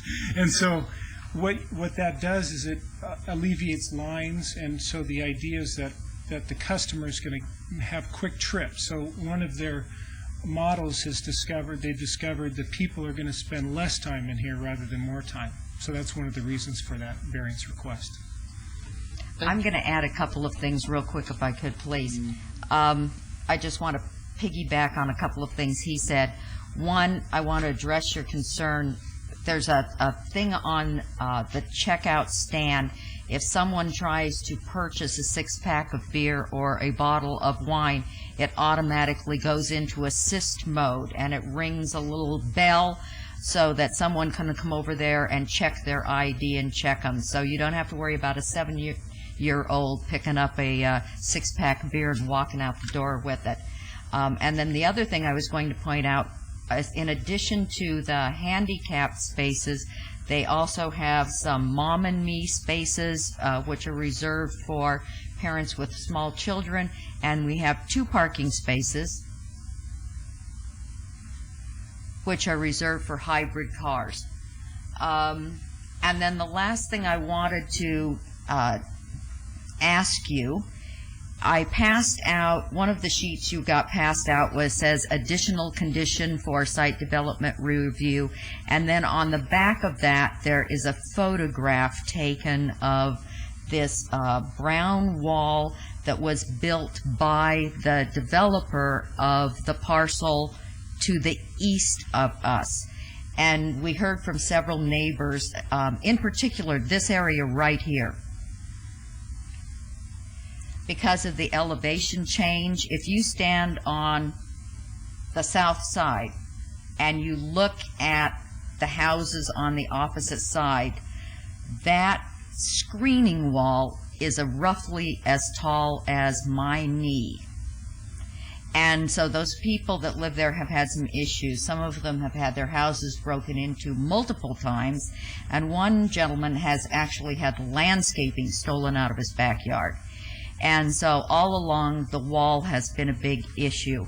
And so I'm giving you a photograph of the wall on the east property and asking that this condition requiring us to build the 8-foot wall the length of our property line adjacent to those houses be added as a condition of approval to give the neighbors comfort that we do intend to build that wall, that we are not going to squelch on them like has happened in the past. Okay, thank you. This is a public hearing. Anyone wishing to speak, please come forward.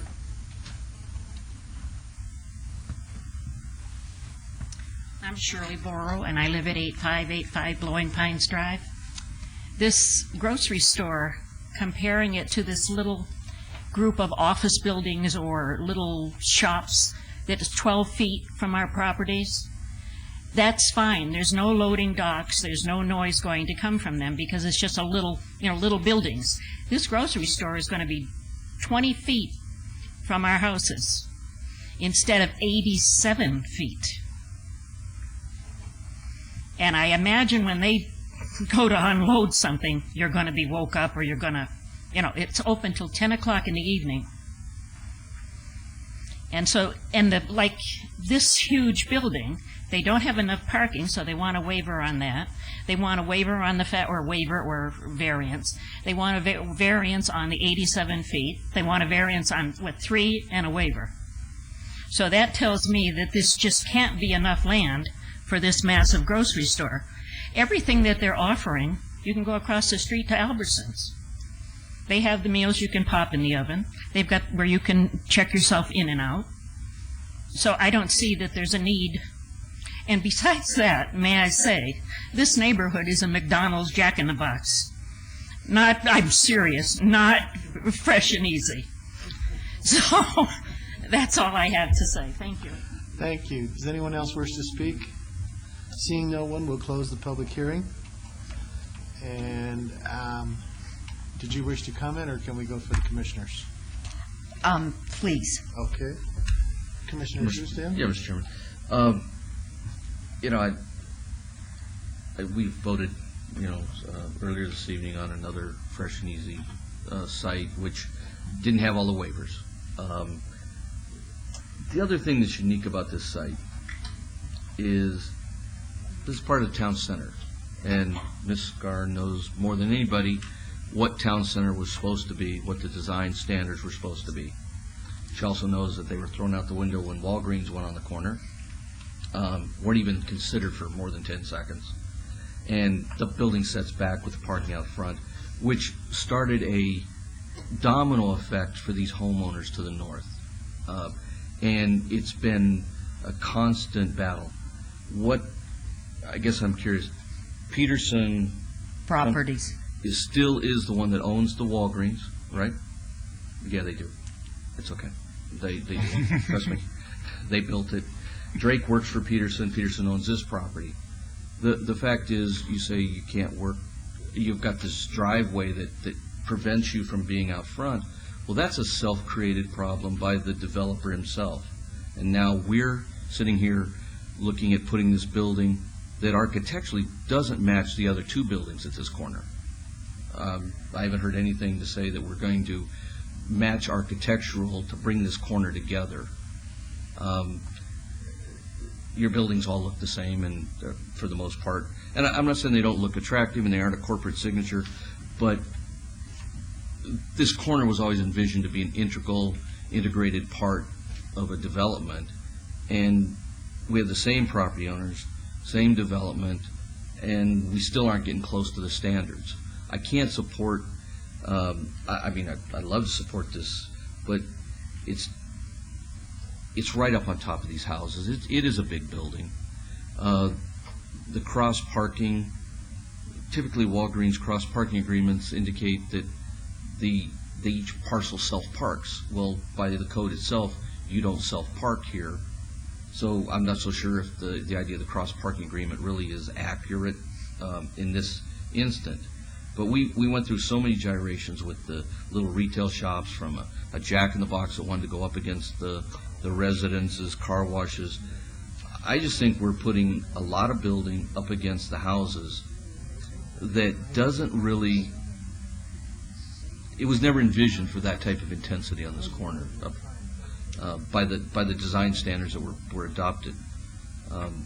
Albertsons Cross Street met those design standards in their development, and it seems like on this corner here we just keep going in these things that push it up against these residences. And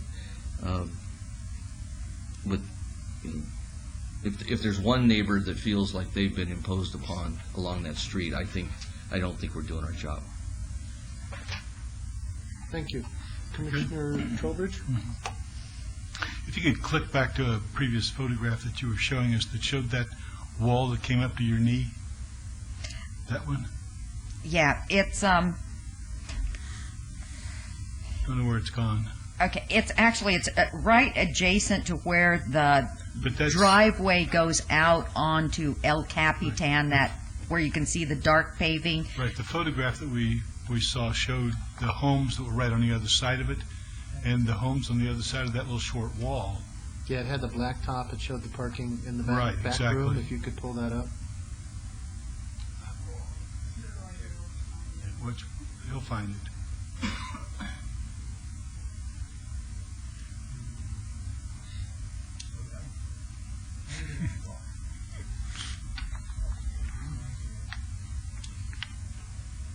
Nope. The one that shows the black asphalt and the short wall, and the homes on the other side of it. I don't have it.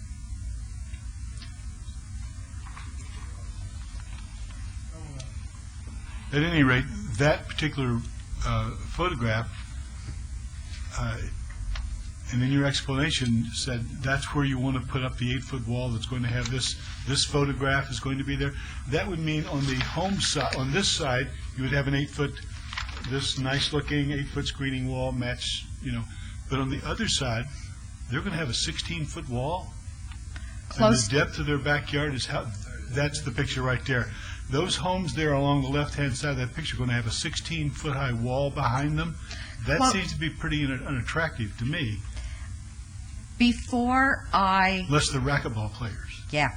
Before I sent out the notices for the neighborhood meeting, about 2 months actually before I did that, I drove over there and I caught one gentleman in his garage and pulled over and said, "Excuse me, can I talk to you a minute?" And I told him, "We're looking at this parcel behind you, and, you know, when you're in his backyard, he's got like a 9-foot wall." And I said, "How much higher than what's here do you want? Do you want another like 4 feet, 2 feet, 3 rows of block? What do you want?" He said 8 feet. And I said, "You want 8 feet from the ground on our side or 8 feet above what you've got now?" He said, "From the ground on your side, it has to be 8 feet. This is the gentleman that's actually had his house broken into and had the landscaping stolen out of his backyard. And so I asked him, I said, "You know, do most of the neighbors feel that way? Because, you know, if so, then that's what I'm going to tell the developer. This is what they should count on, and make sure they're going to agree to that." And he said, he pointed 2 doors up, closer to El Capitan. I believe he was the 4th house on the street. And he said he spoke with that lady all the time, and that they had also had some issues with people in their backyard and broken window, and that they were in agreement. That's what they wanted, was 8 feet. Shirley, actually, that was up here a few minutes ago, and I wasn't aware of this until she told me when we were talking on the phone last couple weeks ago. They had a gunshot. And so you and I might have an issue with that, but the neighbors really feel it's a safety issue for themselves, their children, their pets, their belongings. They feel that height of wall is a safety issue for them. Well, between you and me, I would at least want some kind of condition that before anything like this was constructed, you'd have to have the approval from each one of the neighbors that are going to have that kind of a wall behind them. Also, some kind of a, now that I've slammed the engineers in the building, the previous item, I'll mention their approval that the existing walls could tolerate an 8-foot wall on top of them. Otherwise, you've got parallel walls. No, it's going to be a parallel wall. Okay. It's getting uglier all the time, isn't it? Okay. But having said all that, I would like to say that I in another life, I sit on the board of directors for the Nevada chapter of the U.S. Green Building Council, and I'm a advocate of green building, and I'm a big proponent of sustainable living, and I understand what green building is all about. You know, it's in a nutshell, it's about the combined efforts to increase the efficient use of energy and water, and it's done through the using environmentally friendly materials and construction methods, and one of the goals is to create a positive impact on the environment and the health of the public. One of the elements that's not given enough credit in that scheme of things is accessibility, and a neighborhood market that would be within walking distance would be a positive addition to a neighborhood, and we just might be lucky in convincing a few people to actually walking to the store. Novel concept. I see one that's not going to do it no matter what. But this, 14,000 square foot store is a little different. It's not intended to be a full service supermarket like we're so accustomed to, that has a laundromat and a photo shop and a pharmacy and a flower store and a ice cream stand and all these gaming area and magazine stand. It's a library. They're everything. This is just food. So, we've had problems in the past when we talk about our parking standards for these different types of business ventures. The city of Henderson has less restrictive requirements. The city or the county has less restrictive requirements. So maybe our parking standards are a little bit inappropriate for this particular proposal. But at the same time, there's some of this wall on the backs of these people's houses. It scares me. The lady talks about having this thing 20 feet from her back of her home. Those are real issues, and I think that we need a little more discussion with the neighbors back there and get some support where they come forward and say, "Yeah, I really and truly want that. I have an 8-foot wall or a 9-foot wall, and I want that bad boy to go up to 17 feet." I'd have to have somebody tell me that, because those backyards look like they're about 20 foot deep. And you start having a 17-foot wall behind your 15 or 20 foot deep backyard, that is not going to be an attractive addition. When you talk about claustrophobia, that's what you'd be creating there. I don't think that's a very sustainable or livable environment that we'd be creating. So having said that, I'll shut up and let somebody else discuss. Thank you. Commissioner Dunham?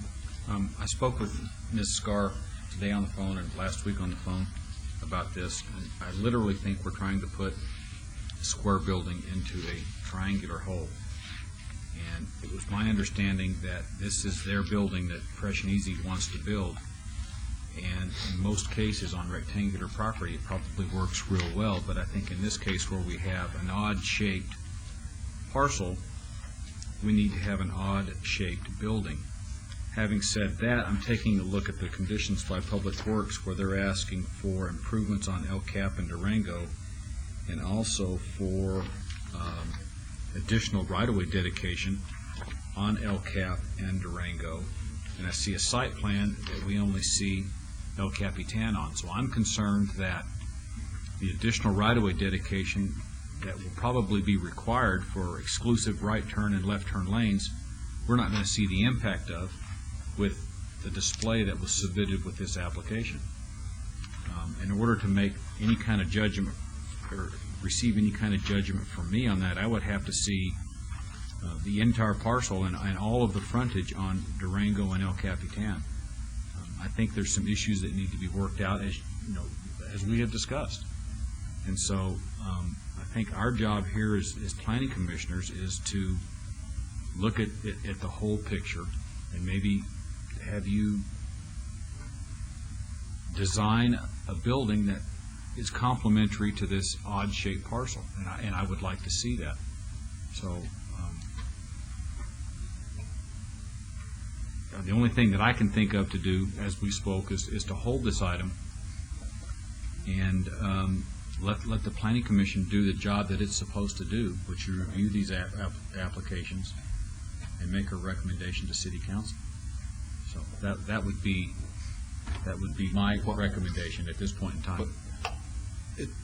Just a quick question. Is this the blueprint that this store builds without deviating at all from it?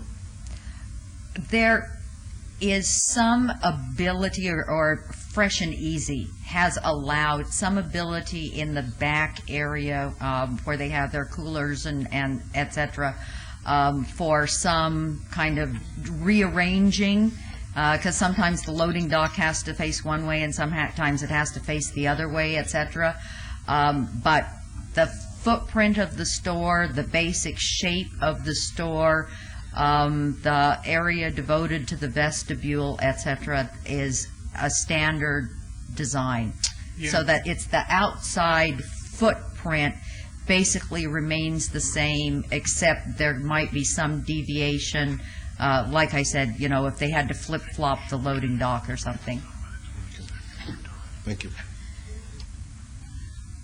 Commissioner Dunham, did you want to make a motion, or are there any other questions? I just want to make a comment. Commissioner Steinman. This project or this property in total has been around as long as I've been around, and that's only 3.5 years. But we've stopped a fast food with cars right along the wall next to your property and so on that we got rid of, and that was the right thing to do. Unfortunately, I don't think the property's been developed that well, and being triangular in nature that it makes it even worse. Now we're left with a parcel of what do you do? Let's say we don't do Fresh and Easy. Whatever we do back there is going to require probably an 8-foot wall. I don't care what you put back there. Those people are not going to sit still for anything commercial on that property without an 8-foot wall to keep people from coming over and causing grief. And I'm beginning to understand Fresh and Easy more and more. And of course, the Commission will recall that I was involved in one that was approved up in Sun City, and it's coming along very well. It's not open yet, but I think this is a good thing for this community. You can say that Albertson will beat the heck out of them across the street, but I think they know how to handle Albertson and people like that, and I think their marketing is a different approach. And I think this is the right thing, because we're going to face this whole security issue and wall no matter what we put in there. It's just an unfortunate piece of property we're dealing with that's very hard to design properly. And I think they've done a pretty good job of designing, and I believe the parking that's there will work, even though it's not a cross easement situation. That's my opinion. Thank you. Commissioner If- Dunham? Chairman Davenport, if I may speak, Matthew Dushoff, 3320 West Sahara. Are you with? Yes, I am with them. Okay. Yes, I'm the attorney for, I work with Colasar and Latham, the attorney for Fresh and Easy. I've been informed, though, that whether you approve or deny in this, if this is obeyed for any moment till your next meeting, that we have a hard date of September 22nd, that if it's not either approved by City Council or denied by then, that there will not be a Fresh and Easy at this location, that we cannot go beyond a September 22nd date for that any abeyance would basically be a denial of a Fresh and Easy at this store, at this place. I mean, Mr. Chairman, I don't find that as just cause for us to make a bad decision tonight, and I kind of get insulted the way you present that. Oh, no. The timelines are in every real estate contract, and that's wonderful, but we've made enough bad decisions at this corner. Everybody involved here has seen projects that have come here that are just pushing buildings. This building will cast a constant shadow on about 7 of those homes. They will never see sunlight in their backyard, except for maybe 1 or 2 months a year. Oh, Commissioner Justa, I wasn't stating it for that purpose. I was just informational purposes only. I thought holding it might be a way to make it better. But if,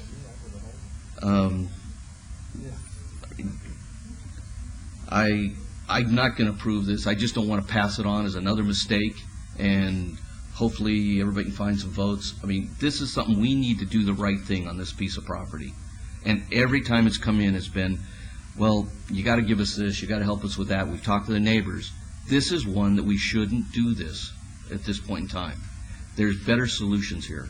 And for that, I would make a motion to hold it for 2 weeks. Or 2 weeks or 30 days, depending on which. You guys, if you tell us how long you can put something back into staff's hands to address the issues. Well, the commission wouldn't be able to pick it up again for 4 at least, right? Until the next 3? 3 weeks. Our next meeting is September 13th.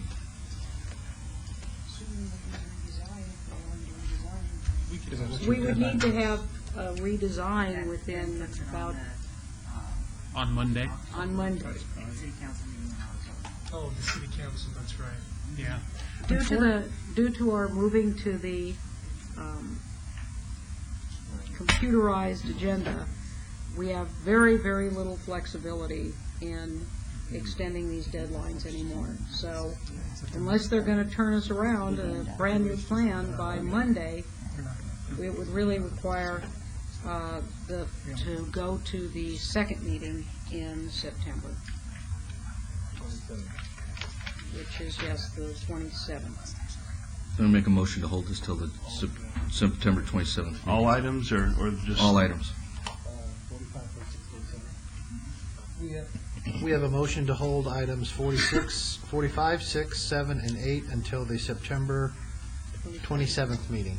Please vote. Opposed? Oh, wait, yeah. Motion carries. I won't be here. I'm out of state. No. Okay. Okay. We'll take care of it. Okay. Thank you for your time. Thank you. Thank you. VAR 23125, applicant owner Brian Hess, to allow a proposed 15-foot-high accessory structure Class 2 workshop where 13 feet is the maximum allowable height, and to allow a 1,290 square foot accessory structure where 742 square foot is the maximum area allowed at 4100 Roxanne Drive. Staff? Staff finds no hardship associated with this site and recommends denial of this application. Good evening. I'm Name Brian and Hess. address? Yeah, Brian Hess, 4100 Roxanne Drive. Okay. My purpose for the height and the size of it was the sheer fact of I need my original garage structure that, I don't park my vehicles in my garage now. It's storage, more or less. So the thought of building a workshop plus storage area in the backyard came to mind. So as I've thought about it through the years, I decided as other structures on my same block of the same size and height have been constructed, I decided to go ahead and build one, and not even realizing the height was an issue or the size was an issue. And then I can have a workshop also for doing carpentry work, stuff like that in my backyard. And that's pretty much why I'm at the size I am. So I did not realize of the height issues. The house next to me has a 2-story garage in the backyard with the living quarters on top of it. So, and the houses behind me are roughly 2 feet higher than my grade. So I didn't think I was really impeding much. And But are the main structures on those properties taller? the main structures, no, they're The same height? 13 foot. Yeah, the same as mine. Okay. Have you talked to your neighbors on both sides and in the rear? I have talked to the neighbor on the side of me that has the structure in his backyard. In the rear, I talked to the person directly behind me. As you can see, I'm on a strange curve, Right. and I have weird property lines. So he has told me, the guy next to me, he has variance for a garage protruding the front of his property. So he said, yeah, it's no problem. It was easy going through the system on that. But he said that he started the backyard build of his and then was stopped after he noticed I was getting a variance all of a sudden. The people down the street, though, that had built never did variances or anything like that. I know that they were city, as I drove home days, I would see inspectors there or something, so I did not realize that the height was an issue at all, or I wouldn't have even had it drawn, engineered, all the money I have into it already to even go back, and I don't even want to go back to my engineers because of the time it took to do it. I mean, I've been trying to build this shop for almost a year now because of waiting on everybody, and so I figure it's actually cheaper to do this and see if I can go along with it than try to start over and go down to... Normally, we prefer to see that you've got letters from the neighbors that are going to be affected by it. Okay.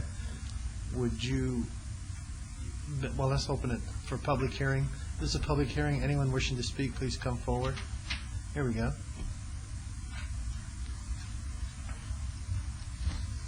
Hi. Name and address? Hi, I'm Peter Ferranti. I'm 6309 Jennifer Court, and I am one of the rear neighbors to Mr. Hess.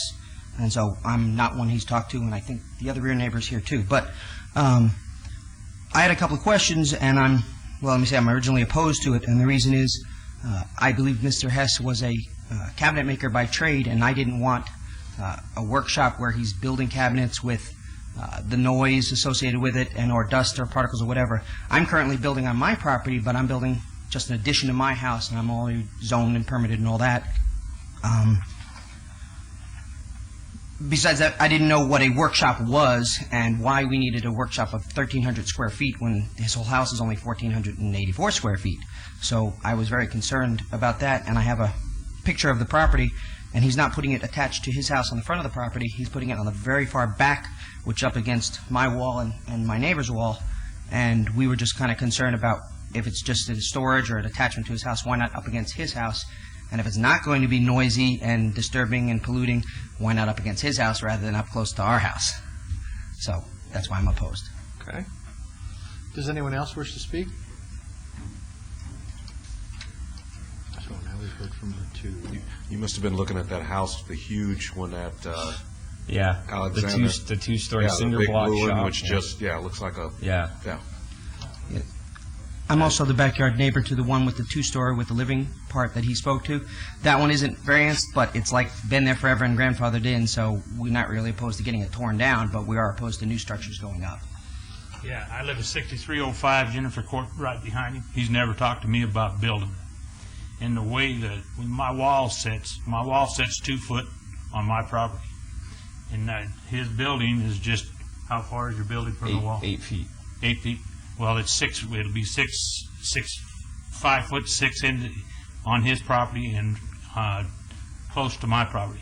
But as long as he don't make no noise after 8 or 9 o'clock at night, I don't care if he builds it. But he never talked to me about building. Would you three do me a favor and just maybe get in a room and chat and then come back to us? How about if we hold this till Yeah. September 13th? Is that okay? I don't care. And Yeah. you get together Meet with with them them. and the other guys and Okay. maybe Before we move it do in that, 5 I feet. think the clerk needs the gentleman's name. Oh, he gave it. Don't bring the guy in that's already got the tall one. Oh, what's your name? Jack Benefield. Oh, thank you. If you guys can't find a neutral Well, territory, you do- I it live right doesn't around bother the corner, me. so I come to make my noise. house. I park my truck in my backyard, which I'm not supposed to. I've got a diesel truck. I don't Every want to once hear in a while, this. I bring it home, but I try to make. I don't. At 8 o'clock at night, my truck don't start when I have to bring it home. Yeah. And Okay. but noise. The noise. Peter works midnight. He's an officer in Vegas. He works midnights and has to sleep during the day.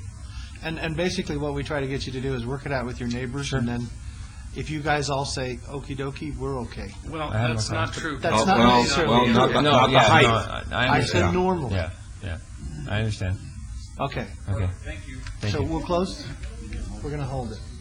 We're going to close the public hearing then, and is there a motion to hold this till 9:13? Make a motion to hold till September 13th. 13th. We have a motion to hold till September 13th. Please vote. Post. Motion carries. Okay. 52. SUP 22852, applicant Crown Castle USA, Inc., owner County of Clark, request for a special use permit for the extension of an existing 60-foot wireless communications facility, non-stealth design to 80-foot on the west side of Oso Boco Road, approximately 1,175 feet south of Deer Springs Way, and staff. Staff finds that the tower extension is not compatible with the residential uses to the west and recommends denial of this application. Thank you. Applicant? Good evening, Mr. Chairman, members of the council. Mark McGarry, 1181 Grier Road in Las Vegas, representing Crown Castle and Cricket Communications. Crown is the tower owner on this property. Crown Castle's the largest tower developer and owner in the country. They accommodate wireless communication providers with their towers, and they've recently purchased this tower about a year ago from Sprint Communications, and we've been working with Cricket Communications and other wireless providers to try to accommodate co-location requests as they begin to build out their networks here. Cricket Communications is interested in launching in this market in the next few months, and we've been working with them on a number of facilities, including this one here. We appreciate staff's comments here. What's changed since we filed the application initially is we have had one of our potential tenants back away from their interest in this tower. So we have the ability to lower the height extension request, and we're prepared to do that here down to 10 feet to accommodate the single application that we're dealing with Cricket Communications, and we think that's going to mitigate some of the impact and concerns that the staff had relative to the residential homes to the west. The lot itself is owned by Clark County and is really undevelopable given some of the access issues off of 95 and 215 here. So we think that it's unlikely that this property is going to develop for anything else. And a 10-foot extension to this we think is a reasonable thing to do. The challenge, of course, with co-locations or with siting new facilities is if we don't co-locate, essentially we're going to be driving Cricket and other providers to other locations. And I think the problem with that is we don't know where those new tower locations might be. And so although there's certainly some aesthetic trade-offs to deal with co-location, the code really points us in that direction. And we think probably a 10-foot extension on this location is going to be preferred to a new location somewhere else in the neighborhood. So with that, I'll try to answer any questions that you might have. Thank you. This is a public hearing. Anyone wishing to speak, please come forward. Seeing no one, I'll close the public hearing. And I notice it's non-stealth, and my policy has been unless you want to make it stealth, I don't support it. Were you guys willing to make it stealth? Well, the existing site is not stealth. I know. So That's not the question. The question is, will you make it stealth? what did you have in mind? Well, I don't know, a palm tree or a pine tree or, yeah, a single profile. The problem that we have with that particular situation is we've got to get the compliance of the existing tenant, essentially. So there's obviously limitations to what we can do with the antennas on palm trees and slim lines. A pine tree might be a possibility there because we've got then the width to accommodate the existing antennas. What Sprint won't do is allow us to take existing antennas off of that site because that deals with the health of their network, the capacity issues, and their coverage situation that they're currently enjoying with that site. So in order to accommodate a new user, and we could flush mount as an example, Cricket if we went high enough, and 10 feet's probably high enough to do that where we don't create interference problems. So the extension could meet your code definition of stealth with flush mounted antennas. But without getting Sprint's buy-off on it, we probably could not agree to go to anything but a pine tree. And with that, that's a possibility, and certainly something we would consider. Pine tree is fine. Mm-hmm. Yeah, I agree.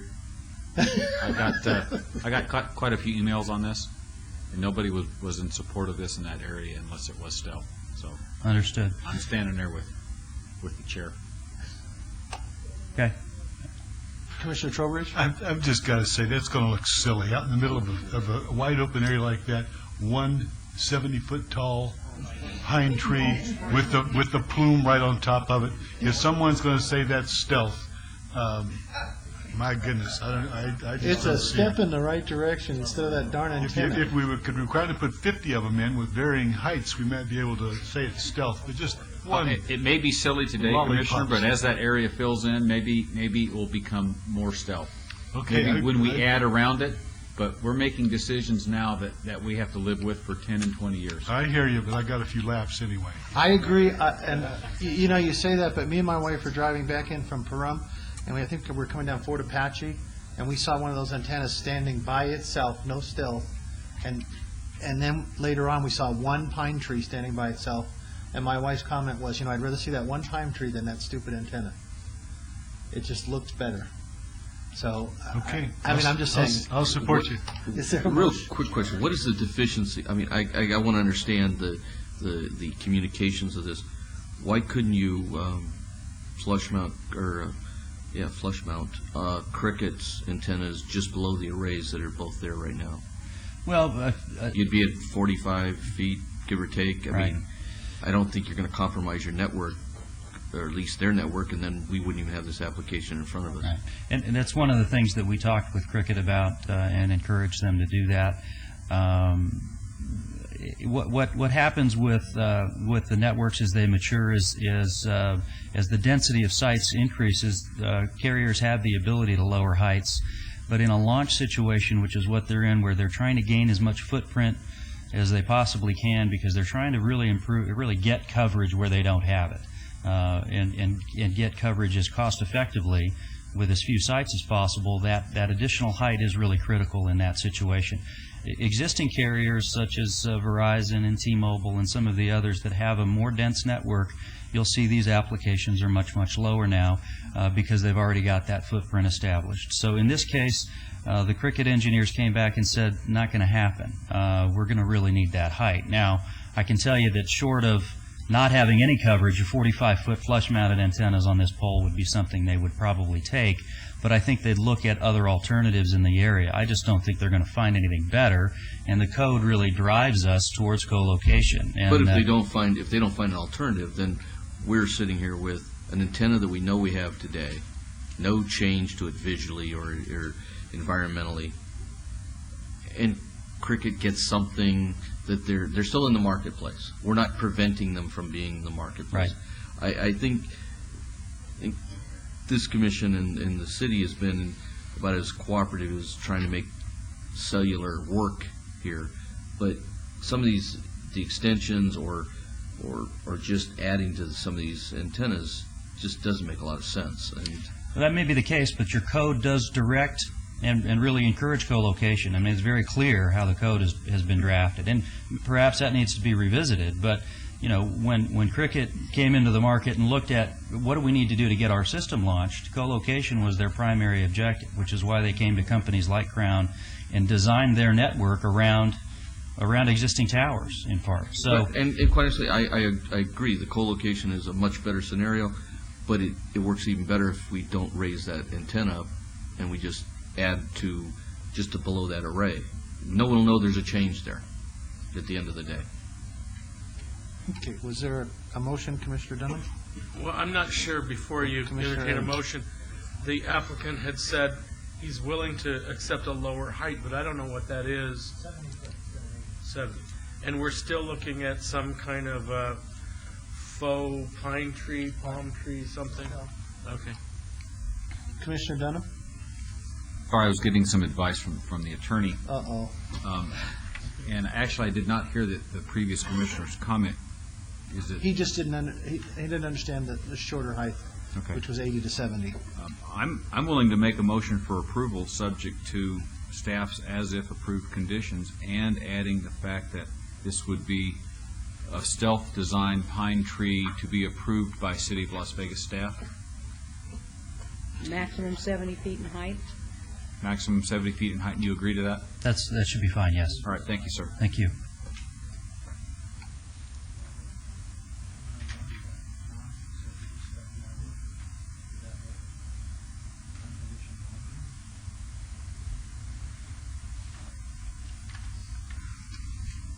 We're trying to We'll get... just delete condition number 1. Delete it or just I would leave it? amend my motion Okay. such as.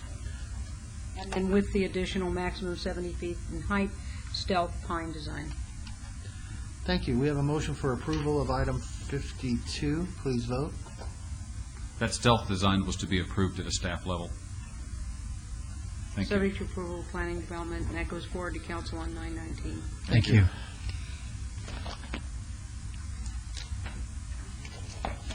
54. SUP 23096, applicant owner T-WHR LLC for a proposed mixed-use development at 902 and 916 East Fremont Street. SDR 23097 for a proposed 32-story mixed-use development including 28,791 square foot of commercial space and 537 multifamily residential units with waivers of the Downtown Centennial Build-To line and loading standards. Staff? Mr. Chairman, in regards to the waivers to the Downtown Centennial Build-To line, the staff finds that these waivers are appropriate and are supporting those. In regards to the loading space, staff would like to continue to work with the applicant between now and City Council, if approved, in order to come up with a better solution than the proposed loading site on street. Staff would like to look at that and possibly see if there's an opportunity to get those loading sites within the development itself, and would request an opportunity to do that between now and council. Staff is recommending approval of both applications. This concludes our report. Thank you. Mr. Bardot? It changes every time, but you're always close, and that's fine. It's late. It just keeps getting later. Mr. Chairman and Commissioners, Greg Borgel, 300 South 4th Street, representing the proposed developer in this matter. We certainly appreciate the staff's favorable analysis of both items. We accept the conditions. We'd be glad to work with them on the loading issue between now and City Council, just as we have worked with them on other issues in design as this matter has come forward, so that it has been amended a couple times in process already, but certainly we are. If we could go to the overhead, I realize the hour is late and I don't want to belabor you with too much detail, but this is the site in question. The red areas around represent other properties controlled by the same property owner, and I bring that out in order to emphasize that the developer here sees this as a first important central phase of development, really of the entire area that he intends to go forward with. He is in effect his own neighbor in many cases, but the point is we're dealing with someone who will, if the market holds and all other things being equal, want to and be able to make a big difference to this area. And as I said, the hour is late. I could talk a lot about the project, but we've accepted the staff conditions and would hope you would recommend favorably. Thank you. This is a public hearing. Anyone wishing to speak, please come forward. Todd Farlow, 240 North 19th Street. Let's pray that the market holds. Thank you.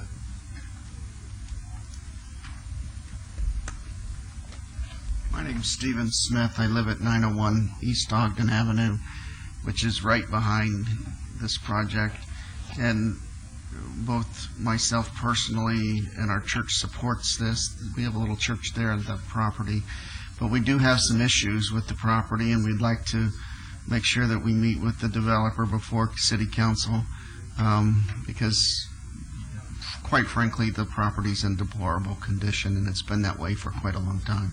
And we'd like them to correct some issues. Thank Okay, you. I'm sure if you'll give him your phone number. We already have. Okay. Yeah, we've done that. And, Thank you. and I'll make every effort to make that happen prior to City Council as well.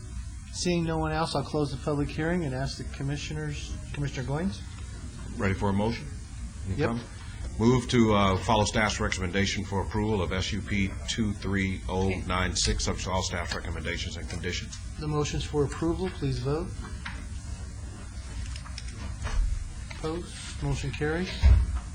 Item 55, SDR 23097, move for approval, subject to all staff's recommendations and conditions. Motion is for approval, please vote. Opposed, motion carries. Matter goes forward to council September 19th. Thank you, and good evening. Mr. Bordell. Borgel. Oh, jeez, every time it's closer. Borgel. No, I said Dell. We'll get it. Thank you. Mr. Greg is fine. Works just fine with everybody else. SDR 23115, applicant Investment Equity Development, owner Margell LLC, for a two-story, three-building, 35,050 square foot office complex at the northwest corner of Lake Mead Drive and Lake Sahara Drive. Staff? The application meets the standards of the C1 zoning district, and staff recommends approval. Thank you. Applicant? Good evening. My name is Sue Gray. I'm with Perlman Design Group at 2230 Corporate Circle in Henderson. We are proposing a three-building office complex. The staff report states that we have a total of 34,771 square feet. Building A, which is located right here, is a one-story building. Buildings B and C are two-story with a two-story loft. The maximum height of all of the buildings is 35 feet. I do have some elevations to show you here. As you can see, Building A is one story. We do have these tower elements that are at 35 feet, but the height of the roof is at 21 feet. On Building C, again, our tower elements are at 35 feet, but our roof height is at 21 feet. Building B, 35 feet height of our tower elements, and again, our roof height is at 21 feet. The residential adjacency standards require an 81-foot setback, and we have provided a 102-foot setback. We meet all the code requirements. We've reviewed the conditions and accept all the conditions, and I respectfully ask for your approval this evening. Thank you. And I'll answer any questions you might have. Sorry. Thank you. This is a public hearing. Anyone wishing to speak, please come forward. Okay. Seeing no one, I'll close the public hearing. And I just have one question. The staff here, it says 35,050 square feet, and you said something about 34,771. So that's okay. Okay. Any questions from the commission? Commissioner Trowbridge? Yes. Do you have any renderings that show the relationship of these additional buildings compared to the five-story building that's on the adjoining parcel that was presented last meeting? No, I don't.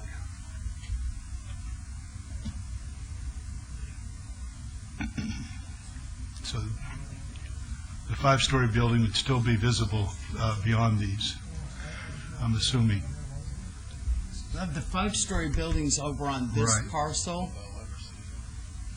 but I can't answer the question whether or not it would be visible from the residences with these buildings. Is that your question, whether Yes, these are, yes. I when think that these are built? When we look at the totality of the new proposals for this, right along the street here, this parcel and the adjoining five-story parcel, that's a significant impact on the neighborhood. When we add them all up, seeing them now, these are just three little buildings and forgetting the other one, but I didn't forget the other one, so. Okay, yeah. Thank you. Commissioner Dunham? Nope. Just need to disclose that I'm going to abstain on this as I have an open contract with Investment Equities. Okay. Don't everybody jump in at once? Commissioner Steinman? I'll make a motion if it's all right. Agenda item 5.6, SDR 23115, move for approval, subject to all conditions. We have a motion for approval of 56. Please vote. I do. Motion carries. That's final action in the absence of appeal within 10 days. Thank you.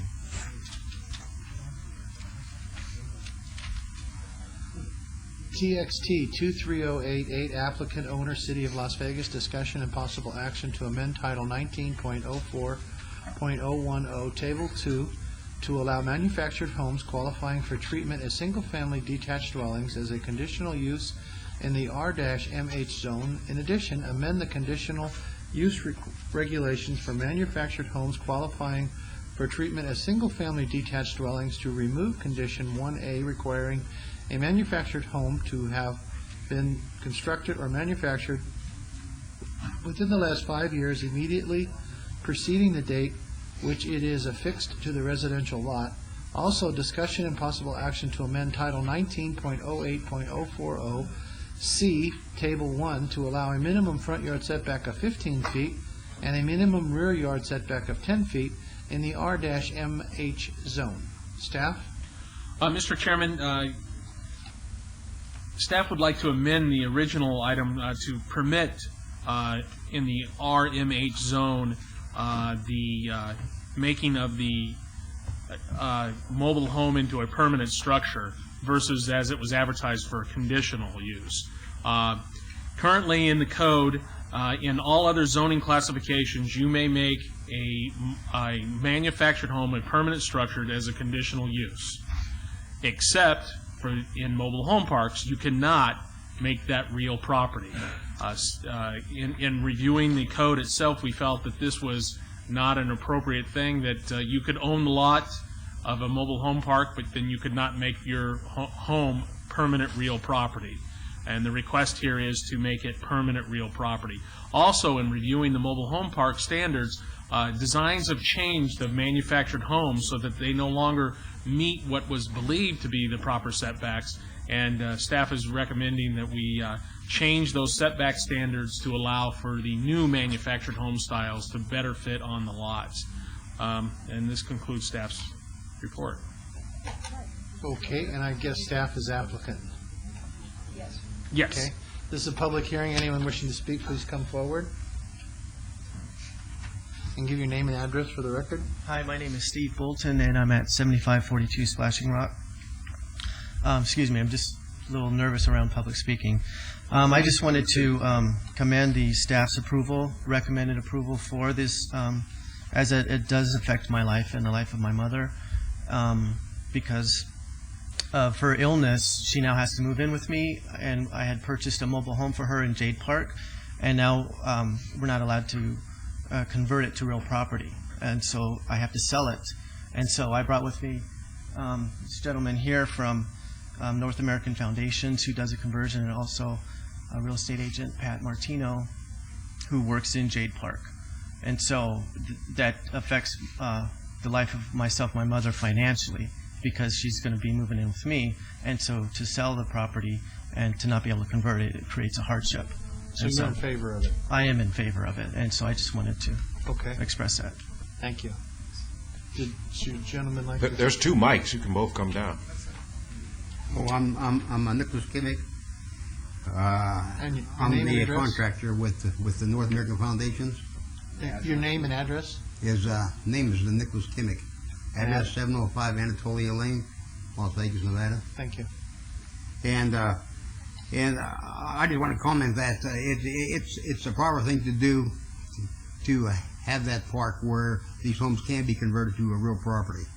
Without real property, homeowners will not be able to sell the house. They won't be able to buy a house in there, through FHA or VA, and also it affects a lot of senior citizens that want to get a reverse mortgage on the house. In order to get a reverse mortgage, it has to be real property. Right. Well, you're here.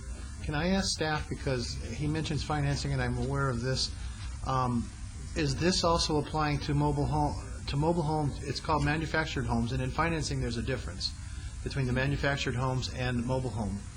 So this would include both? No, it does include both.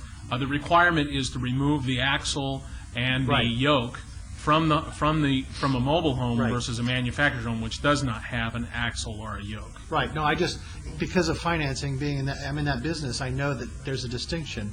So I wanted to make sure we're not doing that here. We're going to say they can take a mobile home and take the axles and the tongue off. Correct. That's a requirement of Okay, and that would then be real property. Okay. I just want to make sure there was no difference. That could still become a mobile home again. No. Well, No, it cannot.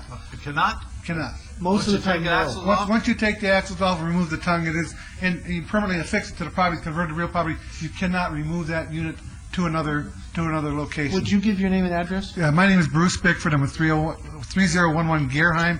I'm a homeowner of two properties in Jade Park.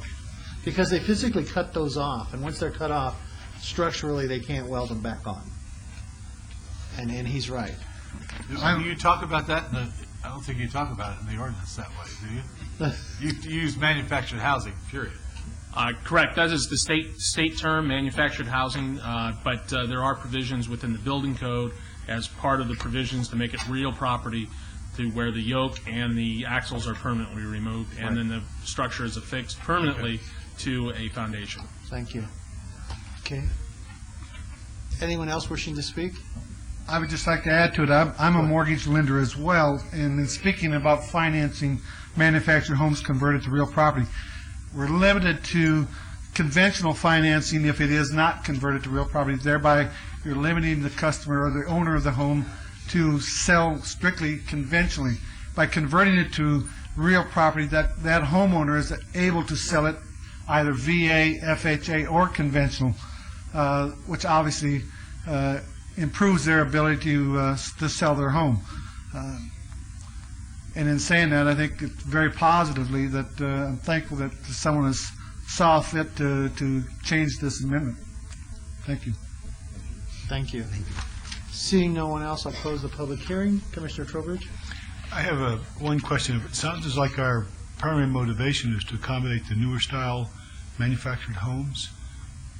Well, it's a multiple faceted thing. It includes accommodating the new manufactured homes on the lots as we were discovering large numbers of requests for variances when the new homes were coming in because the homes did not meet the setback requirements as currently proposed.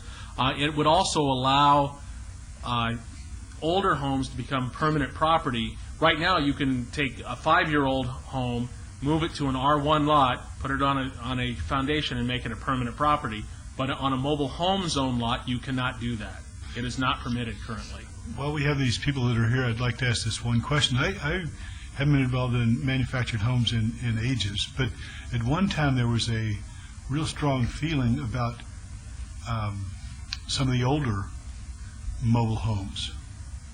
I understand the difference between a mobile home and a manufactured home. Some of the older mobile homes, they wouldn't even let them move them in to some of the nicer mobile home parks at all if they were more than 10 years old. And my read of this is that they could bring in a 30-year-old trailer, take the axles off, take the tongue off, and put a foundation under it, and away we go. And I think that would be a negative impact on some of these nicer manufactured home parks.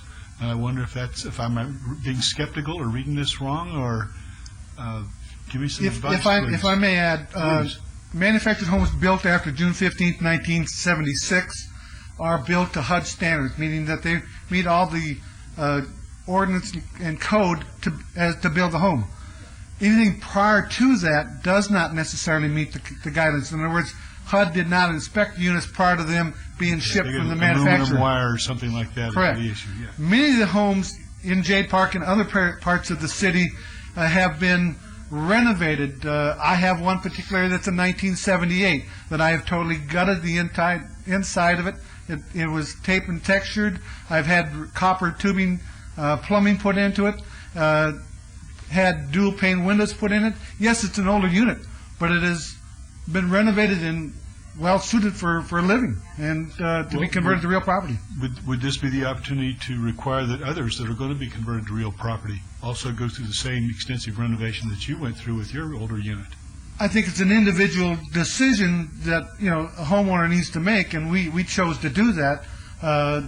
You did the right thing. What about the person next door to you that doesn't want to do the right thing? They just want to put a foundation under it so they can put a reverse mortgage on it. I think a lot of those parks, though, have CC&Rs. Right. That they would have to get architect approval and things of that order, so they couldn't. And like he's talking about, before 76, they were 2x2 structures. Now they're 2x4 structures. They're 2x4 and 2x6 structures. Are you comfortable with the mobile home parks CC&Rs providing adequate protection? Yes, sir. Okay, thank you. Okay, and was that a motion? Make a motion on text 23088 to approve, subject to all staff, well, they're not having any conditions on themselves. That's a surprise. Staff's Well, the recommendation. conditions are the ordinance change itself. Okay, we'll take that as a condition. We have a motion for approval of item 57, TXT 23088. Please vote. Motion carries. And that goes forward to council in ordinance form. And I understand Mr. Lewis has something? Mr. Chairman, I've got some good news for you. We need to hear item 53. There was a mistake made, apparently, by Ms. Keach of Cumbercamfer Barn and Renshaw. The applicant for 53 will get up and tell you what the issue is, but it's my understanding that KKBR and Tabitha do not represent this gentleman, and therefore she had no authority to ask for an abeyance on this item. So what we need to do is go ahead and call the item forward, hear it. We're going to need to renotice this going forward when this goes forward to council, so we can make sure that we catch anyone that might have otherwise left hearing that this item was obeyed. And so I might turn it over to you, Chairman, and hopefully we can hear item 53. Do we need to rescind the motion to hold it? Yes, we do. Mr. Lewis, before we do that, I think I hear what you're saying is that we have to renotice this. Are you saying renotice it for the city council? Yes, Commissioner. What I'm saying is that I think that it is harmless, for the most part, harmless error, because we can provide we're going to go ahead and renotice it, provide appropriate notice to those that might have otherwise shown up tonight on this item. We don't know if there was anyone here or not, because remember, it was continued at the beginning of the meeting. But wouldn't that be clearer just to renotice it and hear it in its entirety with proper notice? And so what we'll do is hear it tonight, and then because it goes to council, we can renotice it between now and then, and we will be clear and good. The truth of the matter is, it's a mistake by KKBR. They shouldn't have been representing this item. And we shouldn't, in my estimation, punish this gentleman because somebody from a law firm mistakenly obeyed this item. I got it. Thank you. Thank you. I believe Commissioner Goins made the motion to hold that. Would you make a motion to rescind? Mr. Chairman, make a motion to rescind item 53, SUP 23093. We have a motion to rescind the abeyance on 53. Please vote. Post. And that carries. Now we'll open it. It's SUP 23093, applicant Shadow Mountain Massage, Nevada, LLC, owner Shadow Mountain Marketplace, LLC, for a proposed 3,270 square foot massage establishment with a waiver of the hours of operation limitation to allow business hours from 8 a.m. to 10 p.m., where business hours are restricted to 8 a.m. to 9 p.m., a waiver of the 400-foot minimum distance separation requirements to allow a 67-foot distance separation from a parcel zoned for residential use, and a 30-foot distance separation from a city park, and a waiver of the 1,000-foot distance separation requirement to allow a 130-foot distance separation from another massage establishment at 6475 North Decatur Boulevard, Suite 160 and 165. Staff? Mr. Chairman, I'm going to abstain on this item inasmuch as I do have outstanding invoices with this developer. You have a bill with the massage parlor? Or with the developer. Okay. Staff? Mr. Chairman, staff is unable to support this application due to the numerous waivers requested as part of the application, is recommending denial. Staff would also like to note that in the standard operations, all special use permits are re-noticed from Planning Commission to City Council as part of a standard procedure. Thank you. Mr. Chairman, if I may say one more thing before we get started, would you mind if I address the applicant? Mr. Chairman? Yes. If I may, I'd like to address the applicant for a moment. Okay. Thanks. Applicant, you understand that there's been a strange defect in tonight's proceeding, and I'd just like you to acknowledge that you are moving forward at risk that something could happen later on based upon this defect. We're trying to fix the defect as best we can, but by moving forward without renoticing and bringing it back to Planning Commission, there is a risk that you are to assume if you want to go forward tonight. Is that the case even though it's going to be renoticed between now and the City Council meeting? I'm just saying there is a risk that somebody could complain, even though we're doing our best to kind of fix it. And I'm sorry this happened to you. We're doing the best we can fix it, but I do want you to acknowledge at least that there is a risk out there, and by moving forward tonight without us just holding it and renoticing it for Planning Commission, that you understand the risk and you want to move forward tonight anyway. I understand the risk, and I would like to move forward because there's a bigger risk to me if I don't. Thank you very much. Thank you. Thank you, Chairman. Thank you. Okay. Do you wish to make comments? Name First and of all, address? my name is Steve Cook, 7175 West Lake Mead Boulevard. God bless all of you. Thank you for your endurance and your patience. I admire and I'm very impressed with your efforts tonight. We do not, all of those waivers that it looks like we're asking for are really not quite as onerous as they may sound. I have here a map of the site, and the color doesn't show up on your screens very good, but we are part of a very large development called Shadow Mountain Marketplace, which is about 350,000 square feet of retail development. We occupy this little space right here in what's called the Shops 1 space, and the blue property line surrounds this whole thing. The distance to the proposed park over here north of Rome is indeed just 30 feet from the property line, but from our space to that park, it's over 1,170 square feet, linear feet. And from our shop to the residential neighborhood to the west, it's over 930 feet.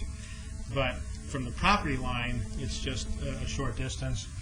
And then over here on this corner, across the street from Decatur in the city of North Las Vegas, there's a Euphoria hair, nails salon that also does massage.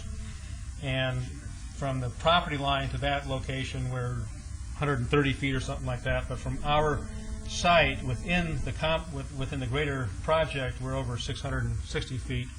So the my belief is that the intent behind the zoning ordinances that require us to be so many feet from schools and parks and residences and other businesses is to prevent the massage parlor row that has developed elsewhere in town. Massage Envy is a nationally franchised therapeutic massage clinic that is absolutely wholesome, safe, legitimate modest, moral, and all those other good things. We're part of the solution to the massage industry. We're certainly not part of the problem. And so I would submit to the Planning Commission that while the property lines are closer than the 400 feet required, this is the actual 400 feet limit, where our specific space within that project is well within the 400, a lot farther than 400 feet away.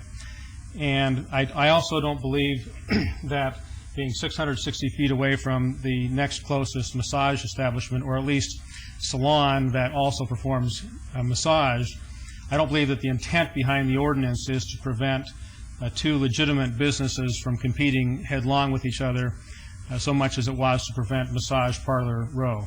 So I hope that that those clarifications will make it easy, if not, or permissible, if not easy, for you to accept this and accept those waivers and allow us to locate in this site. The last waiver was for 1 hour difference. The ordinance allows from 8 a.m. to 9 p.m. at night. Massage Envy takes its last massage appointment at 9 o'clock, and we close our doors at 10 p.m. If there are any questions, I'm happy to answer them. I'll have to say that I was happy to see that this was being held, because I thought that maybe you had made some appointments with either myself or the 10th floor before coming before a public hearing. I had conversations as of this afternoon with the 10th floor, and I can tell you that by not getting with either the 10th floor or myself, that it wasn't held very high. I'll be honest with you, I can't support this. There are reasons that the ordinances are written the way they are, and it's to prohibit a proliferation of establishments. And unfortunately, you're coming in behind somebody else that's already doing the same thing that you're doing.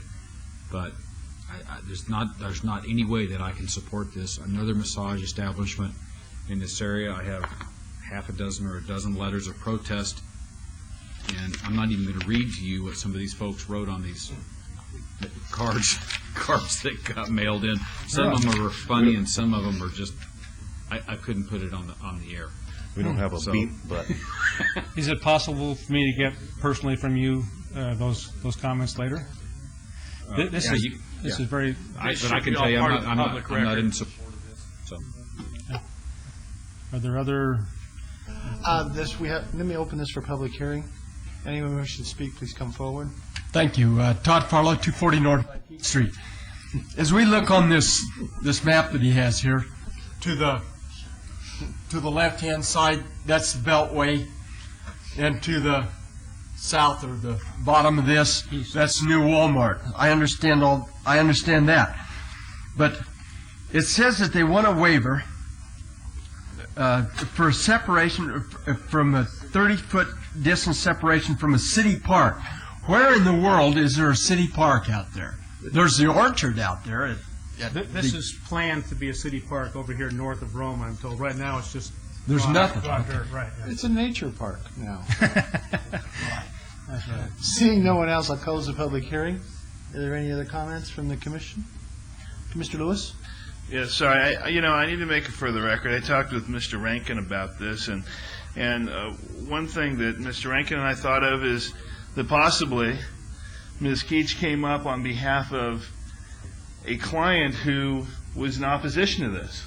But the record will reflect that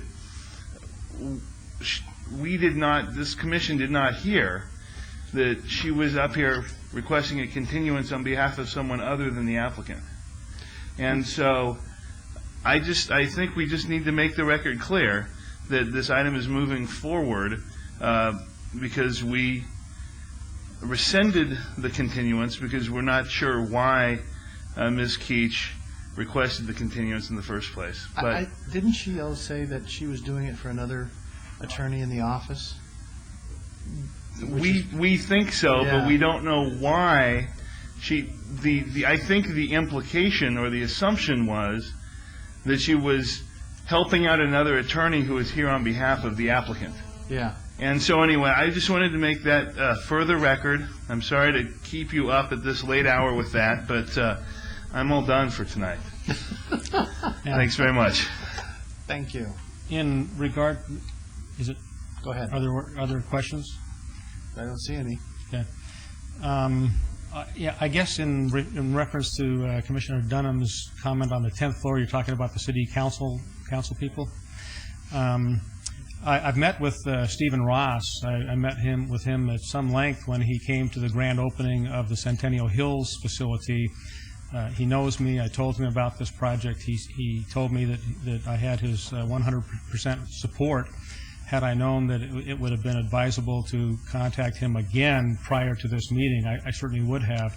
But yeah, Councilman Ross is a big supporter of Massage Envy and is happy to support our project. I believe that he was, frankly, instrumental in convincing Councilwoman Tarkanian, together with her staff and herself, coming out to our existing facilities in the Las Vegas area, to realizing that Massage Envy is part of the solution to... Chairman, maybe I could interrupt the applicant for just a moment. Sure. I think this body is hearing this on its own merit, regardless of what other entities may think or feel about it. Certainly it's a recommending body, but I think the evidence that you present and our staff's assessment is what we have to make a decision on, and that's solely what we need to decide here this evening. I am a little perplexed because I understand there's some confusion. Apparently that's not your attorney, and so there was a miscommunication. Yes, there certainly was. I have absolutely no explanation, and I'm completely perplexed. And Okay. Well, thank you. Thank you very much. Commissioner Trowbridge? If I'm hearing you correctly, and when I look at this, the record here of the agenda item, we've got 7 protests.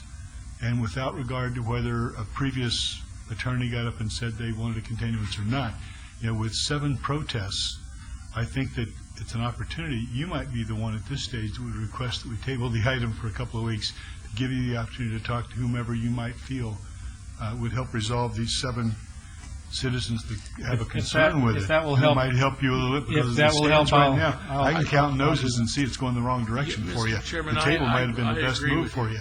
I think that would be the appropriate thing, and if we get the applicant to agree to that, I wholeheartedly agree, because I'm a little concerned that there may have been people here to speak against this, and that they may say, you know what, whatever occurred, they didn't have their opportunity. I would not want to deny anyone their day in court, if you will, or to express their opinions. The other thing, just to follow up with what you've said, this may give you an opportunity. Commissioner Dunham, I believe, has some communication with people who live in his area. He can maybe provide that to you, and perhaps you can have some communication and work out some of your differences before this is actually heard.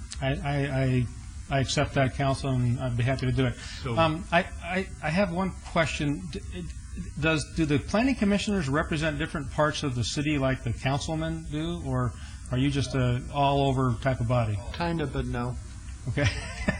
Each one of us are appointed by one of the council, but this panel has, I think as long as I've been on it, elected to go wherever they want to go. Yeah, I didn't think that there was any kind of geographic jurisdiction over which planning commissioners had authority, but I didn't know. We love the whole city. Mr. Trowbridge, So do is I. that a motion? Yeah, I'll make a motion to hold this item for 3 weeks on special use permit 23093.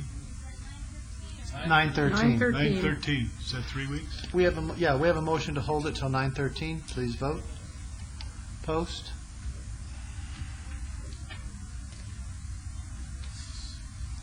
And motion carries. Abstained. Trostiak. Thank you. Thank you, commissioners. Take the rest of the day off and have a good evening. God bless you for your endurance. Now we move on to the citizens' participation. Citizens' participation. Public comment during this portion of the agenda must be limited to matters within the jurisdiction of the City Council. No subject may be acted upon by the City Council unless that subject is... This is saying City Council. This jurisdiction of the Planning Commission. This is the Council's statement. Council, no subject may be acted upon by the Planning Commission unless that subject is on the agenda and is scheduled for action. If you wish to be heard, come to the podium, give your name for the record. The amount of discussion on a single subject, as well as the amount of time any single speaker is allowed, will be limited. Thank you. Todd Farlow, 240 North 19th Street. And I wish that Commissioner Evans would make just a little announcement about a sustainable building or the sustainable planning meeting that's being held at the East Los. Oh, that would be Miss Wheeler or Mr. Ray. Oh, I'd like somebody to make a little announcement on that. And Commissioner Goins, I wonder if that prize came with a $100,000 thing like the Nobel Prize. Shh, don't tell his wife. No, it came with a top sirloin on a pitchfork. Oh, that's even better. Seeing no one else, I'll close the public hearing, and the meeting's adjourned. They didn't say it. The workshop is Monday at 12:30 at the East Las Vegas Center. It's a joint council and county. That's Old Hanlon Farm. Right. Yeah. And it's at 12:30. Yes, sir. Thanks. Okay? I'll be there.